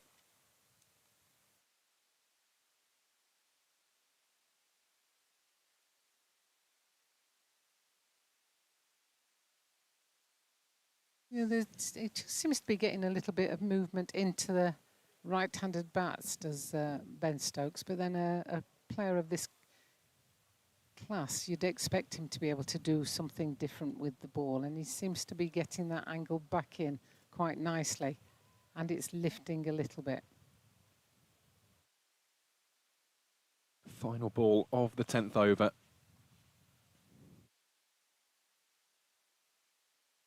Blocked away by James Wharton. So it will be a dot ball to finish at the end of the 10th. Yorkshire are 42 for 2. The target 166. And just for a little bit of a comparison, Durham had a very, very challenging start, didn't they? They were 17 for 3 after their opening power play. So we're just looking out there, and there was a reason why Will Rhodes was warming up. It's because he's getting ready to bowl. He shall replace Luke Robinson from the rugby ground end. The man who has been dubbed the King of the One Day Cup by Ryan Campbell and the Durham playing squad.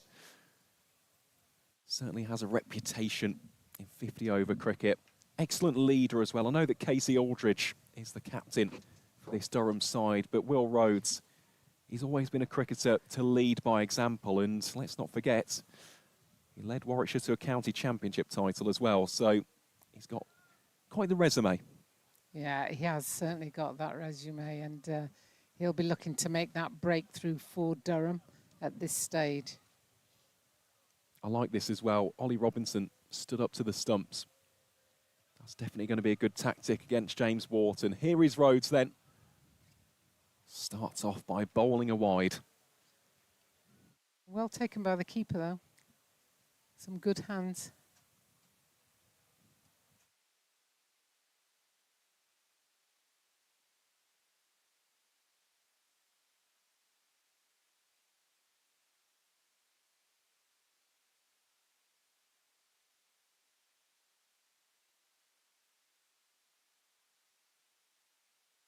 This will be the key with Will Rhodes. He's just going to pop it on that penny piece time and time again.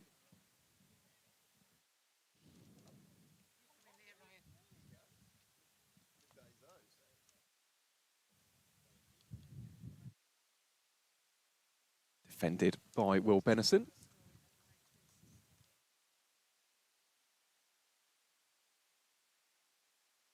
And we're going to have a change here in the commentary box. It's an absolute pleasure to welcome on Durham head coach Ryan Campbell. Ryan, how are we? Well, been better, but yeah, thanks for having me. It's a beautiful day here in York. Obviously, a great crowd. You know, unfortunately, we didn't bat so well. I think a combination of very good bowling, but also, I think, I'll put my hand up, we definitely misread the wicket. That we didn't think it was going to be a nibbler, that's for sure, after being a used wicket.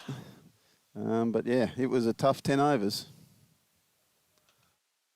The dot ball bowled by Will Rhodes. Well, just speaking of the surface, what did your boys make of it? Because we did the pitch report a little bit earlier on. We were told by the ground staff that the past score was around about 300. So what did your boys make of it? Yeah, it was tough work. You know, I've watched Graham Clark my whole, a lot of his career, and for him to be 1 off 27 or 28 balls, to me, that's saying it was ridiculously hard. And that's the thing.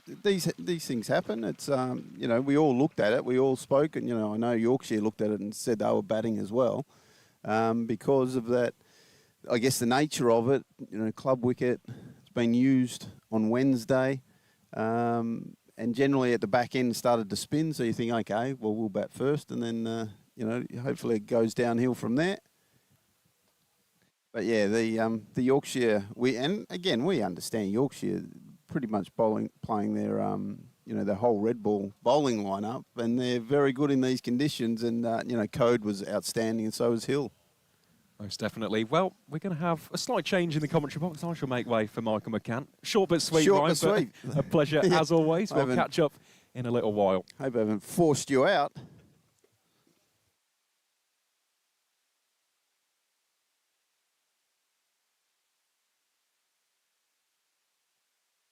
Yeah, so 45 for 2 then. It's kind of an old school runs versus wickets game, this, isn't it? Required run rate is almost irrelevant. Yeah, we knew we had to strike early to, I guess, put some shivers through the spine.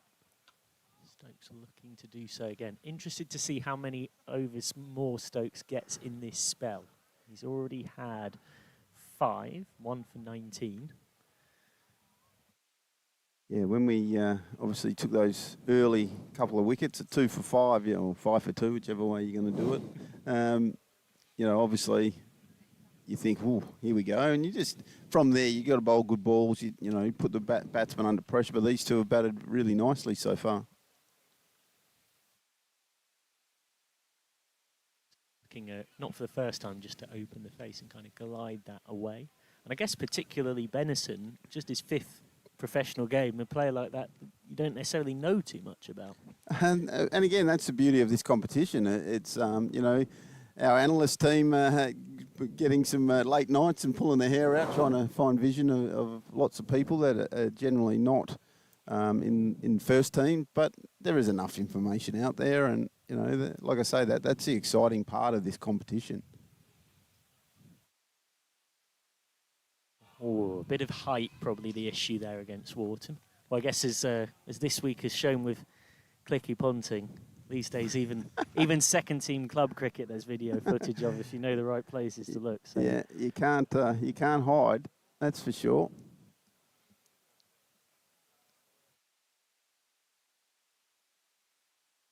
Just starting to look a bit more settled after that 38 against Worcestershire. He is batting on painkillers with that knuckle injury.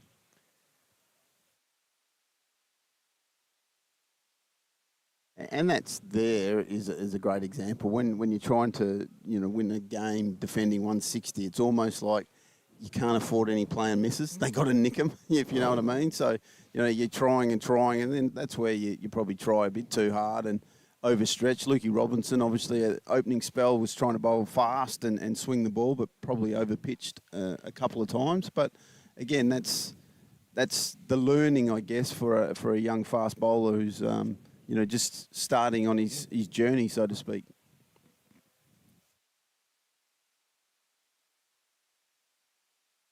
And again, circumspect against Stokes, for whom this is the 6th in his spell. And of course, bringing in Drissel as well. So loading up a little bit more with spin options that would in theory be handy bowling second on a used pitch, but with a little more runs behind them potentially. Yeah, for sure. You know, like I say, that was part of how we read the pitch. That, you know, we left James Minto and Dwayne Olivier out of the team to play that extra spinner. Leave from Wharton. As Yorkshire have seen off another over of Stokes, it is a maiden. So 1 for 19 from his 6 now, 45 for 2 off 12. But in the end of the day, like I say, I think we were put under immense pressure at the start of our innings through some good bowling and some nibbly conditions. And it just appeared there was one of those days where every time we wanted to take a risk and try and, you know, knock a bowler off at length or something like that, we made a mistake. You know, Stokes, reverse sweep, out. You know, a couple of guys trying to take on the spinner, out. And that happens. Rhodes starting his new over. Good looking square drive from Benison will pick him up a pretty easy 2. But again, like the feedback we were getting from the middle was, yeah, it was an extremely hard work. And I mentioned earlier when Graham Clark faces 27, 28 balls for a single, he just felt he couldn't go anywhere. He tried, you know, in his crease, batting back, batting forward, running down the wicket, going to the side. So he just could not hit one off the square, and you know, that makes life tough. But again, that's the joy of 2 brand new balls, and you know, on conditions and on out grounds where you know, you're going to be tested. And I, for one, am a massive fan of playing at out grounds because I think you get up close and personal to the people, and you know, it's almost like taking the cricket to the people, isn't it? And you know, I love it. I love the atmosphere. We enjoy it. We're having 2 this year ourselves. We always have the traditional South Northumberland game, but I think we've added Darlington as well as an out ground. So yeah, it's great to see a big crowd, you know, enjoying the sights. As we all know, it's a beautiful city. We obviously came last night, and you know, lots of the guys walked around the city and enjoyed the views. Rhodes again is flicked away. There's oohs and ahs from the Durham fielders. I must say I'm not totally sure why. It seemed like a pretty regulation flick off the hips as Rhodes tries to inflict a bit of damage against his old county, the king of the one-day cup, as Durham call it. And you sent this to me yesterday. His bowling in this format is really important in allowing that, in theory, that batting to be elongated. Yeah, like obviously magnificent 140 odd the other day, a career best, and you know, he of all the batters, he looked the most assured in this today. And again, you know, that ball that he faced, you know, unfortunately went straight up, but that was definitely a step hit. That you know, you got to back your players to try and hit those for 6. That's a better ball from Rhodes. Just run down by Benison, who, in the process of doing so, has gone past his best score for Yorkshire so far and has brought up Yorkshire's 50. Benison's best in 6 innings for Yorkshire previously. 5 innings for Yorkshire previously. The 22 he got in the game at Glamorgan. Beers for the boys, isn't it? Career best. Well, I think when you're talking career best, but you're still in the 20s as a batter. Hey, you watch poor Lukey Robinson. His was a career best today. I'll be pushing him to the bar at some point. I guess Stokes is going to bowl the 7th. He does love a long spell. City end continuing a maiden in his last over, and that has gone between keeper and slip. Well, we're at sort of deep backward square, so I'm not totally certain what happened there. Well, you can't afford to drop catches when you're only defending a small score, and Stokes he has nicked it. Yeah, Stokes kept going for that extra over. And that's a healthy edge that should be taken. Someone's got to be catching that. Casey Aldridge. That's gone to his left somehow. Yeah, hasn't laid a hand on it by the looks of things. Great work from our camera and replay crew behind the scenes. Warden flicks that away for 1 on top. It's disappointing because Casey prides himself as one of the best slippers in the game. Just feel that when it goes to a first slips left, you're probably also expecting perhaps a wicket keeper to come across, but someone's got to be going for that. Particularly when it's the ones that you need to stick in a situation like this.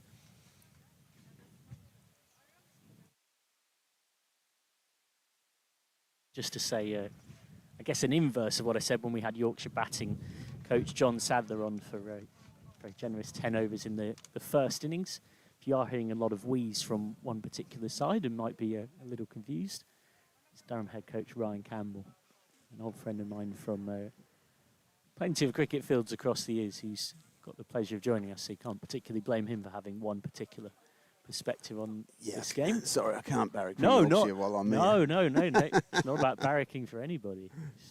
Always strive for neutrality up here, but always make it clear to the viewers if they're hearing something different. There's normally a reason why. We've got a voice from the camp from either perspective. Interesting, one thing you said to me I wanted to pick up on. You described Yorkshire as being maybe your biggest challenger for a spot in the knockouts. Yeah, 100%. I think they've got a very good team. Like I said, they, the One Day Cup is an interesting one because basically you're waiting to find out who you got left. The 100 obviously takes precedence in the draft. And,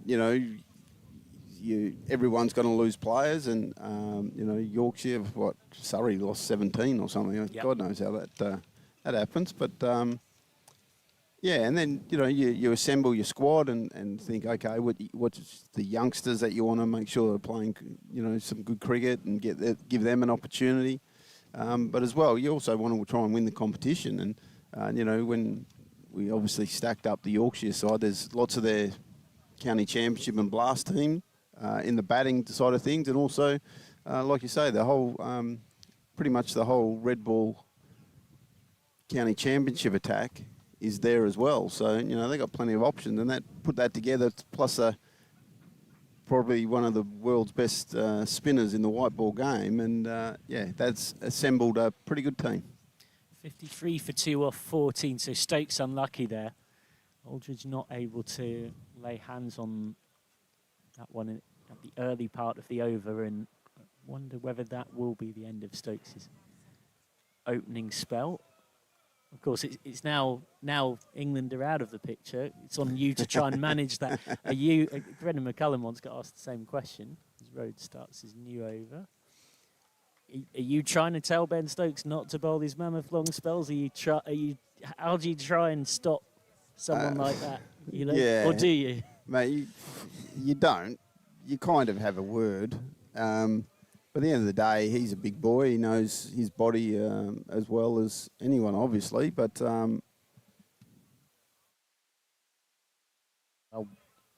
Well played. Slight misfield, and it's good running from Wharton at the non-strikers. He was alert to the possibility, picked it up on it, and called Benison through. Benison was not as open to it. you know, being encouraged. at the end of the day, he's such a competitor that he wants to be in the action. He wants to play. He wants to be, leading Durham to wins, and that's the beauty of him as a player. Well fielded off his own bowl. His reactions like he thought that was a slight chance of a caught and bowl, Will Wogs, I think. Just by the way he was throwing his head up to the heavens. Would have been an incredibly impressive take if it was. Well, it's interesting because he does have a broken thumb, to be honest. We didn't let that, haven't let that slip for a while, but he's actually playing with a broken thumb. Wow. Makes that knock of 148 not out seem even more remarkable. Well, the funny thing with that is because he's obviously got protection around his thumb inside the glove, but because we lost 2 wickets in 2 balls, he actually didn't have time to strap it how he's supposed to strap it, and he felt it was much better without all the strapping on. So, little bonus there for us.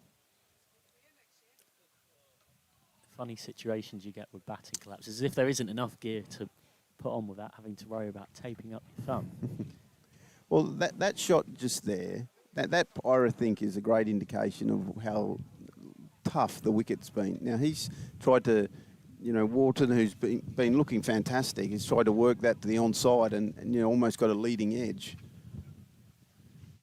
And the feel is that when you just start to play across the line, we saw Graham Clark hit one straight up in the air from trying to work it on the onside.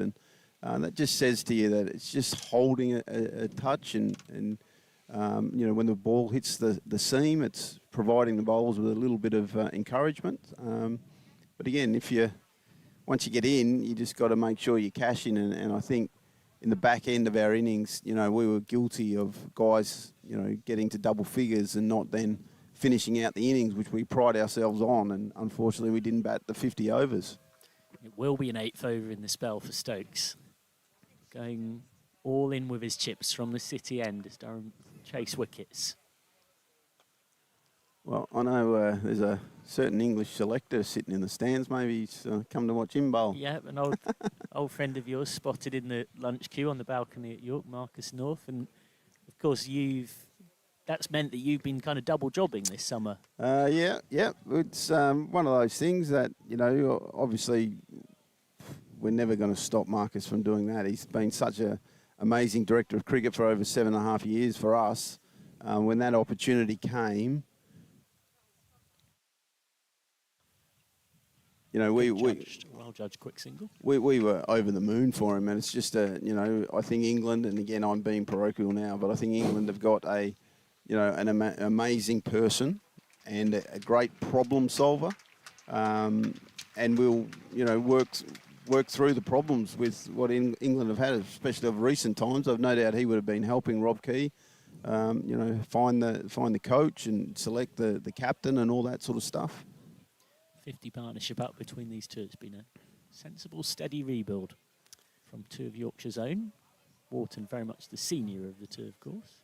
But yeah, obviously it means there's a hole at Durham which we haven't filled yet. Where I think the staff and the hierarchy just wanted to make sure that we, try to keep business as usual and get through to the end of the season. And Danny Hazel's done a great job with the ladies and stepped up and, done a bit of Marcus's job, and I've obviously looked after the boys. So, the decision will come when probably the back end of the season that will decide which way we're going to go.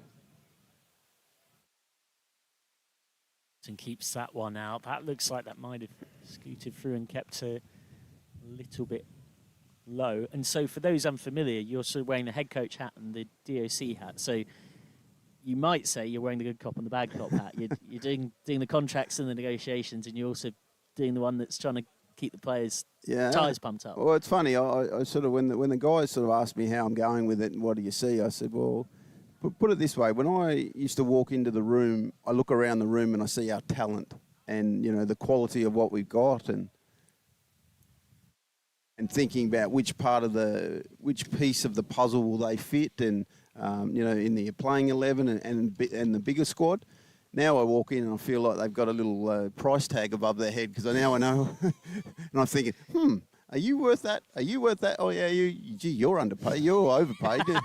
So it's a bit of a hit and giggle, to be honest. But Is this why you picked? Is this why you picked to come to your 10 overs while your lads are fielding? Yeah, so don't tell them. No one's listening. Yeah. Don't worry. But no, it's interesting, obviously, because you know you don't want to tell people bad news.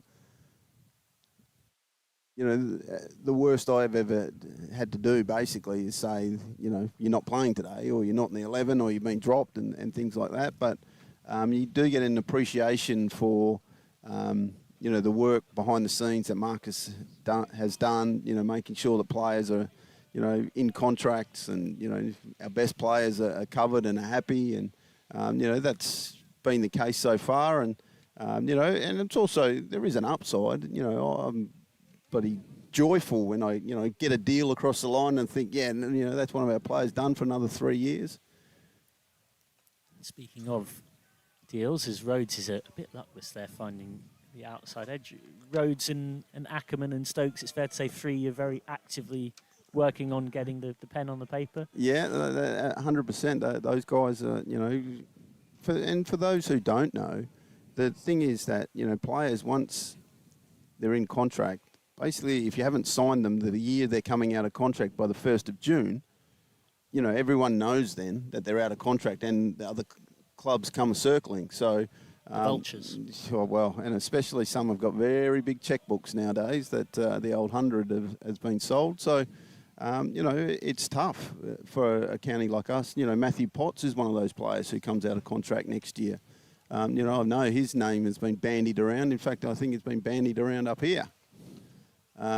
Or down here, so I was just giving it away there. I was going to say, when you're Durham, there's not many up there. There's not many up there, but in a first-class sense. You know, it's part of the you know, the game now that you have to deal with all this sort of stuff. And like I say, it's given me a different perspective on the game, and you know, the value of, you know, we're very much at Durham, we'll stick to our economy of scale, and you know, we want our best players to be paid the most. And you know, if clubs come calling with massive offers, then we're not going to put the club in jeopardy by, you know, trying to up everyone. So, yeah, that's been an interesting sort of situation. And my best mate now is Ian Dawson, our head of finance. I sit with him quite a lot, working things out. And obviously the CEO, Tim Bostock, has been brilliant for me as well, you know, trying to work our way through it. Benison looking to be a bit more expansive. He's only picked out a point. Just on the quiet, there's a good little squeeze here building from Durham. Just 7 runs scored from the last 22 balls without a boundary. Hoping to induce a reckless mistake from Wharton or Benison. Yeah, so, you know, it's and the other side of things, you also got to look after your best youngsters as well. And, you know, we're very clear at Durham that our best kids we want to keep. And, you know, that means looking into our, you know, our academy has been a factory of fast bowling production line. And, you know, obviously the Ben McKinneys and those sort of guys who have come through it. So, you know, we've obviously keeping a very close eye on all of those players from the academy. And, you know, we've had, 3 in the England under-19s just recently. And, you know, suddenly you can talk about people and the analyst systems and all this sort of stuff. But as soon as you get, you know, suddenly 3 guys in an England under-19 squad, suddenly everyone's looking. So they're, you know, oh, what's this kid? What's that kid? Oh, who's he? I didn't even know about him. But, yeah, so that sort of stuff happens a lot. So, yeah, we have to make sure that we're all over it. So we're making sure that we, you know, our best kids are always staying at Durham.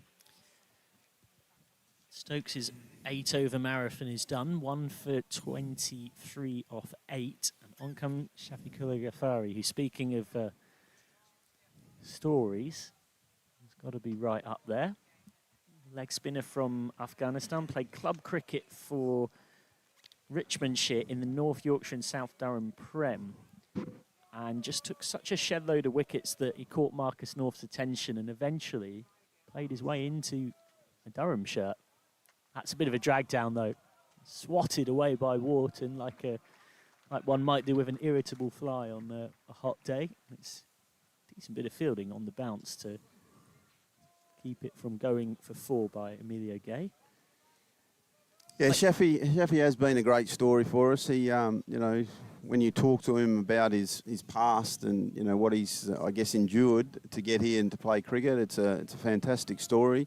You know, and we're hoping to help him reach his goals and what he wants to do in his cricket. And, you know, he's another one that we feel pretty strongly about, that we think he's got a big future for us. And remembering he, from Afghanistan days, he was probably more of a white ball bowler than red ball cricket.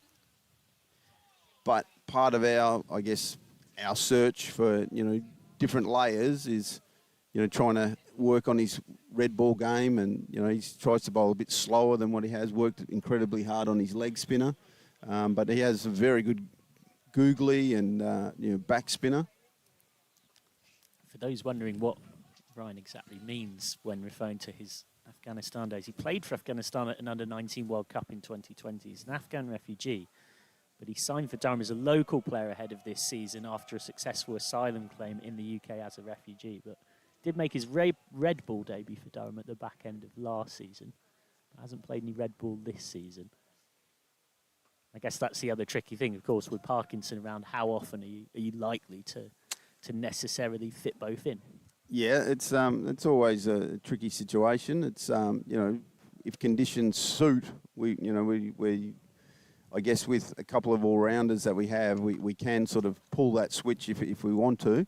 But again, we haven't really played on any spinning wickets. It's you know, up north has been you know, the wickets have been very good for our fast bowlers, as you know, as well as our batting, and Callum Parkinson's done such a fantastic job for us. We haven't really needed to look for that second spin option, but with 6, you know, 4-day championship matches in a rush after at the end of the season, yeah, hot summer, I've no doubt we'll look at that way.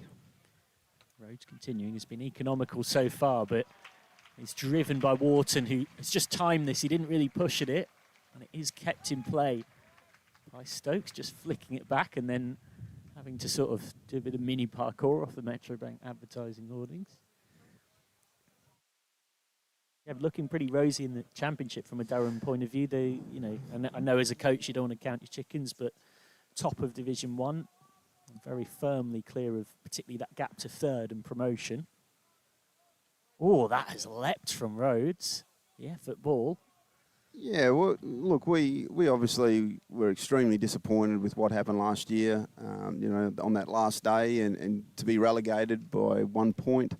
It's all the you know, you talk about the slimmest of margins, and, you know, you can go back throughout the year, and that's unfortunately what you do when you're trying to find that 1 point, and, you know, you think of, oh, well, that slow over rate on one day throughout the season, and you think of that one bad shot in the 109th over when we gave away a point to Hampshire, all that sort of stuff. So, yeah, it was agonising, and it took a lot of soul searching. And, you know, I discussed this with you yesterday. I'm incredibly proud of the leadership team at Durham for sitting down and taking a breath. Short, and has tried to absolutely launch this, Benison. He hasn't got it clean, but it still will dribble away for 4. But went about as high as it went long, got very underneath it, but does go away. It's a rare sign of genuine aggression in this innings from Will Benison, who in his 6th Yorkshire innings, for the first time, wearing the white rose at senior competitive level, goes into the 30s. Yeah, so, you know, it could be very easy to knee-jerk reaction and, you know, make decisions on emotion, and that's where Marcus North was amazing. In the conversation, and, you know, the CEO and the board, you know, they were obviously angry and, you know, wanting some blood. But again, once we sat down and worked our way through it and spoke, we identified some issues that we had throughout the year, and you know, common sense and calmness is the key, and we always sort of preach that in our cricket days. So yeah, really pleased with the way we went about it. Just guided down to deep third. And it couldn't escape my attention as well. Some of the most eagle-eyed social media users might have also noticed that indirectly it was a bit of Yorkshire that sort of helped Durham out over the winter. Decided to go and do the Three Peaks as a squad, which looked like a heck of a bonding exercise. But there was a real thought process behind what that would do as well. Yeah, we felt that mental toughness was an area that we can improve on, and that's something you can't just buy off a shelf. So we wanted to test the players in different ways and take them out of their comfort zones throughout the winter. Doing the Three Peaks was one of those that probably became a little bit hairy at times. Into the pads, I think that's drifting down the leg. After a bit of snow the day before made it a little bit tougher, and finishing it in complete darkness with slippery underfoot after 12 hours of scampering around was pretty tough work. But we all, well, I didn't. I saw him at the end. So you didn't do the 3 peaks? I did the first peak. I'm 54 years of age, mate. I don't need to do 3 peaks. I'm not the one that needs mental toughness, do I? You did a third of the peaks. I tell you what I did, though. I did the first one, and that was a bloody long way. And, geez, I cooked a good barbecue for them all when they got off. Fair enough. That's what I did do. I had steaks and sausage. Oh, geez.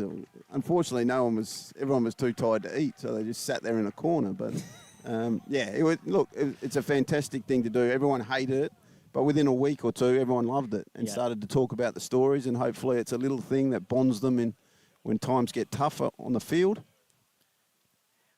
Yeah, it's interesting as well, because you were talking earlier about seeing players and knowing what they're on. I wonder whether those moments on those Three Peaks challenges you talked about, it's almost the reverse of that, knowing what valuable assets they are and that they're slipping and sliding around in those conditions, and you're thinking, God, I want to make sure everybody gets out, It's, has that gone? That is gone. It's gone onto the stumps, and Ghaffari's got the breakthrough. Bennison's out for 36. Well, they've just been building a bit of pressure, Durham, for the last few overs, and it tells. So it's a Yorkshire best so far for Will Bennison. I think he's jammed that into his foot, and it's rolled back onto the stumps. Ghaffari gets his first wicket, 70 for 3. Yeah, a bit of luck there for us. He another day that rolls somewhere else, but it just looked like he almost jammed his bat into his pad and just started to roll back, and not knowing where it was. It's one out of the front of the hand there too, that a bit faster from Ghaffari, and gets the job done. Big breakthrough there for Durham. Sam Whiteman in form, 74 at Sussex, and then 35 not out here against Worcestershire a couple of days ago. Yeah, it actually hasn't hit Bennison's bat at all. It's spun past his bat, and it's hit his front pad, it looks like, and dribbled back onto the stumps. Maybe just that bit of luck Durham need when trying to defend what is, without doubt, an under par score. Yeah, Sam Whiteman, another Perth boy. I was going to say, you'd know Whiteman pretty well. Yeah, we know him very well. Freo Docker fan, which was our AFL footy team. Putting together a lovely season at the minute, on top of the ladder.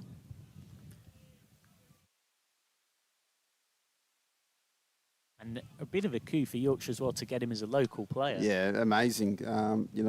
Has captained WA cricket for a long time.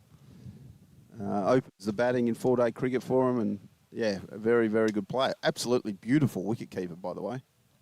Yeah, Yorkshire fans, I'm pretty certain, have not seen him keep at all yet. No, he hasn't had some horrific finger injuries, which unfortunately curtailed really his keeping. WA at the time actually had himself, Bancroft, and they both ended up not keeping because they had a little fella who bloody whacks him in Josh Inglis. He became the number one keeper, and those two ended up opening the batting. Yeah, it does seem to be particularly the modern way that you're ending up with teams with 3 or 4 wicket keepers in them. Because so we should too. I should have 11 of them. But I guess it's also because batters realise they've got to upskill themselves. They've got to offer a second skill if they can. And if they're not going to bowl, keeping can be it. Look, I was lucky enough to play with Adam Gilchrist from the moment he walked in the doors I of was WA. waiting for that name to go Yeah, up. and to be honest, he changed cricket forever. Because you cannot be a wicketkeeper nowadays unless you're an unbelievable batter. And I was lucky enough to be a batter as well, and open the batting for WA when Gilly was playing, and then kept when he went away for Australia. But yeah, there's a lot of wickies in the past would have just never played a game because you're stuck behind one guy. George Drissel into the side and onto bowl here. Confident drive up to extra. First and foremost, he's very much not a local lad, is he?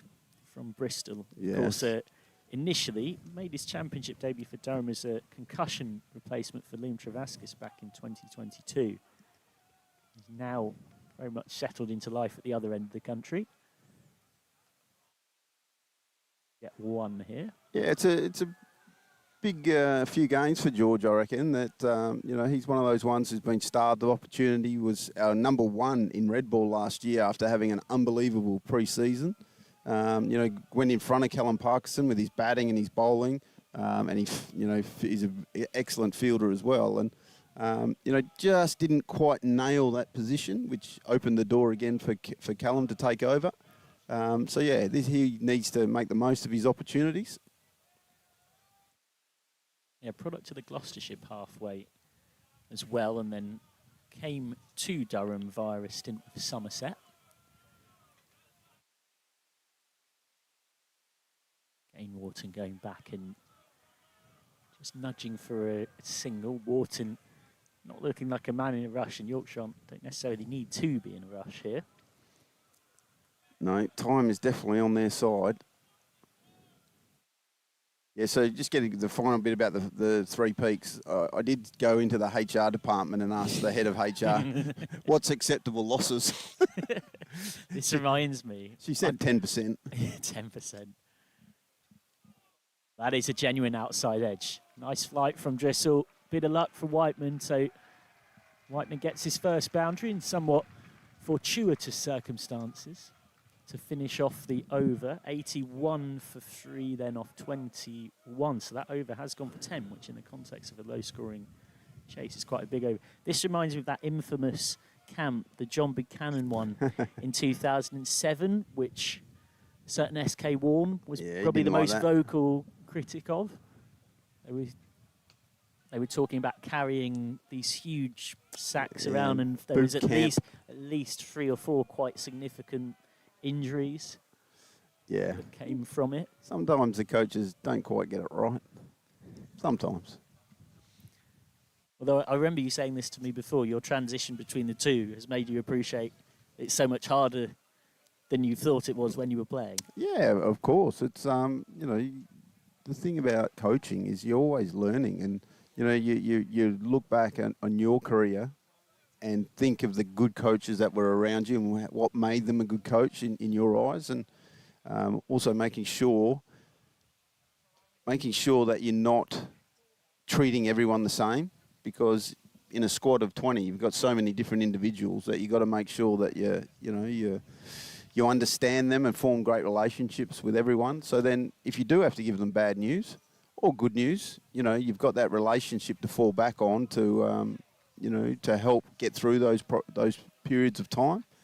I remember I was lucky enough to have a very good coach in Wayne Clark for most of my career, and his way that he always communicated with people and making sure you knew where you felt, you knew where you were, and it was really a good time to be around people like that, and I hope I've sort of learnt from those guys. Yeah, it was something I remember you saying earlier with Stokes being so excited to come back to the environment at Durham, feeling like that's kind of one of the biggest compliments you've got as a coach. And another thing you told me about yesterday was actually in response to the county championship relegation, it wasn't a case of pointing the guns at Alex Lees. It was actually being like, how do we take pressure off our leader? How do we create more leaders, plural? Wharton is flicking nicely, but straight at short mid-wicket. Yeah, look, I think a lot of the time in cricket, we stick to traditions for too long. And basically, if you think about it, when you're a kid, the best player generally becomes captain. And then he just, not because he should be captain, it's just, well, he's the best player. so he's captain. And then suddenly you're captain a few times, and everyone goes, oh, well, he's a captain. And then you get to this sort of level, and he's become the captain, and then you sort of sit back and you go, how have we actually helped him be captain? Or how are we helping him to become a better leader? Or are we just assuming halo-like that he knows what to do? And I think that's, I think, when we looked back, I thought Alex Lees was clearly our number one leader and is our best captain at the club. And, he needed support. That was the problem. No one had supported him enough, which, we decided that we needed a leadership team around him, and that was going to be created with, selection from, players voting. Firstly, you wanted to have to do it. So players had to nominate themselves and why they wanted to be in the leadership group. But we also had categories. For instance, Casey Aldridge was voted in with him and Ben McKinney as future leaders of the club. So they became part of the leadership squad. And then from that leadership team, we help them. The club's psychologist is always with them, meeting once a month, talking way through, trying to help them out. And, they're having more of a say on, players' ill-discipline, if that comes up, for instance. It's like, I sort of talk to them and say, well, why do you want me to be the bad guy all the time? If someone is stepping out of line and not keeping our standards, that's your job. Trying to be self-policing. Yeah, self-policing and stuff like that. So, that's how we've gone, and it's worked really well. So people will probably saying, be watching and we're going, oh, so when's Ben Stokes going to be the captain of the club? It's like, well, he's not going to be the captain of our club. Well, it was one of my favourite quotes, and we had a little chat yesterday. You said it's not about him coming in and kind of almost like he did with England, being this one-man complete band, yeah, hero kind of figure. You really want to make sure it's emphasised that he's a part of your furniture, but he's not the furniture, the insurance policy, the bedroom, the kitchen, the entire house. No, and again, that's... And other players aren't just looking at him waiting for a miracle. And you become overly reliant on one person. The fact is he started this competition well, but he got a first ball the other day, and we still managed to chase down 335, or 326, whatever it was. So, they're the things that, make you a better team. Having him there, don't get me wrong, is fantastic. And guys will always look up to him, and he'll always be in the heat of the battle, and probably 80% of the time it will be him that gets us out of it. But we don't want to be over reliant on him, because we also want him just to enjoy the game. Enjoy being a player again. Yeah, with that pressure off. It's not all about you. We're not just throwing you under the bus. We need you to do everything for us. We want you to, buddy, come to cricket, enjoy, just be you, and we'll be a good team. Thanks always, Ryan Campbell. Absolute Pleasure. Thanks for having me. The time and the insight. Durham head coach Ryan Campbell, a good friend of yours truly from plenty of cricket grounds over plenty of years, and one of the most direct and well-spoken with a microphone in front of him. Can you tell that in a life before coaching has done plenty of commentary back in the day as well, and was a bit of an innovator as a player. He was actually the first ever player to be mic'd up on field, Ryan Campbell. It's basically for a radio broadcast in Australia he was working for at the time, and it just said, look, why don't I actually get mic'd up while I'm out there playing? And it was the first start of people starting to cotton on to the fact that might be of interest. Well judged quick single as Maroof Khan settled into the seat away to my left. A nice steadying innings coming back to the match situation from Will Benison, and Yorkshire have just steadily absorbed. It's been good pressure from Durham. It's been quite attritional cricket, and Wharton's just built his way in. And so right now the emphasis really is on Durham to take all the risks. That's well bowled by Ghaffari. Absolutely. I think Yorkshire at least know what target to get to, which is why it's important for them to just soak up the pressure. Ben Stokes had a great spell there. Well bowled again by Ghaffari. I'm liking the look of Ghaffari. He looks to be a very attacking kind of a bowler. Always keeps the stumps in play as well. So Sam Whiteman trying to tuck him around the corner. Just get a bit bat onto his pads. No run given. Yeah, he's definitely got something, Ghaffari. As we mentioned, a remarkable story. Is an Afghan refugee who's now qualified as a local player. I believe he plays his cricket somewhere up in Richmondshire. Certainly does at Richmondshire, yeah. He took so many wickets there that eventually caught Durham's eye. That's flicked into a gap by Wharton. This could go for 4. It does go for 4. Well, it's arguably a signature shot, James Wharton. He does this with such a beautiful flourish. He meets it with the top hand and then the wrist come through. You only get 4 no matter how it gets there, but if there was points for aesthetic, if it was strictly come cricket, he'd probably pick up a few extra for this one. And I think that's also good signs for James Wharton. That's the shot he plays well when he's batting well. Going to get through for a quick single here as well. And ever so often, just like the previous ball, he tries to play a ball, try to convert it towards square leg, which he doesn't need to.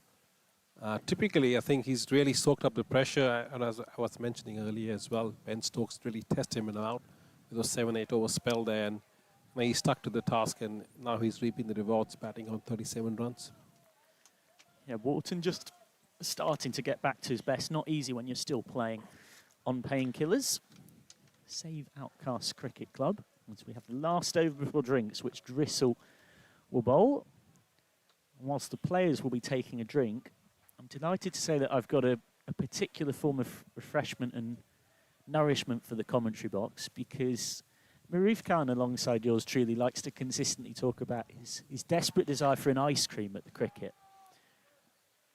Considering the day today, I might need M&Ms on top as well, please. Although it's not that warm, I don't think this is quite ice cream weather, so I've gone in a different direction. Drissel was a bit of a floaty one. Went to the iconic Betty's Tea House yesterday in York. I needed to get something that wasn't going to go off yesterday, it would last through to today.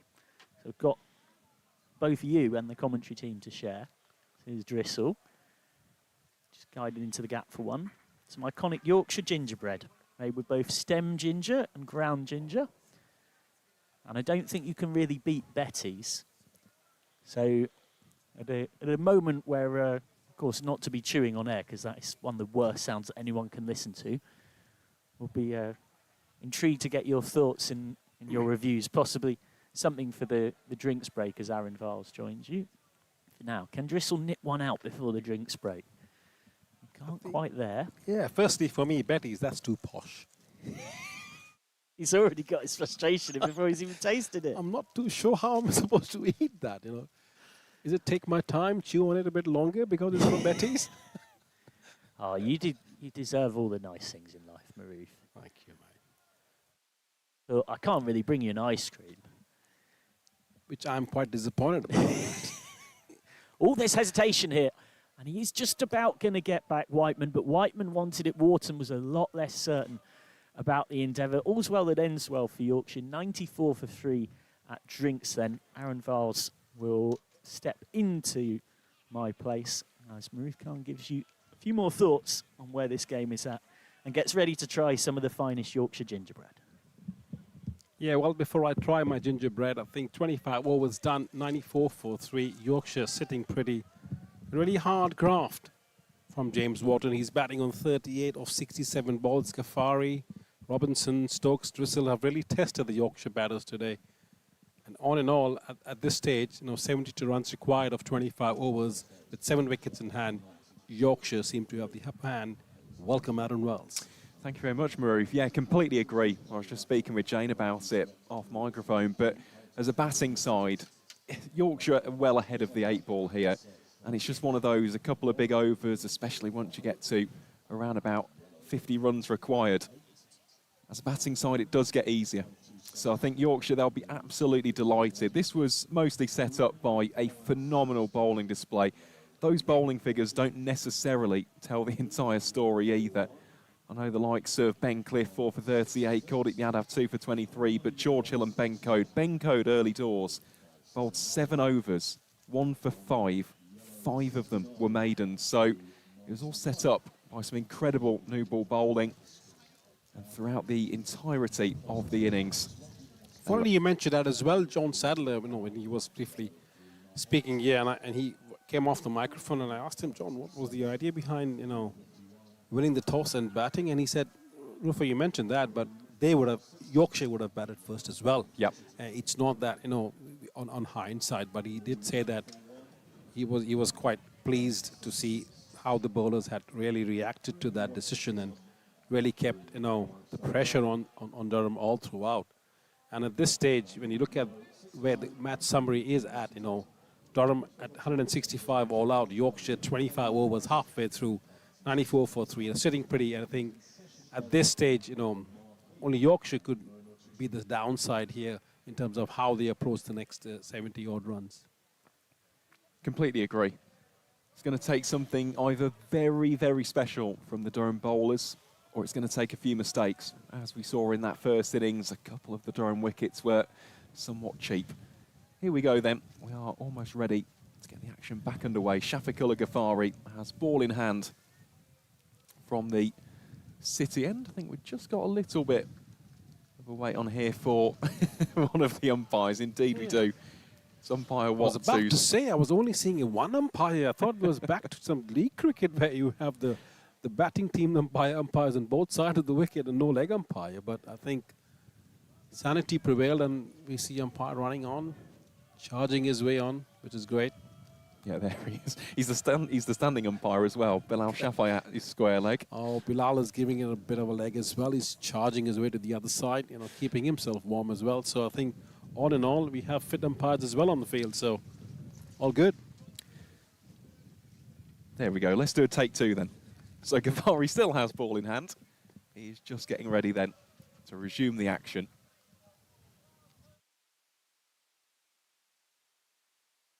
Just seeing beneath us here in the clubhouse, Scott Borthwick has a ball in hand. What an icon of Durham cricket that man is. Whiteman paddling that very fine, down to deep fine leg for one. I know that yourself and Michael, you're speaking about Richmondshire, weren't you, Maroof? Yes, we were actually. North Yorkshire, South Durham rings the bell. Way back in '99, I played in the leagues there for a club called Darlington RA, the Railway and Athletic Club. I think a shout out if you boys are listening. Yeah, I played my trade there for a few years. Really enjoyed my time there. And then Richmondshire was one of the clubs we played against in the North Yorkshire South Durham League, along with North Allerton, Thirsk, and those clubs, Middlesbrough as well. And we went up to Stockton. Thank you for asking me that question, Aaron. All this is coming back to me at the moment. Well, you know me, I love my club cricket. I think it is, well, not only an important part, a vital part, really, of the cricket ecosystem. Everybody has to start somewhere. Quick single taken between the two Yorkshire batters. And for Ghaffari, it is an amazing story. Michael alluded to it prior to the drinks break, but he got this opportunity off the back of dominating that very league. This goes to show as well for any youngsters listening in as well. You just have to ploy your trade, keep racking, keep playing your reeds, keep getting your wickets, keep getting your runs, and surely enough, if you have done enough knocking on that door, somebody's come looking. There are scouts everywhere, as you mentioned briefly off air as well, Aaron. Scouts are all the way, even in this game right now, watching some of the youngsters come through, and what a story for Ghaffari. A few years ago he was playing in Richmondshire. Never knew that he would be playing for Durham, but here he's already got a wicket as well. And trying to influence a game for the county that he never thought he would be, because he was living somewhere in Afghanistan. Great story, that. It's an amazing story. Glad to see him doing well. 26 overs have gone. Yorkshire 97 for 3. Of course, it goes for James Wharton as well. We always like to shout out Scholes Club towards Huddersfield Way. A fantastic job. Yeah, I get very jealous looking at James Wharton bat, really, especially when he's fielding. The first 3 steps he takes towards the ball. I've never seen anybody that quick. He's just a natural athlete. You say it's 6'5", I say 6'2". Either way, he's quick. Certainly is. Drop and run on the offside there. Quick single taken. Nice shy at the non-striker's end. It was that man Ghaffari with the latest effort. I always love discussing club cricket. No, earlier we saw Will Benison, a career best in the list A format. Plays his club cricket for Sheriff Hutton Bridge.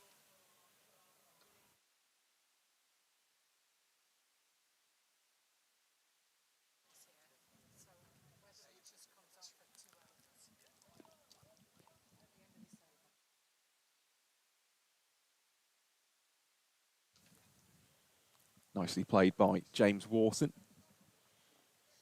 Yeah, that's what Yorkshire's got to do now, Aaron. You know, just tucked around the corner, 2s and 3s will do it. They'd be less than 3 or just over 3 runs and over. You know, there's no pressure.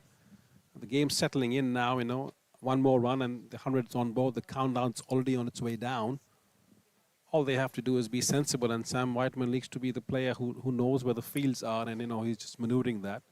So at this stage, it's just, I don't think there's much devil in the wicket. It's not turning that much. It's just steady Eddie cricket.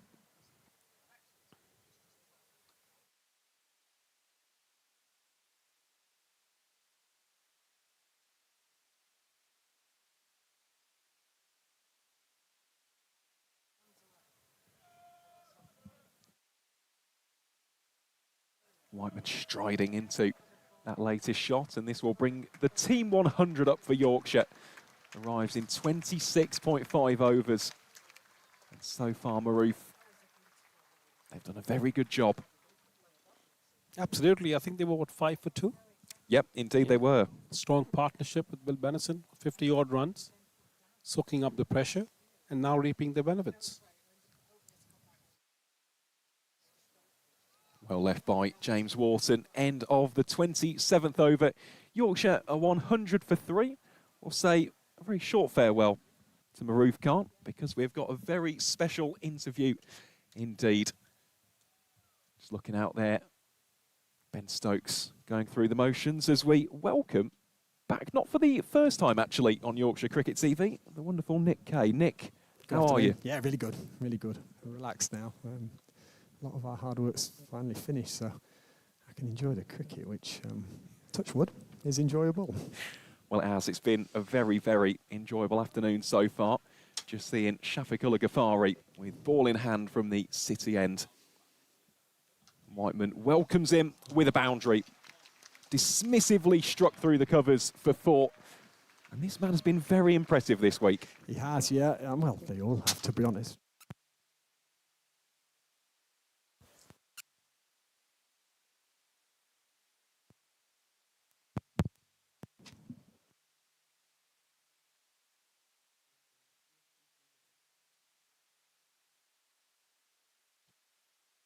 Sorry, I was going to say, you know, it's been really, really good this week, but they all have. They've played exceptional cricket. Both games at York, they've been tremendous. Plays that one nice and late. There's no protection down towards deep third. It's back-to-back boundaries for Sam Whiteman. It's the White Rose now less than 50, well, less than 60 away from securing a 4th victory in a row. Yeah, I know. And after that first game, and we had a few doubts, but the last 4 games, and it's been comprehensive. I know Finn got us over the line in a tight one last week, but we were comprehensive on Wednesday, and, you know, touch wood at the moment. This is straightforward at the moment.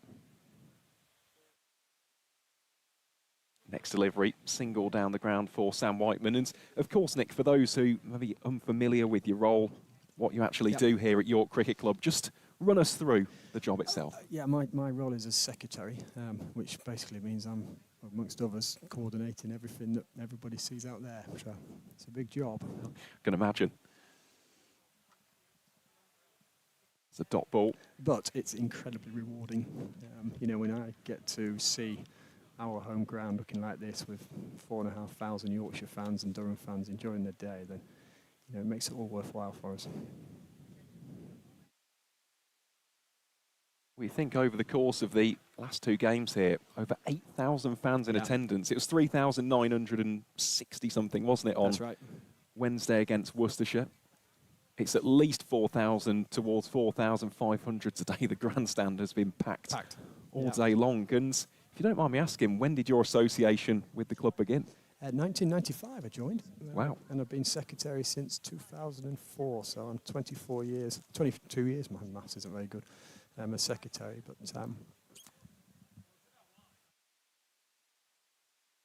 That'll be another single down the ground. yeah, it's come a long way in that time. If somebody had said to me when I first joined and we were in a ramshackle pavilion downstairs with tins on the scoreboard that we'd be here watching Ben Stokes bowl at Yorkshire, I'd have said you're barking mad, but it's the reality we've worked hard to reach. And you know, as I say, it's when you're a Yorkshire supporter like I am, and I've supported them all my life. I wanted to play for it, but it wasn't good enough. But Yorkshire supporter all my life, to see your home county playing on your home ground, there's no bigger privilege. There really isn't. No, it is. I imagine it's absolutely wonderful. And I'll touch upon the next question after this ball from George Drissel.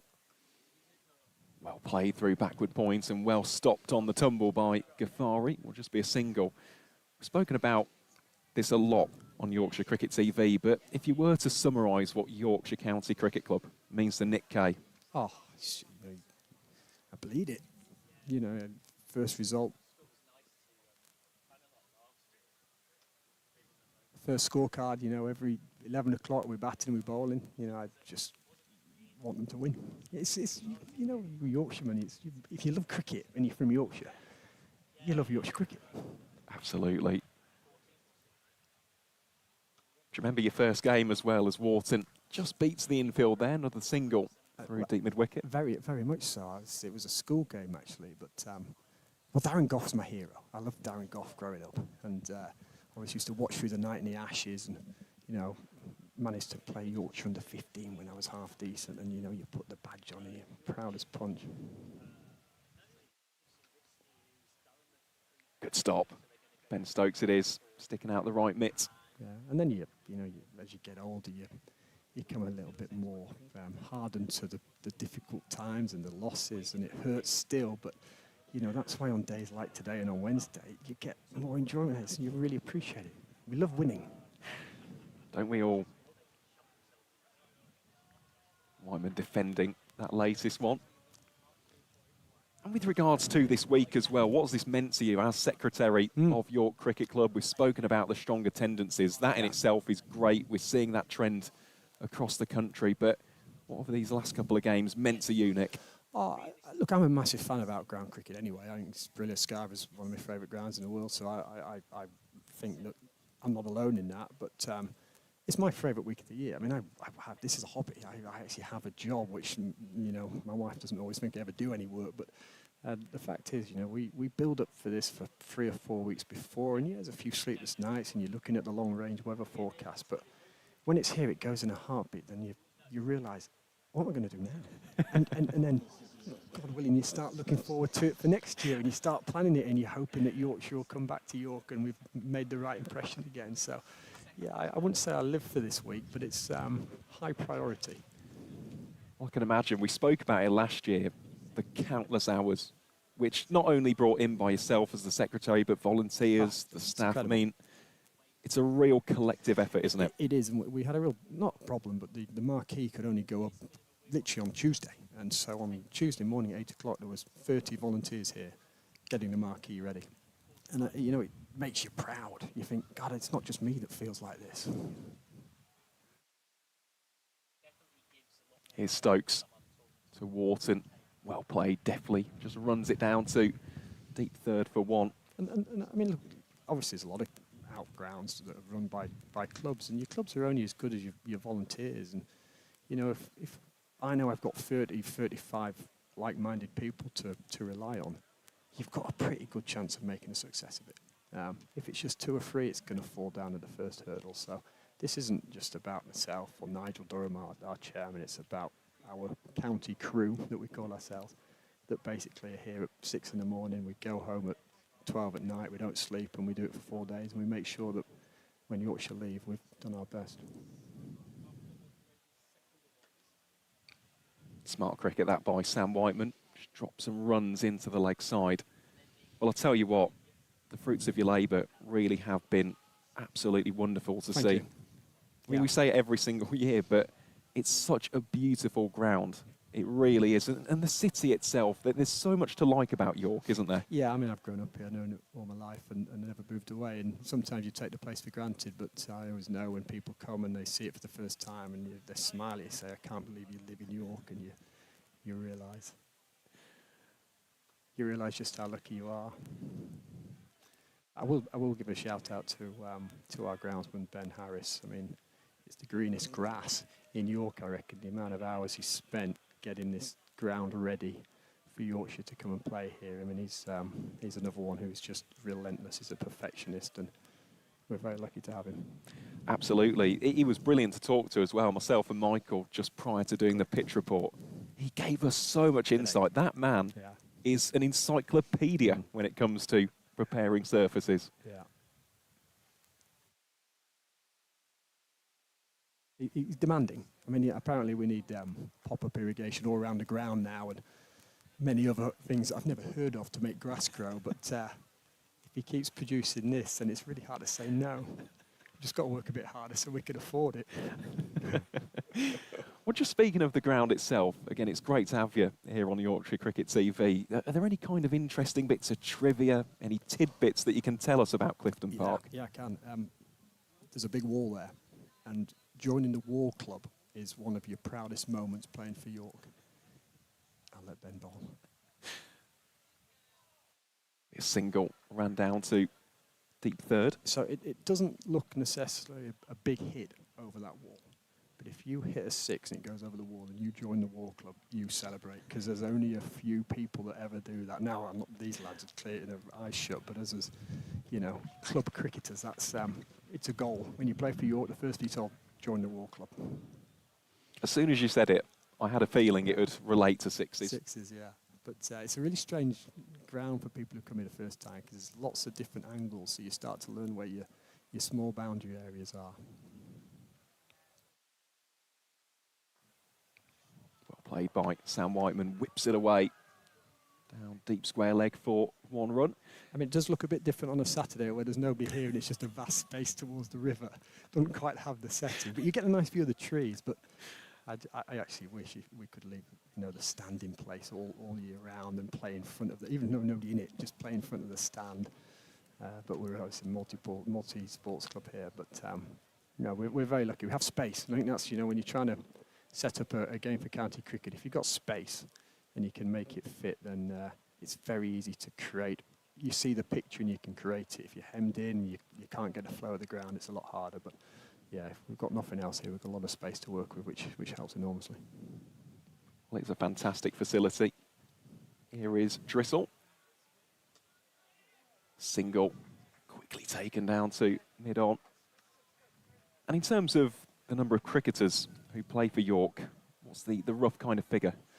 We've got 4 teams, 4 senior men, so probably 60, 65 senior men to pull from. 11 junior teams, lots Wow. of juniors, and the All-Stars.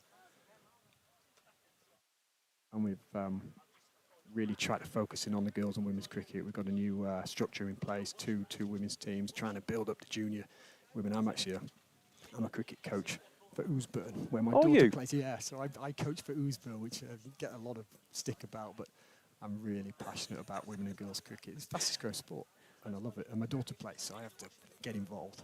Oh, that's amazing. Club that we've already mentioned today. Yeah, well, Will's playing. Absolutely. There you go. Good local knowledge there. Yeah, I get to train on a Friday. I never thought I'd be a cricket coach, but to see girls love the game and want to learn and get better, it's brilliant. Nothing better. Well, it is rapidly developing. Massive. Of course, now there's also that county pathway as well to represent Yorkshire. Absolutely. I would like nothing more than my daughter to play for Yorkshire. Unfortunately, she doesn't always listen to the coach, though, so it's a double-edged sword. But no, I'm really passionate about it, and I do hope that York can almost follow suit and get this. Oosburn's a wonderful women's girls setup, and I really want York to follow suit and get as many on a Friday.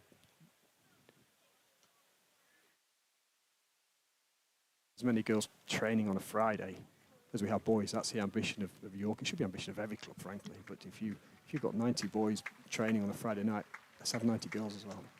Most definitely. 50-run partnership up between James Wharton and Sam Whiteman.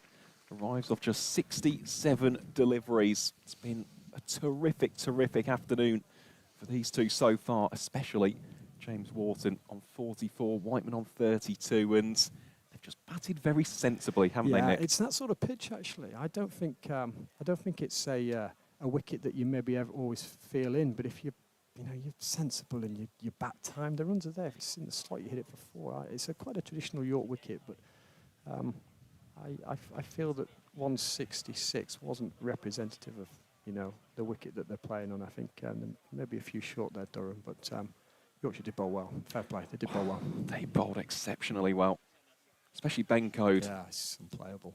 Those first 7 overs, 5 maidens, 1 for 5. Well, he used to bowl at me in the nets because he played a bit down here, and I never laid a bat on him either. Well, here is Ben Stokes bowling to Whiteman. Can't quite beat the fielder there at short forward square. But it looks like, touching wood, we might be moving towards some knockout cricket, which will be. I know I'm jinxing Azana there. I'm crossing my fingers. We're putting ourselves in a good position. Let's put it that way. Most definitely. Yeah. Well, both of these teams, let's face it, are firmly cemented in the running. Middlesex as well. They, of course, play today away against Worcestershire at New Road. 2 very strong teams. Very nice shot by Whiteman. Good control on that pull shot. And of course, Nick, because I know you're only up here for a few overs, but when it comes to the future of York Cricket Club, it's always a big topic, isn't it? You can't always think too far ahead, but what are you hoping to achieve, not only in your role, but on a wider cricket club scale heading into the foreseeable? Yeah, well, I'm absolutely desperate to retain these fixtures. It goes without saying. I mean, there's a lot of competition now in South Yorkshire at Barnsley. They'll be getting a game. Obviously, we've got Scarborough, which is a traditional outground. So I'll just let Ben bowl. Yeah, so we've got to just do our very best to make sure that Yorkshire want to come back to us. But my ambition is just continue to improve. The facilities here. We've put the new boards in, as you've seen over the 2 days. We've managed to get a real proper irrigation system in to keep the grass green, but there's loads more that we can and we want to do. So just keep the club moving forward as a club itself, focus, as I say, on junior cricket, on girls cricket, make sure we fulfil our fixtures, get as many of the the senior players out on the side as we possibly can. Just try to incorporate as many people into the club as we can, be as welcoming as possible. It's common sense, isn't it? But you're only as strong as your volunteers, but you're only as strong as your members as well. If we started to drop off and took our eye off the ball and focused purely on having Yorkshire here, the club suffers. This is our pinnacle, but it's 1 week a year. And so for 51 weeks of the year, we've got to make sure that the membership are happy as well. So that's absolutely key for us. Nice delivery by Ben Stokes. Good take as well by Ollie Robinson.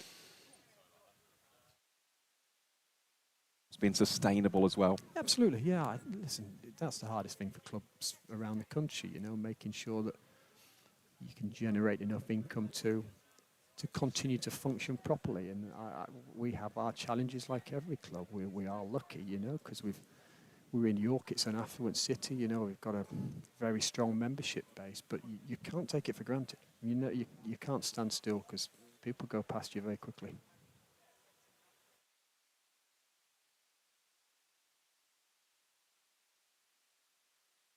That'll be a single to wrap up the over. Yorkshire will move on to 122 for 3. Wharton goes on to 45, Whiteman on to 33. Ben Stokes, well, he's done quite a good job with the ball today, hasn't he? It has to be said, Nick. Didn't quite get the number of runs that we're expecting. No. However, figures of 1 for 29 from his 10. He's been very miserly. I think as I was walking around, the general consensus was we'd like him to get a few, just to watch him, but not spoil our day by winning them the game. And maybe another 20 or 30 would have been nice, but that might have been a problem, actually. Bristol to Wharton. But I know I was asked by one of our newer members, is this the pinnacle, this biggest day in York's history? And if it's not, it's right up there. It's right up there. Having, Ben Stokes play at York is something we'll all remember. Well, he's an icon, isn't he? He is. Yeah. Let's face it, no one can ever forget. Bingley heroics slashed away for 4. There's no protection down towards deep third. Sam Whiteman continues on his merry way. Yorkshire now less than 40 away from the victory. Yeah, I remember in 2019 when we hosted our first championship game, first time cricket being played here, and that was when the first ball was bowled. That was very memorable. Shots. That has been mullered back down the ground. 1 bounce 4 by Sam Whiteman.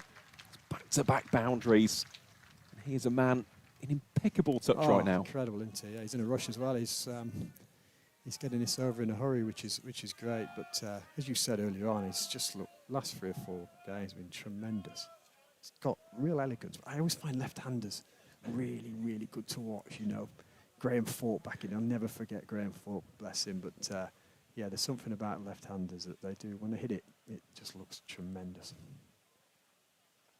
It certainly does. How does Drissel respond? Responds by conceding a single. Yeah, everyone always thinks of David Gower, as well. He's almost the archetype, isn't he, of the left-hander? Yeah, I was a tiny bit too young for prime Gower, unfortunately. But everybody loves David.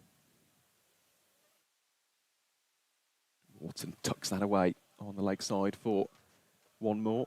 Of course, in my era as well, Kumar Sangakkara. Yeah, there you are, you see. Yeah. What a player. What a player. Imagine him at York. Playing club cricket, we might just see. Yes, he is. Smashing it all over. You keep seeing YouTube and Instagram of him scoring hundreds. That would be a coup if we got him down here playing for York. We'll touch on something else after this ball from Drissel. Will be a dot ball to wrap up the 33rd. Yorkshire 133 for 3. We'll also let you go at the end of the next over, Nick. But when it comes to overseas cricketers, have there been any big names who have graced Clifton Park over the years? I mean, there's been some really, really good pros that have played for us, but nobody who has gone on to make a big name for themselves. Aaron Finch played at Clifton Alliance 10 years ago, and obviously he had some career, but no, we maybe haven't, maybe just not got the right people in. I don't know. Maybe our recruitment's not strong enough. We do every year. We search. I mean, the lads who are playing for this year, great cricketers, but no international superstars, unfortunately. Well, you never know.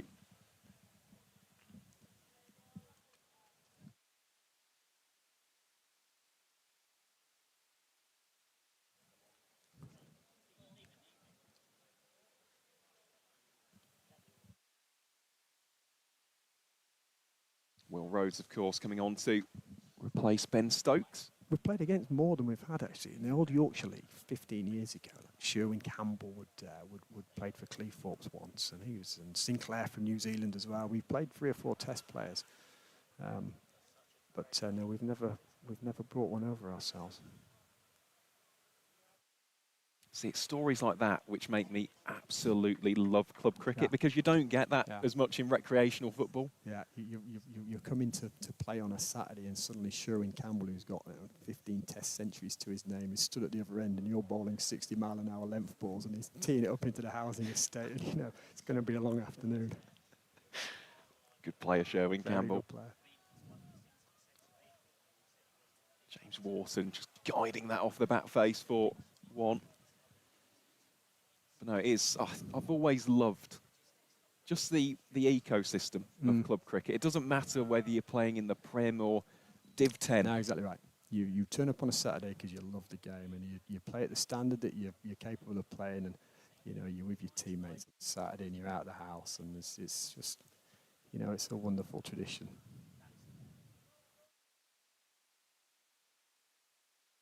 Deflected away by Whiteman for 1 more. And all these players, Yorkshire players, they start somewhere. Yep, exactly. You start at you know, club cricket, and you're hoping as a club that you're the one that unearths the, like Usburn, unearths World, you unearth the diamond, you know. And that's everybody's ambition. Hopefully ours is, I don't know, but ours is just round the corner. Wharton, he's inching closer, isn't he, to a half century. He has batted superbly so far today. Well, Nick, we'll say goodbye to you at the end of the over, but just any kind of final things to wrap your stint up on, anything else you want to mention here on Yorkshire Cricket TV? I really hope that if we get into the knockout stage, that we might get to come back in a couple of weeks.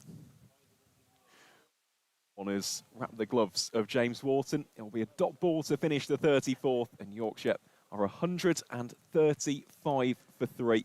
Well, Nick, it has been an absolute pleasure. Thank you ever so much for coming on to the broadcast, and enjoy the rest of the game, mate. Well, indeed. Thanks. Excellent to have the company of Nick Kay, as always, the secretary here at York Cricket Club. As we see some of the local delicacies, I know that will be right up my co-commentators' alley. Let's talk to Maroof Khan. Maroof, what did you make of the food there? I feel like I'm a gingerbread man at the moment. You know, the amount of ginger that I've had. I don't think this is from Betty's, if I'm being honest. It says Betty's. You know, it's Michael. He could have got that back from somewhere else. But having said that, you know, it is a lot of ginger in there. It's got a bit of spice as well, you know, some Indian spice in it. It's going to wake you up if you're sleeping. Here is Casey Aldridge bowling to Whiteman. Flicked away on the leg side. Well, while we're doing our interview with Nick Kay, what have you made of the batting, especially of James Wharton, Maroof?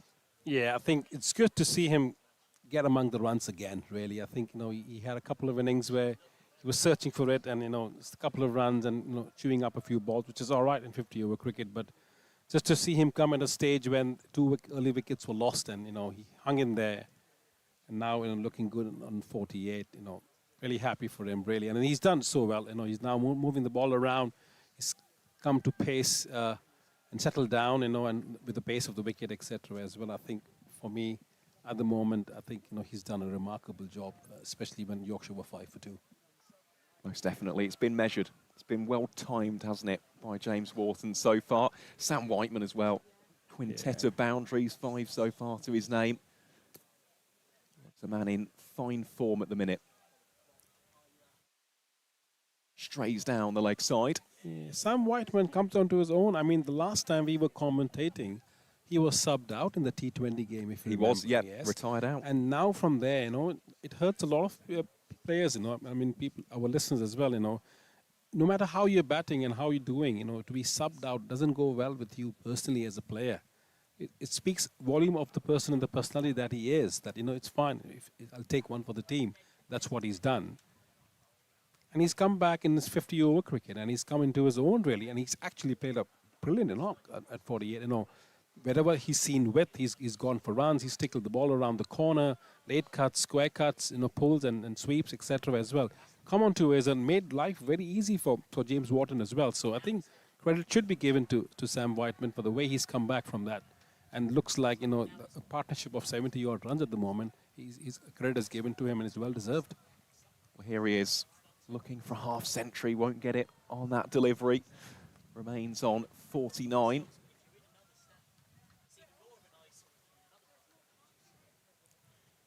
You want to give us some roundups of what's happening across the season as well, please? You have just read my mind, Mr. Khan. I was going to do that at the end of the over. The greats mind things alike, you know that, Aaron. Telepathic connection. Here's Aldridge then to James Wharton. Wharton will reach his half century with a single out to deep square leg. This has been a superb innings in the wider context of the run chase.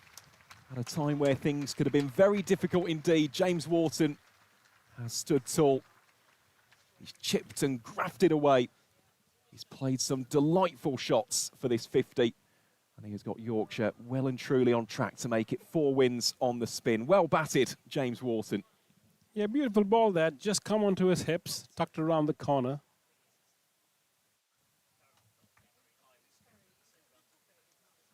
Yes, I think good knock by James Wharton. Well deserved, really. You know, he's looking set. Feels comfortable. Sam Whiteman not far behind now, you know. It's just a race of getting their respective 50s and, you know, making sure that Yorkshire get the points that they deserve. Well, Yorkshire just 25 runs away from the victory with 15 overs still remaining. We did promise that score update. Let's start in Group B.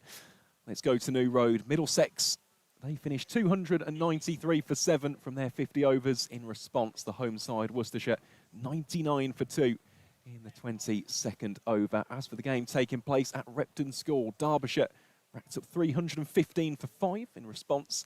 Glamorgan 117 for 4 at Drinks. I want to play in a miss from Sam Whiteman, turning our attention to the final game in this group. That taking place in Chelmsford. Essex were bowled out for 317 runs from their 50 overs. Hampshire, in response, 137 for 3. That's a big game when it comes to the chasing pack in this group. Whiteman, nice rotation of the strike, moves him on to 45. As for the games taking place in Group A, there's an East Midlands derby in Northampton. Leicestershire looking very well set. They are 172 for 2 after 27 overs in response to Northamptonshire's 246 all out.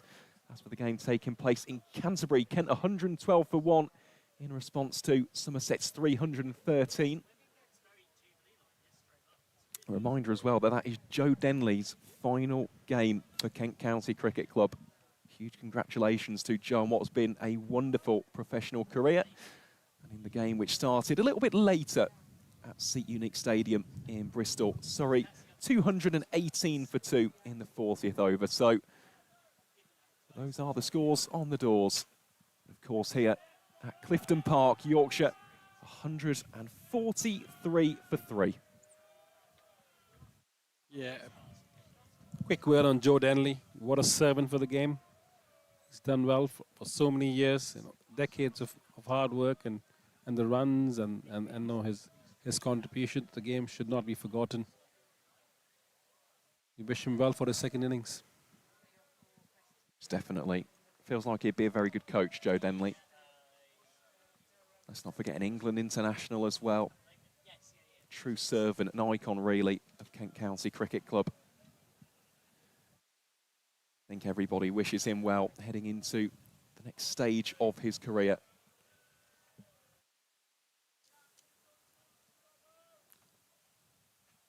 And once more runs that down to deep third for 1.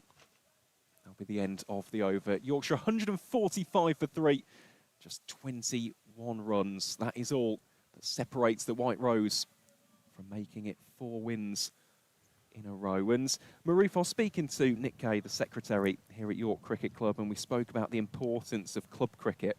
Spoken already about Darlington RA, but are there any other clubs which have helped mould your journey in the great game so far? Yeah, I've been blessed, to be honest. I came here as a 13, 14-year-old and I played my first cricket for a club called Hounslow in the Thames Valley League down south. And first time I got paid for a game was £9. I felt so big that day. I felt like a millionaire, to be honest. Didn't realize that a burger and a drink would take it all away, but you know, it was just incredible. And my journey there, and then playing Clacton-on-Sea with a bloke called Ryan Tendushkar, Tendo. Wow. Yeah, and then, you know, coming up north here, playing in the Lancashire leagues. I never played the Bradford leagues, which I was always talked about, but I played a lot in Lancashire and Cheshire. Oh, that's a misfield. Extra run conceded. James Wharton scampers through. Colin Ackerman, unfortunately, the guilty party on that occasion. Yeah, Cheshire, I played for 2 wonderful clubs. One was Crystalton, a really beautiful club, you know, by the pond, and I always cherished it. I played 5 seasons there, and then I moved to, across the road, which they weren't happy about when I went to Chester Boughton Hall. Obviously, Curtly Ambrose has played there, and so I thought I'll put my name on the list as well to see if I can. Not to be as Curtly Ambrose, but just an overseas pro there. But my journey has been phenomenal, and, you know, over the years, you know, when I finished playing and had somebody who used to always come and watch my games. I never knew who this person was. And he handed me a card and told me that's that's your seasons or your years so far. And scored about 14, 15,000 runs and had about 450 odd wickets and 160 odd catches. And I was like, wow, that's incredible. But that's over a period of time since '99 all the way to about 2017, 2018 when I had options to go to Asia, which I did. And it was good to bump into the coach of Durham as well, because he was at Hong Kong when I was playing in Hong Kong. So goes to show, young boy from a state school cricket in India. If you really put your mind to it, and life will give you these opportunities. And any youngsters listening, keep at it, keep working hard, keep training. You never know who's watching you around the corner, and someday would be your day, as long as you never give up. Completely echo that sentiment. We've seen it a lot in county cricket, those late developers, the most recent one being Savin Pereira. He's grafted away for almost a decade, finally got a chance with Somerset. So that'll be another single. James Wharton really has played such a mature innings here. It's the 150 he's brought up for Yorkshire. Sam Whiteman as well. It'd be amiss of us not really to mention the standard, the class of his batting as well. This has just been really intelligent cricket from the pair of them. Yeah, smart professional cricket. Clinical is the word I was looking for, really. I think, not breaking a sweat, but keeping the singles and twos in operation. Don't need to play anything rash. Don't look for the boundaries. Don't need it. Stuck it around the corner. Singles and twos, keep the feet moving, keep the momentum going. Simple batting. But I think James Wharton came to light a couple of years ago when I saw him get a fantastic T20 100 at Headingley. Oh, that knock was like, oh, this boy can play. Against Worcestershire. Against Worcestershire, that's correct. And, he's never looked back ever since from that innings, and that was a beautiful innings. Getting 100 in T20 cricket at Headingley, the home ground, was fantastic for him, for his career, and it's good to see him play like this. And obviously, as I say, I'm very jealous of him. The way he moves around, he's a natural athlete. Money can't buy that for you. Scouts all around the world, they look at an athlete first, really. The skills and the technicalities come later on. But if there's a kid who can do this, and the first 3 runs that he takes, and the first steps that he takes towards the ball, and the way he maneuvers, I've never seen him get run out. Or something for you to look at, Aaron, as well. I think I have. Okay. I think I must have done, actually. Perhaps he was running on one leg that day, but having said that, he is really, really good. Yeah, I think I have, actually, in a T20 match. Come to think of it. But no, for the most part, we've seen that level of strong communication between these two and, of course, Will Benison beforehand as well. He is certainly someone to watch out for, along with the likes of Will Luxton. Those two really could be a tour de force for Yorkshire. And a few words, if I may, about Will Luxton, Benison, James Wharton, Hill, these boys, and Tonka now that he's playing in the Matt 100. Revis. Matt Revis. Yep. Apologies, I call him Tonka. Yeah, the boys have grown together. They have come through the ranks. They've played cricket together, and they are very happy in each other's performances. And they celebrate somebody's 100, somebody's fifer. Ben Cliff comes into it, Ben Code comes into it, etc. as well. And obviously, Matty Fisher was there as well for a very long period of time. So these boys, they know the game so well, and you would always see when they are batting, and for us to see as well, they never shout for the singles or the twos. They know where the runs are. That goes to show the amount of cricket they've played together. And that's important. That's a good, strong nucleus Yorkshire have. And if they invest in them, which they are doing right now, they'll be a stronger side in years to come.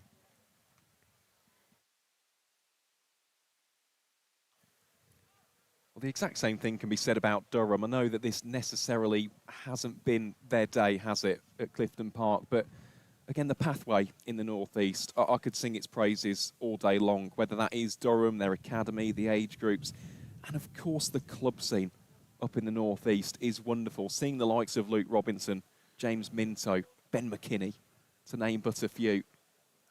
Hayden Mustard would be another one we've seen in recent seasons. Yeah, a special mention to Luke Robinson. That kid bowled with a lot of gas today. Yep. To see somebody just charging in, loving what he's doing, look like, your Shoaib Akhtar of the North at the moment. He was just flying past, want to bowl the good heavy ball, want to get a wicket, see him bowl a bouncer, see him bowl a Yorker. What I did not see in him was bowl a slow one. I'm sure in time he'll learn that. But what excited talent that is at the age of 21, 22, really. And Will Benison, his shoe size is about 14 and hits the balls about 140 meters away. So this is exactly as you said, and I'm just speaking about Yorkshire. Today's attendance. 4,859. Wow. Goodness me, that is absolutely extraordinary. A massive thank you to everybody who's obviously attended in person, as well as everybody who's tuned into the live stream as well. We've had between 6,800 to 8,500 concurrent viewers all day long. So a huge thank you on behalf of all of us here at Yorkshire Cricket TV, as Casey Aldridge bowls to Sam Whiteman. Whiteman fences that one away for a single, one shy of his half century. But that is a special thing to see, isn't it, Maroof? Here at an out ground, York Cricket Club has been a wonderful host all week long. And yeah, would love to be back here in the future. Yeah, I mean, we have not calculated the security staff. That would be 5,000 people here today. That would be 5,000 people here today, and that's phenomenal. I mean, you just speak, Nick, before I came on air as well. And, you know, they do a remarkable job. They love this. You know, it's great. It's great for the community. It's great for the people around here as well. They don't have to travel all the way into Headingley, but being here on a beautiful day like this, you know, seeing Yorkshire win as well, you know, for them, that adds to it. And it's a big day for the club, you know, the revenue generated through hospitality, to the funds coming in, to the sponsors, etc. as well. It helps grow the club, and hopefully Yorkshire will play far more games in and around Yorkshire outside Headingley when it's not available.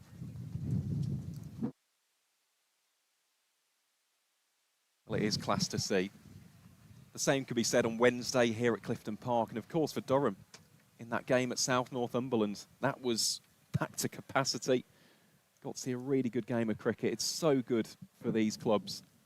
They put in so much work. We spoke to Nick Kay, the secretary, all the volunteers as well. They must be feeling $1 million right now.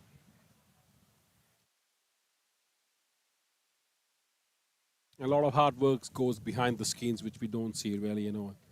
And thanks and mentions should be given even to our camera people, you know, the camera persons. They're all around trying to do a good job, you know, making us look good, giving us, you know, a lot of reels, a lot of stuff that we can talk about, really. So I think, you know, apart from just eating the gingerbreads here, it's and lunch. And lunch. Yeah, that's one thing we didn't speak about. The lunches here are also very, very nice and have been all week. But no, it's been a real team effort, hasn't it? Some of the camera angles we've seen, the replays. Again, cannot be more effusive, really, how much we can praise the team here at Yorkshire Cricket TV. They have a lot of character as well. It's not dull and dry, you see. They see something exciting, and we're talking about the game, and certainly they help us, you know, in doing what's right, you know, for our audience, for our viewers. It's very important, so we can't thank them enough. And rocking onto the back foot. Played proficiently through the covers for one. And that'll be the end of the over. Yorkshire, 156 for 3. Exactly 10 runs away from what will be a 4th successive victory. And would that change things on the table, Aaron? How would that look? It would for the time being, because I don't think we're going to get a result from New Road in immediate effect. So if Middlesex were to win, they would bounce back to top. But, of course, should this game finish before that game in the Midlands, Yorkshire would be top of the tree on 16 points. Here's Will Rhodes bowling to Wharton. Oh, good take by Robinson. Always such a good skill, that, to stand up against pace. Will Rhodes is no pedestrian with the ball in hand. And also not to mention the stage of the game, you know, and there's nothing riding on it. But still, he's got his eyes and hands and everything behind the ball, really. Speaks volume of the wicketkeeper.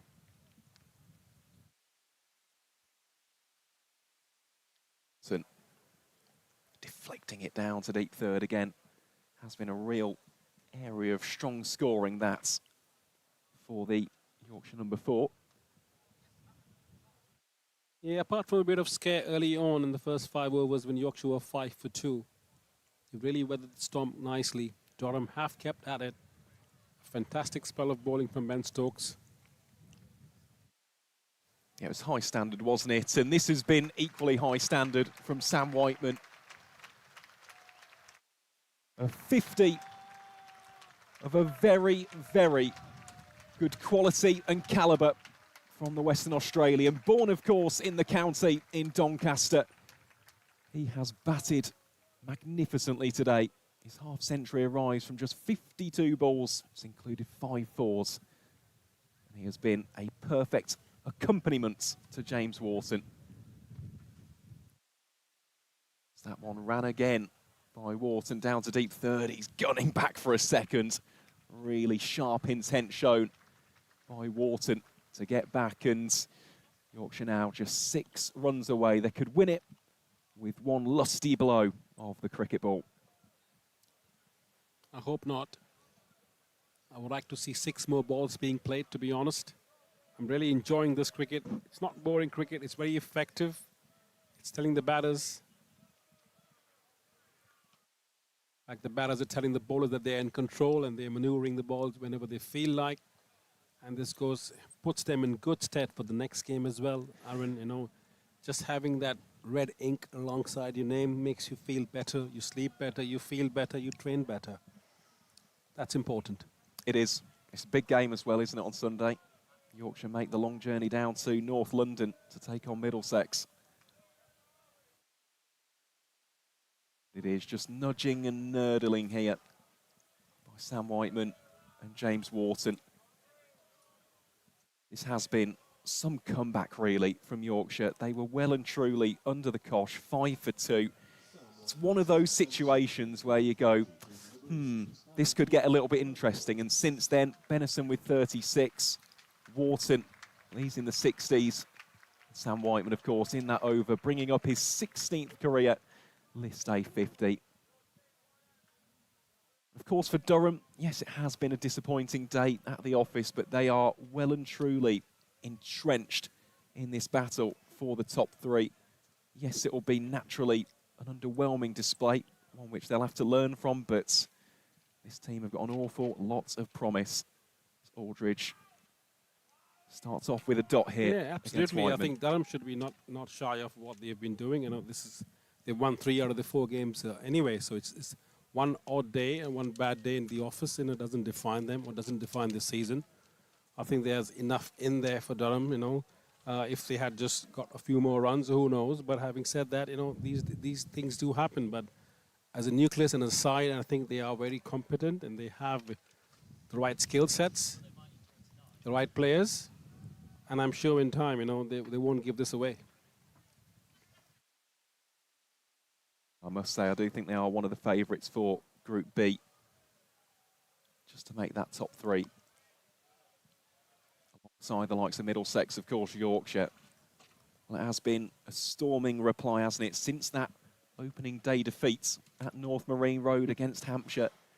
Since then, the Yorkshire freight train has been unstoppable. Whiteman manipulating that ball down to deep square. Robinson does the fielding. 3 runs away from the win. Successive run chases as well here at York. Admittedly, slightly different toss result for Yorkshire today. Durham had won it and chose to have a bat first. But there's a lot to dissect from this Yorkshire performance, all of it positive.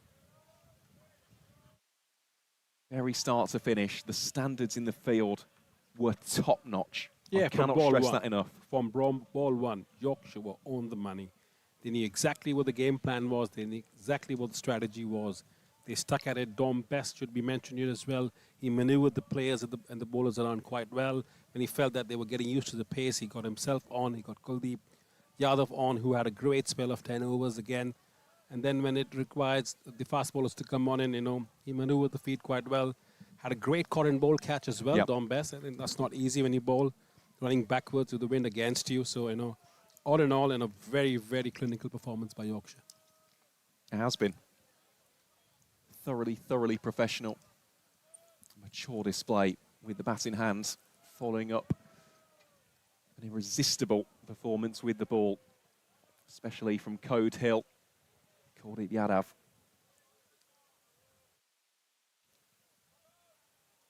That will be 4, and that will be the victory for Yorkshire.